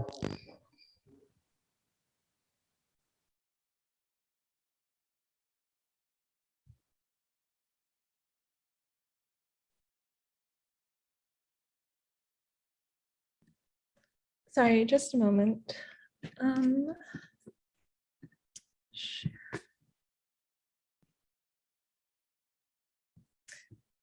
Okay, can everyone see my slides? Yep. Okay, perfect. Yeah, thank you. I'm Angela Chen. I just recently got my PhD from the University of Texas at Austin while working with Dr. Lydia Contreras and Dr. Keith Kites. And so today I'll be presenting my work on using Deinococcus radiodurans for nanoparticle biosynthesis and how we can optimize this with small RNAs. So metal nanoparticles have a wide range of applications that have made them invaluable in today's society. As illustrated here, you can see that these uses span their application as antimicrobials in the cosmetic and medical industries, as contrast and drug delivery agents, and also in the agricultural sector as biosensors and fertilizers. However, this diverse array of applications is strongly dependent upon specific nanoparticle properties, such as the size, shape, and composition. As such, traditional chemical and physical methods of synthesis are often energy intensive or require the use of toxic reagents. With that in mind, there's a lot of interest in trying to develop environmentally friendly alternative methods of synthesis, and one promising route is nanoparticle biosynthesis. As illustrated here, this process utilizes different microorganisms that are then introduced to a metal ion solution of interest to form the nanomaterials. In particular, this process is often thought of as a stress response mechanism that these microorganisms use upon interaction with this metal solution. In particular, they utilize proteins, enzymes, and other small molecules to reduce those toxic metal ions into their insoluble nanoparticulate form. Now, of course, I'm sure everyone here is familiar with the advantages of biosynthesis, but however, this nanoparticle biosynthesis process is most often limited by the fact that it's very challenging to control those specific properties, such as the size and shape, that I mentioned are so critical for application. Furthermore, this really stems from the fact that there's a lack of mechanistic knowledge underlying the nanoparticle biosynthesis process in many of these organisms. And then finally, as I mentioned, this process is a stress response mechanism, so there are many toxicity challenges associated with using this and the organism that you choose. So with all of these factors in mind, we decided to investigate the use of Deinococcus radiodurans, shown here, as a potential ideal chassis organism for nanoparticle biosynthesis. The rationale for this really lies upon the fact that Deinococcus radiodurans exhibits an unparalleled resistance to environmental stresses such as radiation, desiccation, and other forms of oxidative stress. In particular, if we look at this graph here, where we're examining the survival of different bacterial species in comparison with radiation levels, we can see that Deinococcus radiodurans exhibits 10 to 100 times greater radiation resistance as compared to other bacterial strains such as E. coli or Shionella niadensis. With that in mind, there's been a lot of interest in trying to use this organism for bioremediation efforts. And as such, it's demonstrated the ability to reduce various organopollutants and also been engineered for the degradation of several heavy metals. So with that, we really do believe that Deinococcus radiodurans could be a great platform for producing different metal nanoparticles, such as silver and gold, that can be used for various applications. As such, I first developed a cell-free process for nanoparticle biosynthesis, as illustrated here. You can see that I first cultured the Deinococcus radiodurans. I then introduced this stressor step. So the idea of this stressor was that since nanoparticle biosynthesis is often a stress response mechanism, if we utilize a non-lethal, low concentration of metal, perhaps we could prime the organism for metal reduction and produce a more optimized supernatant. So with that in mind, we then introduce the stressor step. We collect that cell-free supernatant, add our final metal of interest, and then characterize the resulting nanoparticles using a variety of techniques. So looking first at silver nanoparticles in general, we can see that these bimetallic nanoparticles are spherical in nature, reminiscent of traditional chemical synthesis. But excitingly, we can note that as we increase our metal stressor concentration, we actually note a very significant increase in our yield up to a certain concentration. Furthermore, as we increase that stress concentration, we can also achieve a significant reduction in the average nanoparticle size. As such, using this process, we can kind of roughly tune these different parameters, such as the yield and size. However, with the introduction of the stressor, we can now access perhaps more complex phenotypes, including metal nanoparticles of various compositions. To illustrate that, we utilize two different metals in our system, one in which we use gold as our metal stress, and then we use silver as our final metal. And as you can see here, we were able to produce these very unique bimetallic gold-silver nanoparticles that are very large and jagged in their nature. And we can see by EDX that they are bimetallic in composition. Interestingly, though, if we utilize silver as our stress and then gold as our final metal, we can see that we can drastically change the morphology and access these very unique, small flower-like nanoparticles that by EDX data are primarily bimetallic in nature. As such, using these metal stressors really allows us to kind of control the nanoparticle composition and morphology. Furthermore, bimetallic nanoparticles are really interesting due to the fact that they possess dual functionality and often have the attributes of each of their base metals. In particular, we can see that if we look at antimicrobial activity, which is a signature of silver nanoparticles, we can see that these bimetallic gold-silver nanoparticles possess activity comparable to our pure silver nanoparticles.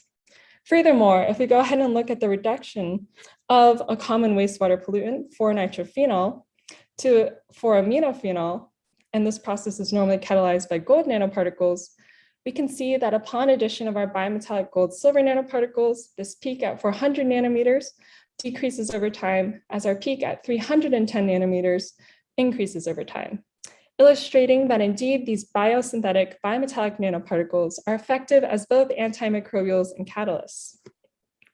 So while all of that is really promising, I mentioned that the second great challenge is the fact that very little is known about these specific mechanistic processes in these different organisms. And the same holds true for Deinococcus radiodurans. Although I illustrated to you how we could control these different reaction conditions, such as the cells or supernatant, the metal solution, without knowledge of this internal mechanism, it's really hard to be able to further tune this output and tailor these nanoparticles for specific shapes and sizes. However, the one thing that we do know is the fact that oftentimes this biosynthesis process is strongly connected to stress responses. And in particular, we can see many times that nanoparticle biosynthesis often coincides with oxidative stress response. In particular, many of those enzymes or small molecules play roles in the oxidative stress response due to the fact that many of these metal ions produce reactive oxygen species.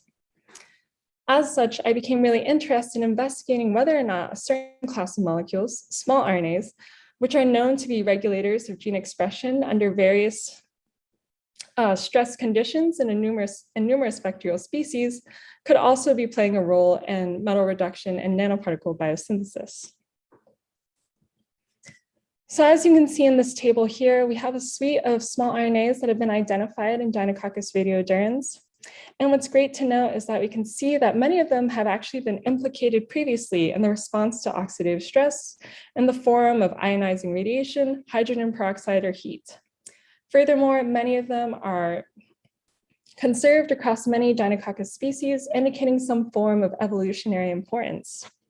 So with that in mind, in collaboration with a postdoc in the Contreras lab, Dr. Renhua Han, we generated a deletion library of these small RNAs to further test for their effect on metal reduction and nanoparticle biosynthesis.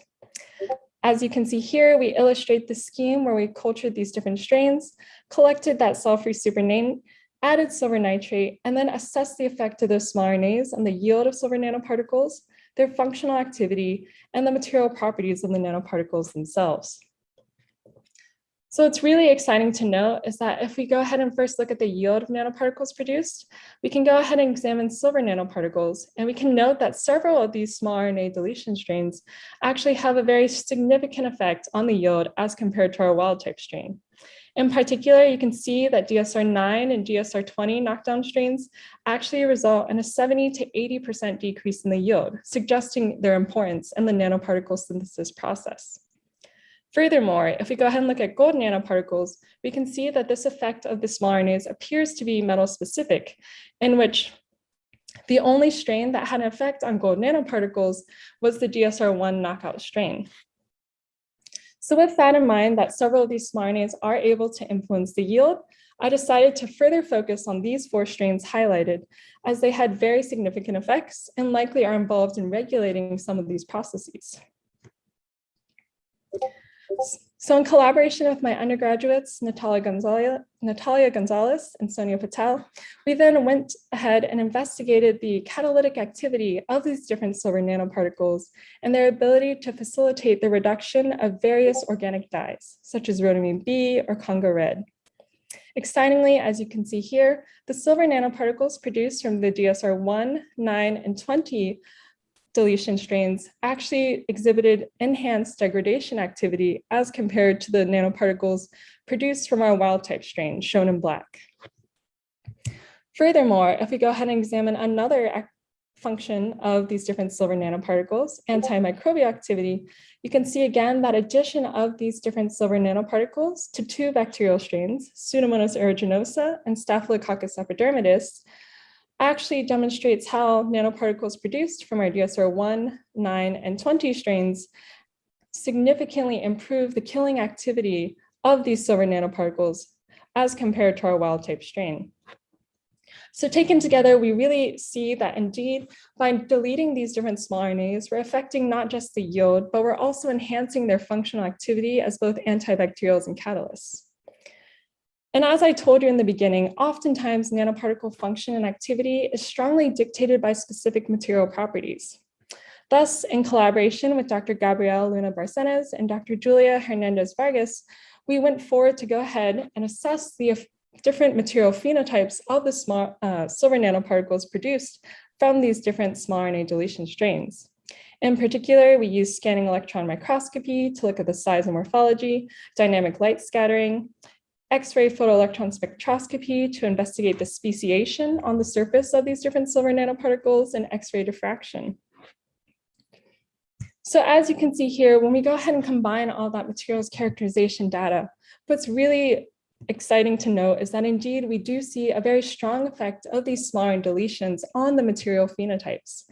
In particular, we can see in the center, if we investigate our silver nanoparticles produced from our wild type strain, we can see that these nanoparticles are primarily 75% silver and around 2% chlorine. The rest of this elemental composition is made up of carbon, oxygen, and sulfur, indicating the presence of various organic capping ligands.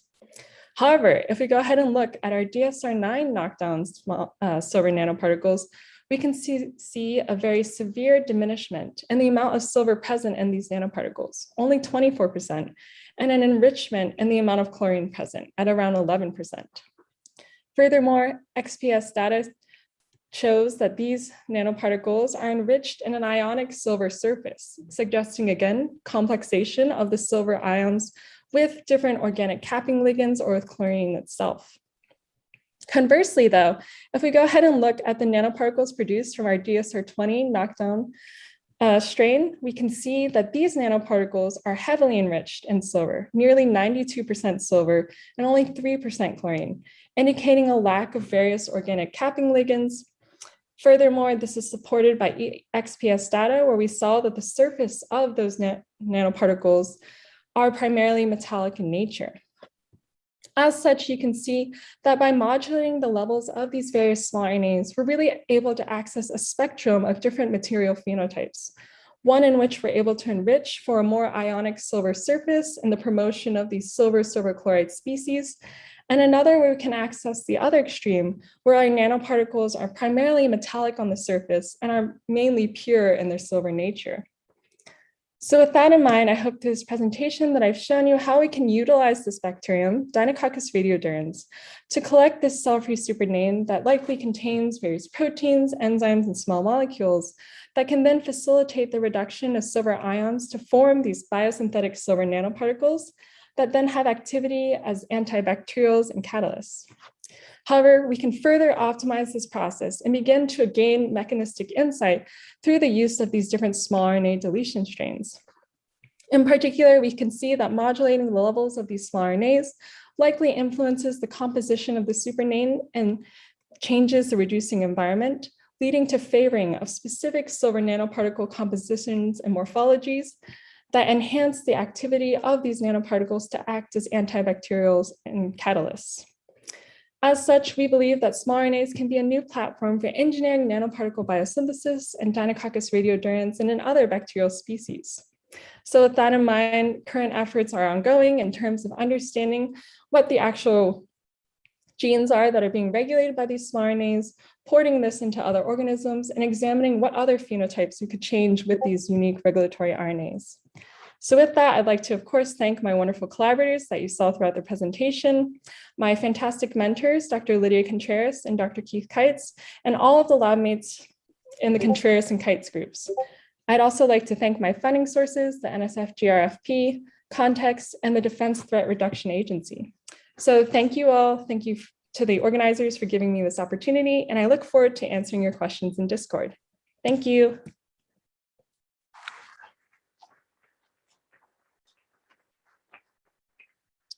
Excellent talk, Angela. Our last talk of this session will be by Cameron Sargent, and Cameron is coming from WashU St. Louis.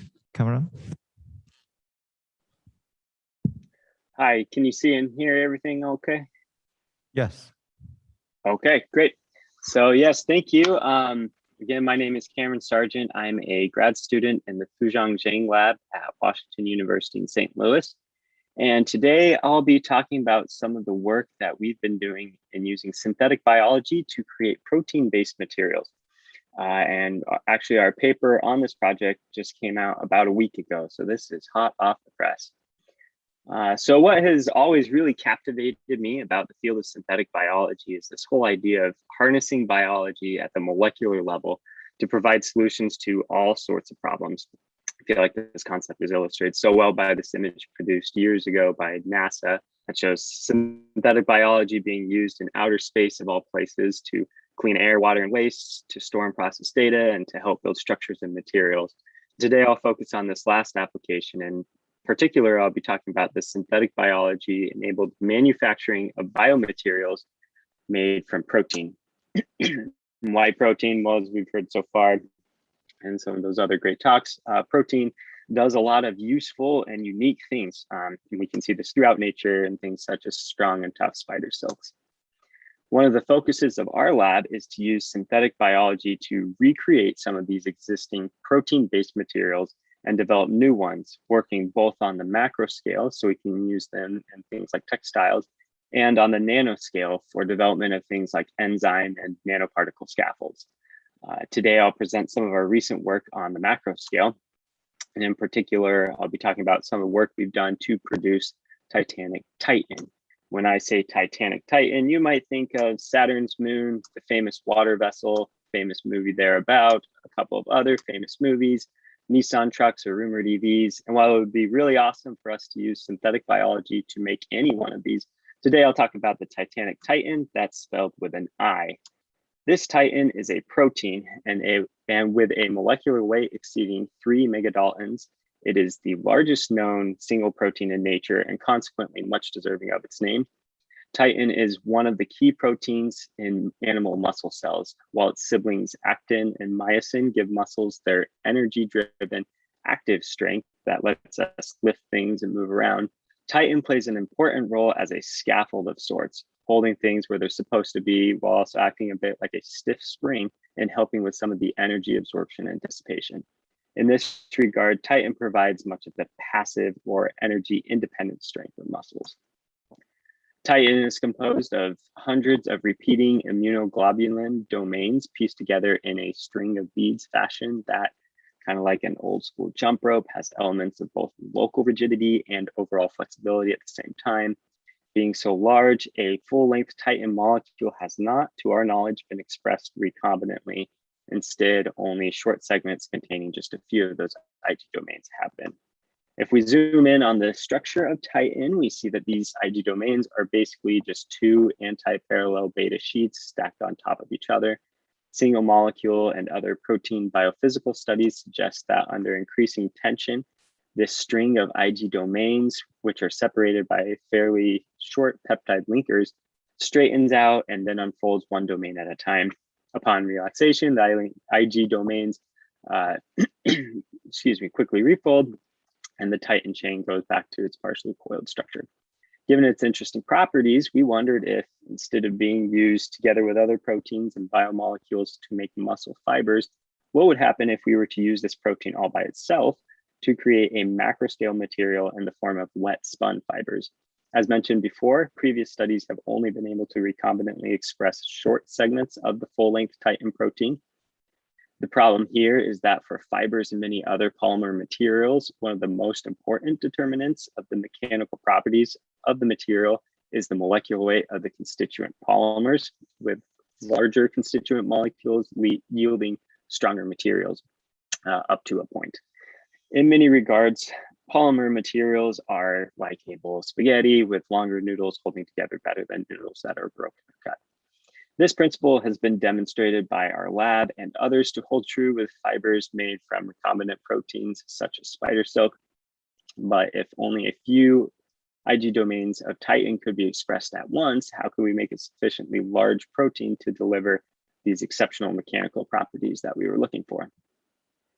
To make larger proteins, we tapped into synthetic biology and used a protein polymerization platform developed in our lab that employs split inteins. Split inteins are autocatalytic protein domains that, when fused to the termini of two separately translated proteins, can be used to ligate those proteins together, leaving behind only a few scar residues in the ensuing peptide backbone. In other words, they're the protein equivalent of exon transplicing that I think we're probably all more familiar with. We've used split inteins in other projects before in our lab. And one of these we post-translationally pieced together two very large spider silk proteins, as large as we could make genetically, to make an even bigger protein that couldn't be done genetically, that yields fibers with mechanical properties comparable to natural spider silk. And another project, we used split inteins to build triangle and square-shaped nanostructures from a rigid rod-shaped protein. These structures had incredible stability, could be used as scaffolds for gold nanoparticles, enzymes, and so on. For this work, though, we hypothesized that if we recombinantly expressed shorter segments of the protein and then post-translationally polymerized these segments using split inteins, then we could manufacture much larger protein polymer chains directly inside E. coli and avoid some of the typical production issues that we see, like genetic instability, metabolic burden, and so on. And if we could do that, then we wondered if a macro scale material made from this polymerized Titin would have some of the same advantageous mechanical properties that have been observed with Titin on the molecular level. So to begin, we took that 4 IG domain segment from that titan with the crystal structure. We dropped that into our expression plasmid with the split intine groups fused to both termini. We transformed our plasmid into E. coli, induced overexpression to polymerize our 4Ig protein subunit in vivo, then purified that using a nickel column. As a control, we also basically did all of this process using a 4Ig subunit without split intines on the termini. And we also, from a genetic approach, prepared 2 and 3-mers that were 8 and 12 Ig domains in length to really help us decipher out how much of an impact that size has on the mechanical properties. SDS page showed good overexpression and pretty good purity of both the 4Ig monomer and the polymer, which has a bit of a smear at high molecular weights due to different degrees of polymerization.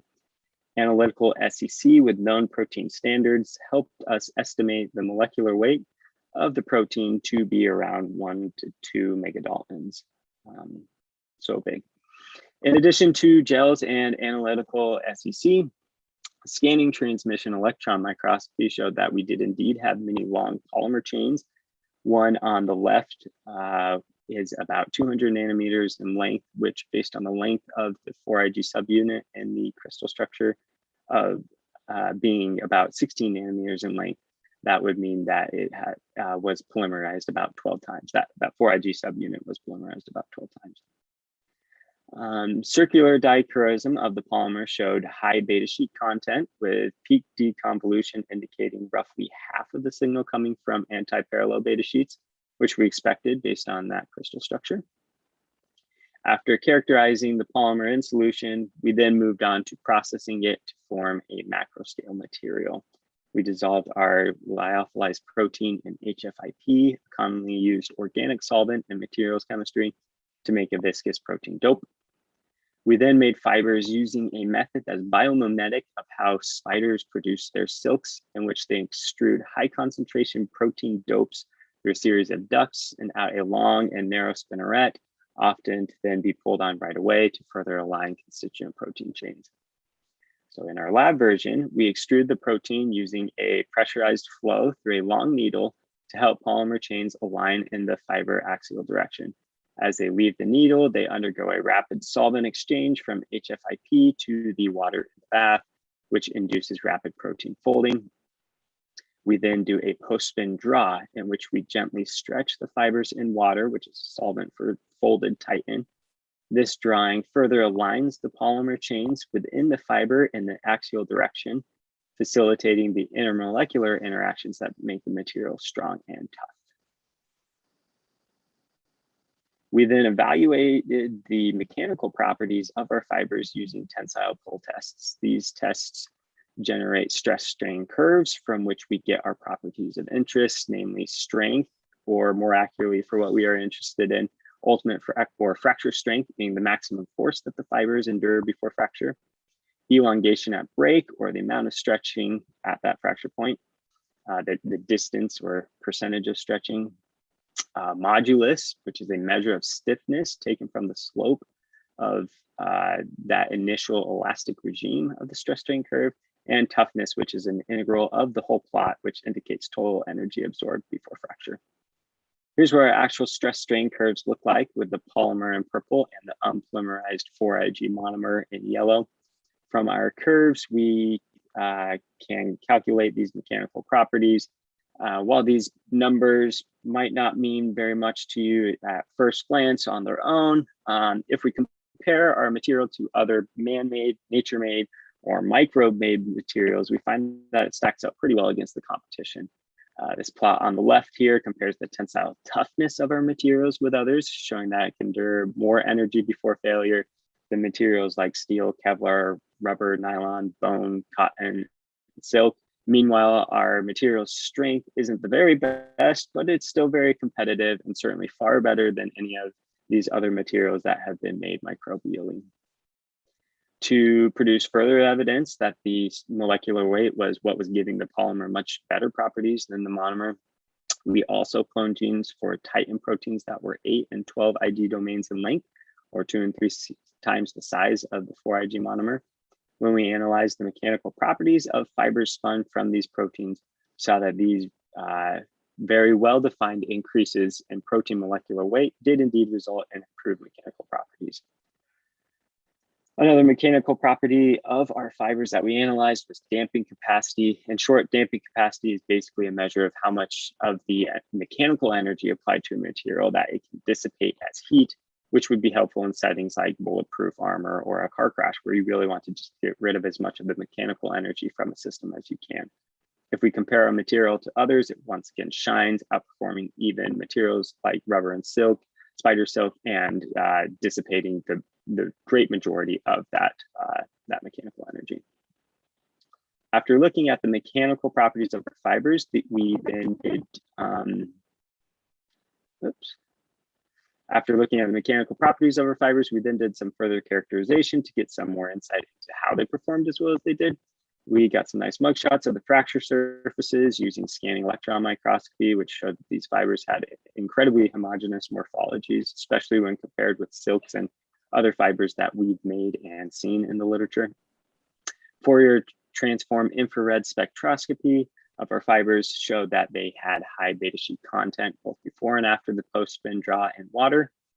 Meanwhile, Raman spectroscopy of our fibers before and after that post-spin draw showed that the spinning process produces fibers with randomly oriented beta sheets, but the subsequent post-spin draw helps to align these beta sheets along the fiber axis, which is what we want since that has been shown to contribute to fiber mechanical properties.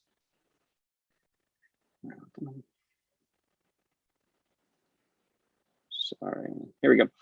We then worked with some collaborators in the Yangxin Jun lab here at WashU to analyze our fibers with wide angle X-ray diffraction.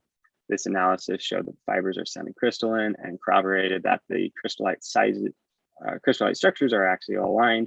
It also showed that the average sizes had dimensions pretty similar to what we saw in that 4Ig crystal structure. One of the key differences, though, was that the average width of the crystallites was nearly twice as large as what we observed in this crystal structure, which indicates that these crystallites could be formed by two Ig domains stacking side by side. We then worked with the Sina and Keaton lab up there at Northwestern to model what is happening on the molecular level as our fibers are pulled. Based on the results that we got from Raman and X-ray diffraction, our collaborators set up a model using two 4Ig Titan chains pressed tightly together so that two of their domains were stacked side by side. The Titan chains were then pulled in the axial direction to generate stress strain data, which compared well with what was observed on the macro scale. And looking at the change in bonds throughout the system, this simulation also revealed that over increasing strain, the majority of the energy dissipation in the material actually comes from the breaking of intramolecular hydrogen bonds during the unfolding of these Ig domains, instead of other mechanisms such as the breaking of intermolecular interactions or disentanglement of polymer chains. Altogether, these results indicate that our material has a unique and somewhat unexpected energy dissipation mechanism that allows it to display the excellent mechanical properties that we observed on the macro scale. So as a quick review, in this project, we used these split inteins fused to the termini of 4Ig domain subunits to polymerize ultra-high molecular weight Titan and E. coli. We purified that and then processed it to produce fibers using a biomimetic process, and then analyzed the mechanical properties of those fibers, finding that they are strong, tough, and great at dissipating mechanical energy due to their unique molecular energy dissipation mechanism. This combination of properties makes our material well suited for a variety of applications in fields ranging from textiles to biomedicine, which you need a material capable of enduring large loads without breaking, or one that is able to more or less dump energy out of the system to prevent material failure or protect precious cargo. But beyond just that, the study shows that this approach, using split inteins to post-translationally polymerize proteins inside a microbial chassis, is a powerful platform that can help drive synthetic biology to produce all sorts of new protein-based materials. And with that, I'd like to thank all of you for listening today. I'd also like to thank the conference organizers for all their work, especially given the hybrid structure of the conference. I hope you're hearing me fine with everything. Well, I wish I was there. I'm especially grateful for it since my wife and I just had a baby, and this allows me to be present. I'd also like to thank the members of our lab, especially Chris Bowen, a former student who started the project, and the rest of those highlighted here in purple on Team Titan. I'd also like to put in a plug here for Jingyao Li, who not only helped with the project, but is also presenting a poster in just a few minutes about some of the work he's been doing in developing high-strength fibers using amyloid silk fusion proteins. And lastly, I put in some QR codes for quick access to learn more about some of the work we've done, which I realize now might only be readable to people who are also tuning in remotely, but here they are nonetheless. And I look forward to answering any questions that you might have on Discord. Thanks again.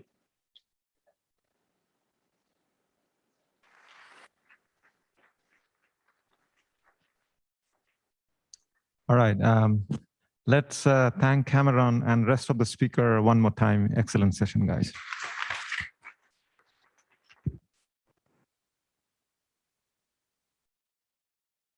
All right, so next we have one last round of lightning talks, and then it'll be off to posters. There is, just to let you know, an ad for Inscripta at the end of this. So, and oh, I think Inscripta came up to me and mentioned actually that they are hiring.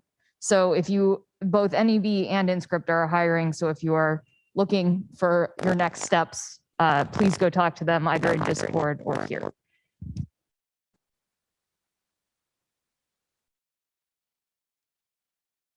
I'll be presenting poster 36, recording in vitro variations in cation concentration with TDT. TDT is a DNA polymerase that synthesizes untemplated, single-stranded DNA with a reproducible average base composition. We and others have observed that the composition of the DNA synthesized by TDT is sensitive to environmental conditions, and in particular we noticed an especially strong effect from cobalt and zinc. Based on this environmental sensitivity, we hypothesized that we could use TDT to record information about changing cation concentrations over time directly into DNA in an in vitro system. To do this, we developed computational methods that allowed us to estimate the cation signal at each point in the experiment based on DNA sequence alone. Using this method, we were able to infer the timing of cobalt additions to within 1 or 2 minutes. At my poster, I'll discuss extensions to this method in preliminary experiments in cellular systems. As synthetic biologists, many of us have thought about how to leverage enzymes to make chemical products in the cell. Ideally, we'd tell the cell to make these enzymes, feed it some A, and out would come C. This often doesn't work so seamlessly. This can happen for a multitude of reasons. For example, if intermediate B is toxic, this could lead to cell death or stalling of growth. Alternatively, side reactions could result in decreases in yield. But what if we house these reaction steps in their own subcellular building? This would keep toxic intermediates in and enzymes responsible for side reactions out. Bacteria have actually long used subcellular buildings called bacterial microcompartments to overcome similar challenges. In our efforts to understand and engineer this system, I recently discovered a new geometry that could be adopted by these microcompartments. Tubes that in fact have many similarities to the original compartment system. To hear more about how these tubes change the performance of encapsulated pathways, how we discovered them, and how we're looking to use them to develop high-throughput screening methods, come see me, Carolyn Mills, at poster 37. I look forward to seeing you there. Hi, my name is Sasha Sherman. I'm a postdoc at Northwestern in the Mangan group.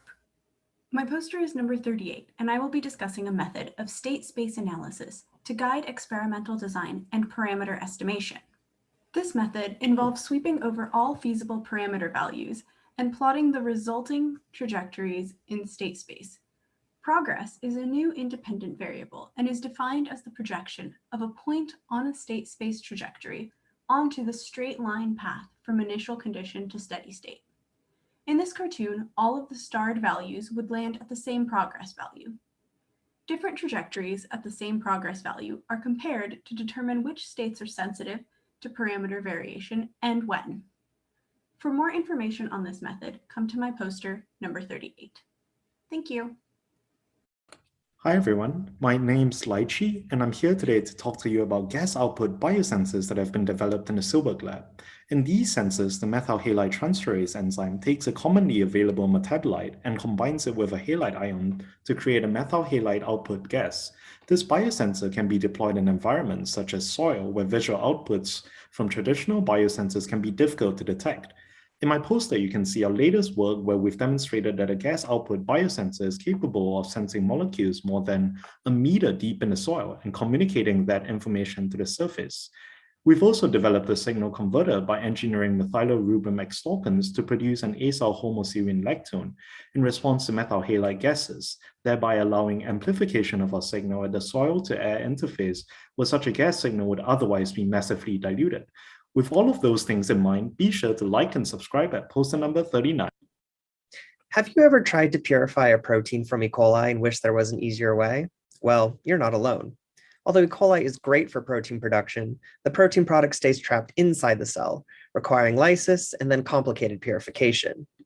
Instead, imagine that the cell was able to secrete the product. No more lysis, no more complicated purification.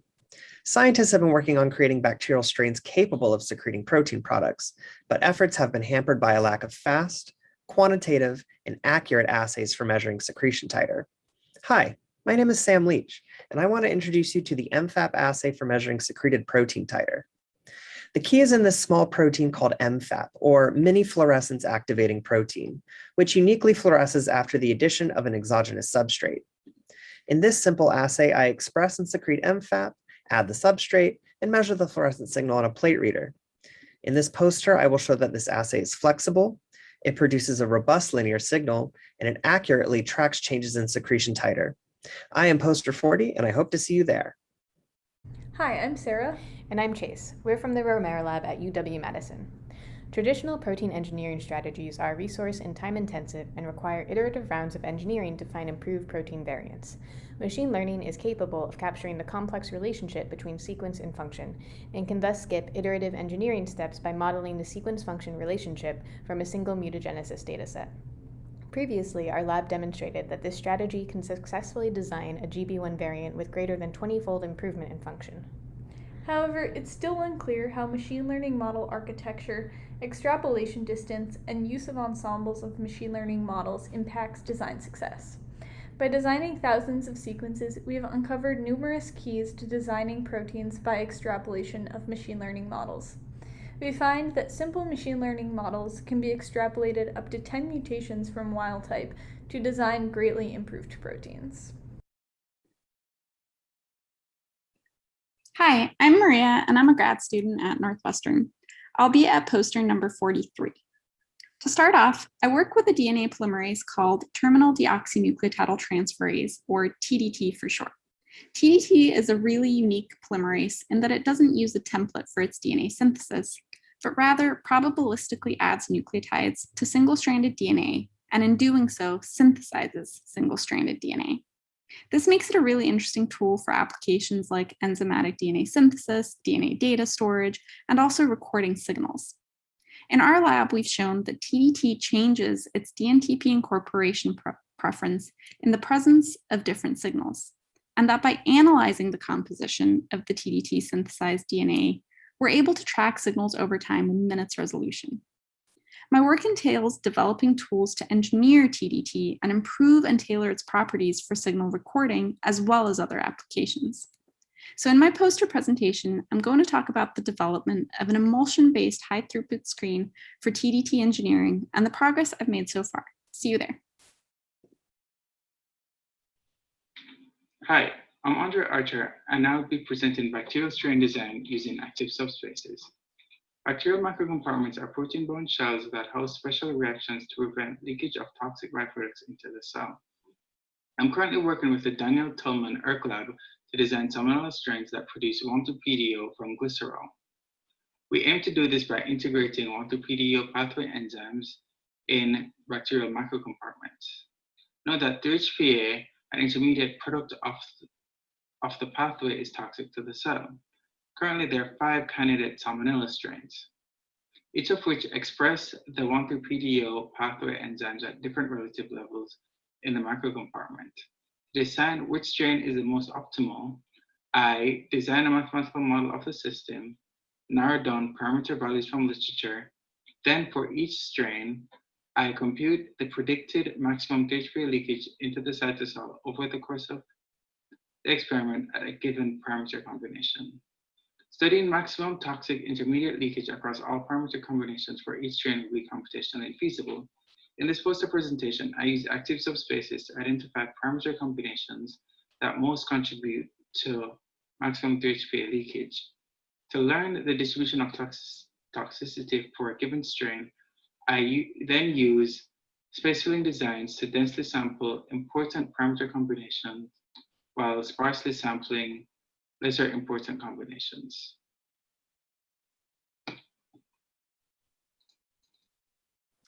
Hi, my name is Jake Martin, and I'm a PhD candidate at Northwestern University in the groups of Keith Kayo and Linda Bromville.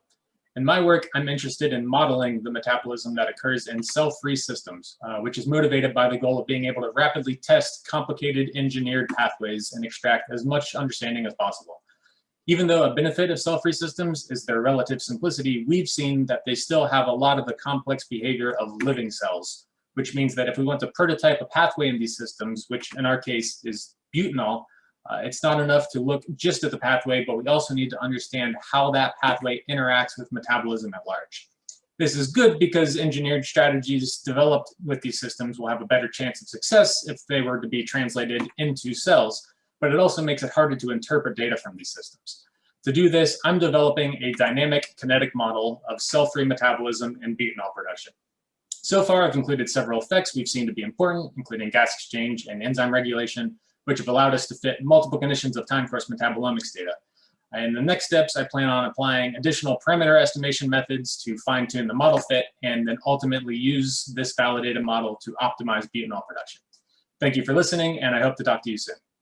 Hello everyone, my name is Nish Banka and I'm a chemistry graduate student here at UW-Madison. I work in Dr. Phil Romero's lab and I would like to share with you what I do. I'm working on engineering BMOR as a biosensor for butyrate in the gut.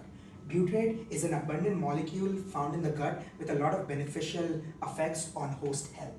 We are going to be using BMOR, a transcriptional factor, to be able to detect and help regulate butyrate in the gut. We will be taking a directed evolution approach with a GFP fluorescent-based sensor to engineer our BMOR. The workflow includes creating an error-prone library which will be pushed through FACS screening and analysis using NGS. We have been able to do round one of engineering from FACS to individual variant testing and been able to validate each aspect of the workflow. In the future, we would like to test this in synthetic communities in vitro as well as mouse model guts in vivo. If you would like to hear more about this, please visit me in room 2, poster number 46. Hi, my name is Adil, and my poster is on predicting the effect of carbon substrate on bioplastic production in Rhodopseudomonas palustris. This work was motivated by an experimental observation that we had come across in our lab, that different carbon sources resulted in very different PHB production profiles.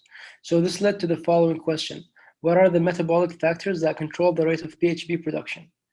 So we started by conducting a thermokinetic analysis of the PHB pathway, and we found two main metabolic bottlenecks that require bypassing the first reaction in the pathway and a highly reduced NADPH state. So based on this, we wanted to find other candidate substrates that we hypothesize will produce PHB, and we found that butyrate satisfies all of the criteria. So using a genome scale model of our palustris, we were able to predict the rate of generation of acyl-CoA and reducing power for the different carbon sources. And finally, we were able to validate that butyrate consumption does indeed lead to PHB production. I look forward to seeing you at poster number 47. Hi, synthetic biologists. My name is James Tan. I'm a PhD student under Professor Nina Lin at the University of Michigan's Chemical Engineering Department.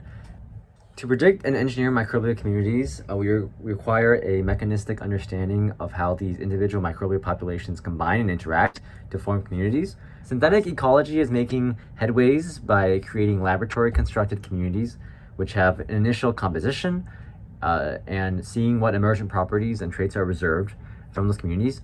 But this cannot be applied to natural communities very easily. Natural communities are composed of very rich systems, rich diverse systems that don't have a lot of cultural representatives. I apply fluidic and microfluidic techniques to study Lake Erie cyanobacterial bloom, particularly between the toxin-producing Microcystis aeruginosa and its associated aquatic heterotrophic bacteria. We reveal characteristics of the communities hinting to strain-specific colonization, and also propose ways to investigate metabolic compatibilities driving those. My poster is number 48 in person, and my online time is from 6:15 to 6:30 p.m. I hope to see you there. Hi, I'm Mark Benke, and I'm a biophysics graduate student in Phil Romero's lab at the University of Wisconsin-Madison, and this is going to be my poster. So in this poster, we'll be covering a general high-throughput platform for engineering CYP7681 activity. So CYP7681 is a P450 enzyme responsible for taking L-tyrosine and converting it into L-DOPA, which is an important small molecule pharmaceutical. And in this poster, we'll be covering three components of this engineering process. The first being ultra-high throughput microfluidic screening, in which we can scan millions of droplets over the course of the day. We'll be using Rosetta library design, so using biophysics-based modeling to design our variants. And then we'll be using machine learning, where we'll train neural networks to predict high-performing sequences multiple mutations away. And through this, we think we'll create a platform that will optimize and accelerate the engineering process. I'll be poster number 49 if you'd like to come hear more of me. Quorum sensing is how cells talk to one another, and there are lots of interesting applications of quorum sensing in the synthetic biology community. We are interested in the pathogen Staphylococcus aureus. Now, Staph aureus is usually a multi-drug resistant infection, and it uses quorum sensing to coordinate attack and to secrete toxins. So we think that inhibiting quorum sensing is a potential non-antibiotic intervention against this pathogen. So we wanted to find molecules that would inhibit quorum sensing, and we started with the native autoinducer peptide, or AIP. We created a library of these AIPs, and we screened them using a unique sort of halo assay that incorporates a biosensor that links AIP production to GFP. In the presence of inhibitor, there would be a halo of non-fluorescence around the cell that was secreting an inhibitor. So we found lots of great inhibitors with very large halos, and we're now characterizing the sequences of those to see which residues are important. If you're interested in this kind of stuff, you can come see the poster. And if you're looking for a postdoc in this sort of area, you can come see me because I am hiring postdocs. This is Onyx, a benchtop push-button digital genome engineering instrument. With it, you can perform, for the first time ever, thousands of genome-wide CRISPR edits on bacteria or yeast, in parallel with each run. The output library contains millions of precisely engineered cells. Onyx was designed to be operated by anyone in the lab and features a touchscreen with intuitive user interface that guides you through setting up and running your experiment. Precisely formulated customized reagents, which are barcoded and tracked to ensure the correct consumables are selected for the desired experiment and properly placed onto the work deck of the instrument. Microfluidic consumable devices, which contain the reagents and manage the transformation and editing steps of the protocol. All reagents, including the cells being engineered, are self-contained and managed through the engineering process so that no fluid runs through the system, ensuring cleanliness and consistent results run after run. Every Onyx experiment starts with Inscripta Designer, where you design your library of genomic edits. Your order is then processed through Inscripta's state-of-the-art manufacturing facilities and shipped to your laboratory. When your custom genome engineering kit arrives, you're ready to load the consumables onto the instrument and start your run. Each run begins by logging into OnyxWare. Instrument initialization includes UV sanitation, which keeps critical surfaces free of carryover between runs, including potential contamination from the air or aerosols, and ramping modules to their appropriate temperature. Following instrument initialization, the consumables containing your cells and custom Onyx chemistries are loaded onto the work deck. Every consumable is labeled with a number that matches its loading position. The touchscreen will indicate the order and exact placement of the consumables required for your desired experimental run. Barcodes on the consumables ensure they are placed in the correct positions for the specific protocol and have not been used in a prior run. They also serve as authentication codes for monitoring biosecurity. Once all consumables have been correctly placed, press Go. Your consumables are validated and your run begins. Using data encoded in the consumables barcode, the Inscripta engineering portal determines the protocol associated with your design library eliminating the possibility for error in protocol selection or execution. Protocols will have different steps based on the organism and edits being performed. For example, E. coli genome engineering protocols will progress through the following steps: priming the consumables and cell growth, media exchange, electroporation, recovery, genome editing and outgrowth. Following this example protocol, the run begins with the automation arms engaging with the consumable to verify a proper seal and priming the pumps. Cells are now grown to their optimal conditions for electroporation. This takes place in the cell growth cuvette, which manages aeration, nutrition, and temperature, while also managing cell growth and health. This eliminates the need to manually monitor cell growth and removes any guesswork about when the cell population is ready for electroporation. At this point, the cells are transferred to the microfluidic cell controller. Here, the cells are concentrated, and the growth media is exchanged for low-ion media, preparing them for electroporation. Next, the cells are moved to the microfluidic cell transformer, position 1 on the deck, where they undergo electroporation. A high electric field is applied. The pores in the cellular membrane open, allowing DNA to enter the cells. Each successfully transformed cell contains one inscripted design DNA plasmid, carrying the instructions required for editing the genome. Following electroporation is recovery, where the cells are moved to a cell growth cuvette and allowed to incubate. The cells recover and grow in this station prior to being moved into the digital engineering processor for further growth. In the digital engineering processor, transformed cells are loaded into digital compartments, where their nutrition, aeration, and temperature are precisely controlled. Media composition is continuously modulated to facilitate the genome engineering process. Inside each cell, the inscripted design DNA instructs the cell to produce the MAD7 CRISPR nuclease, guide RNA, and repair proteins it needs to make the requested edits to the genome. Once the new cell is created, it proliferates, creating a population of cells having the complete and intended edits designed through Inscripted Designer. The cells are expelled from their compartments and flowed into a collection reservoir in the digital engineering processor. Finally, the newly engineered cells are transferred to the output tube. You now have the ONYX cell library with thousands of new strain variants ready for downstream analysis. A new era of biological discovery is here with ONYX.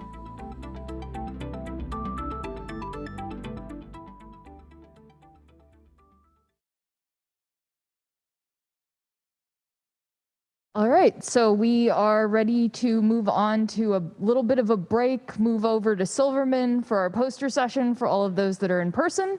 There will be snacks and drinks for those who are in person, I believe right outside Silverman. And for those of you who are remote, please participate in the Discord session, poster session, and grab your own food, I guess. All right, thanks everybody.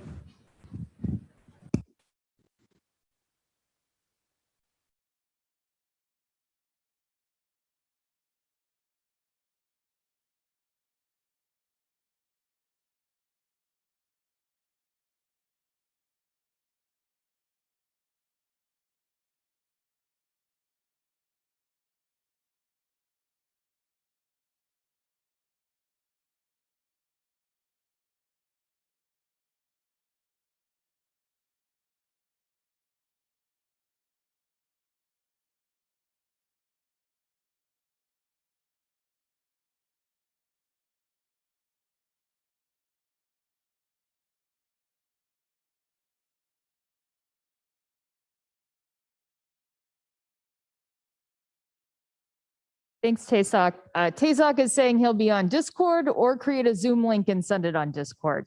So just so everyone knows, thank you.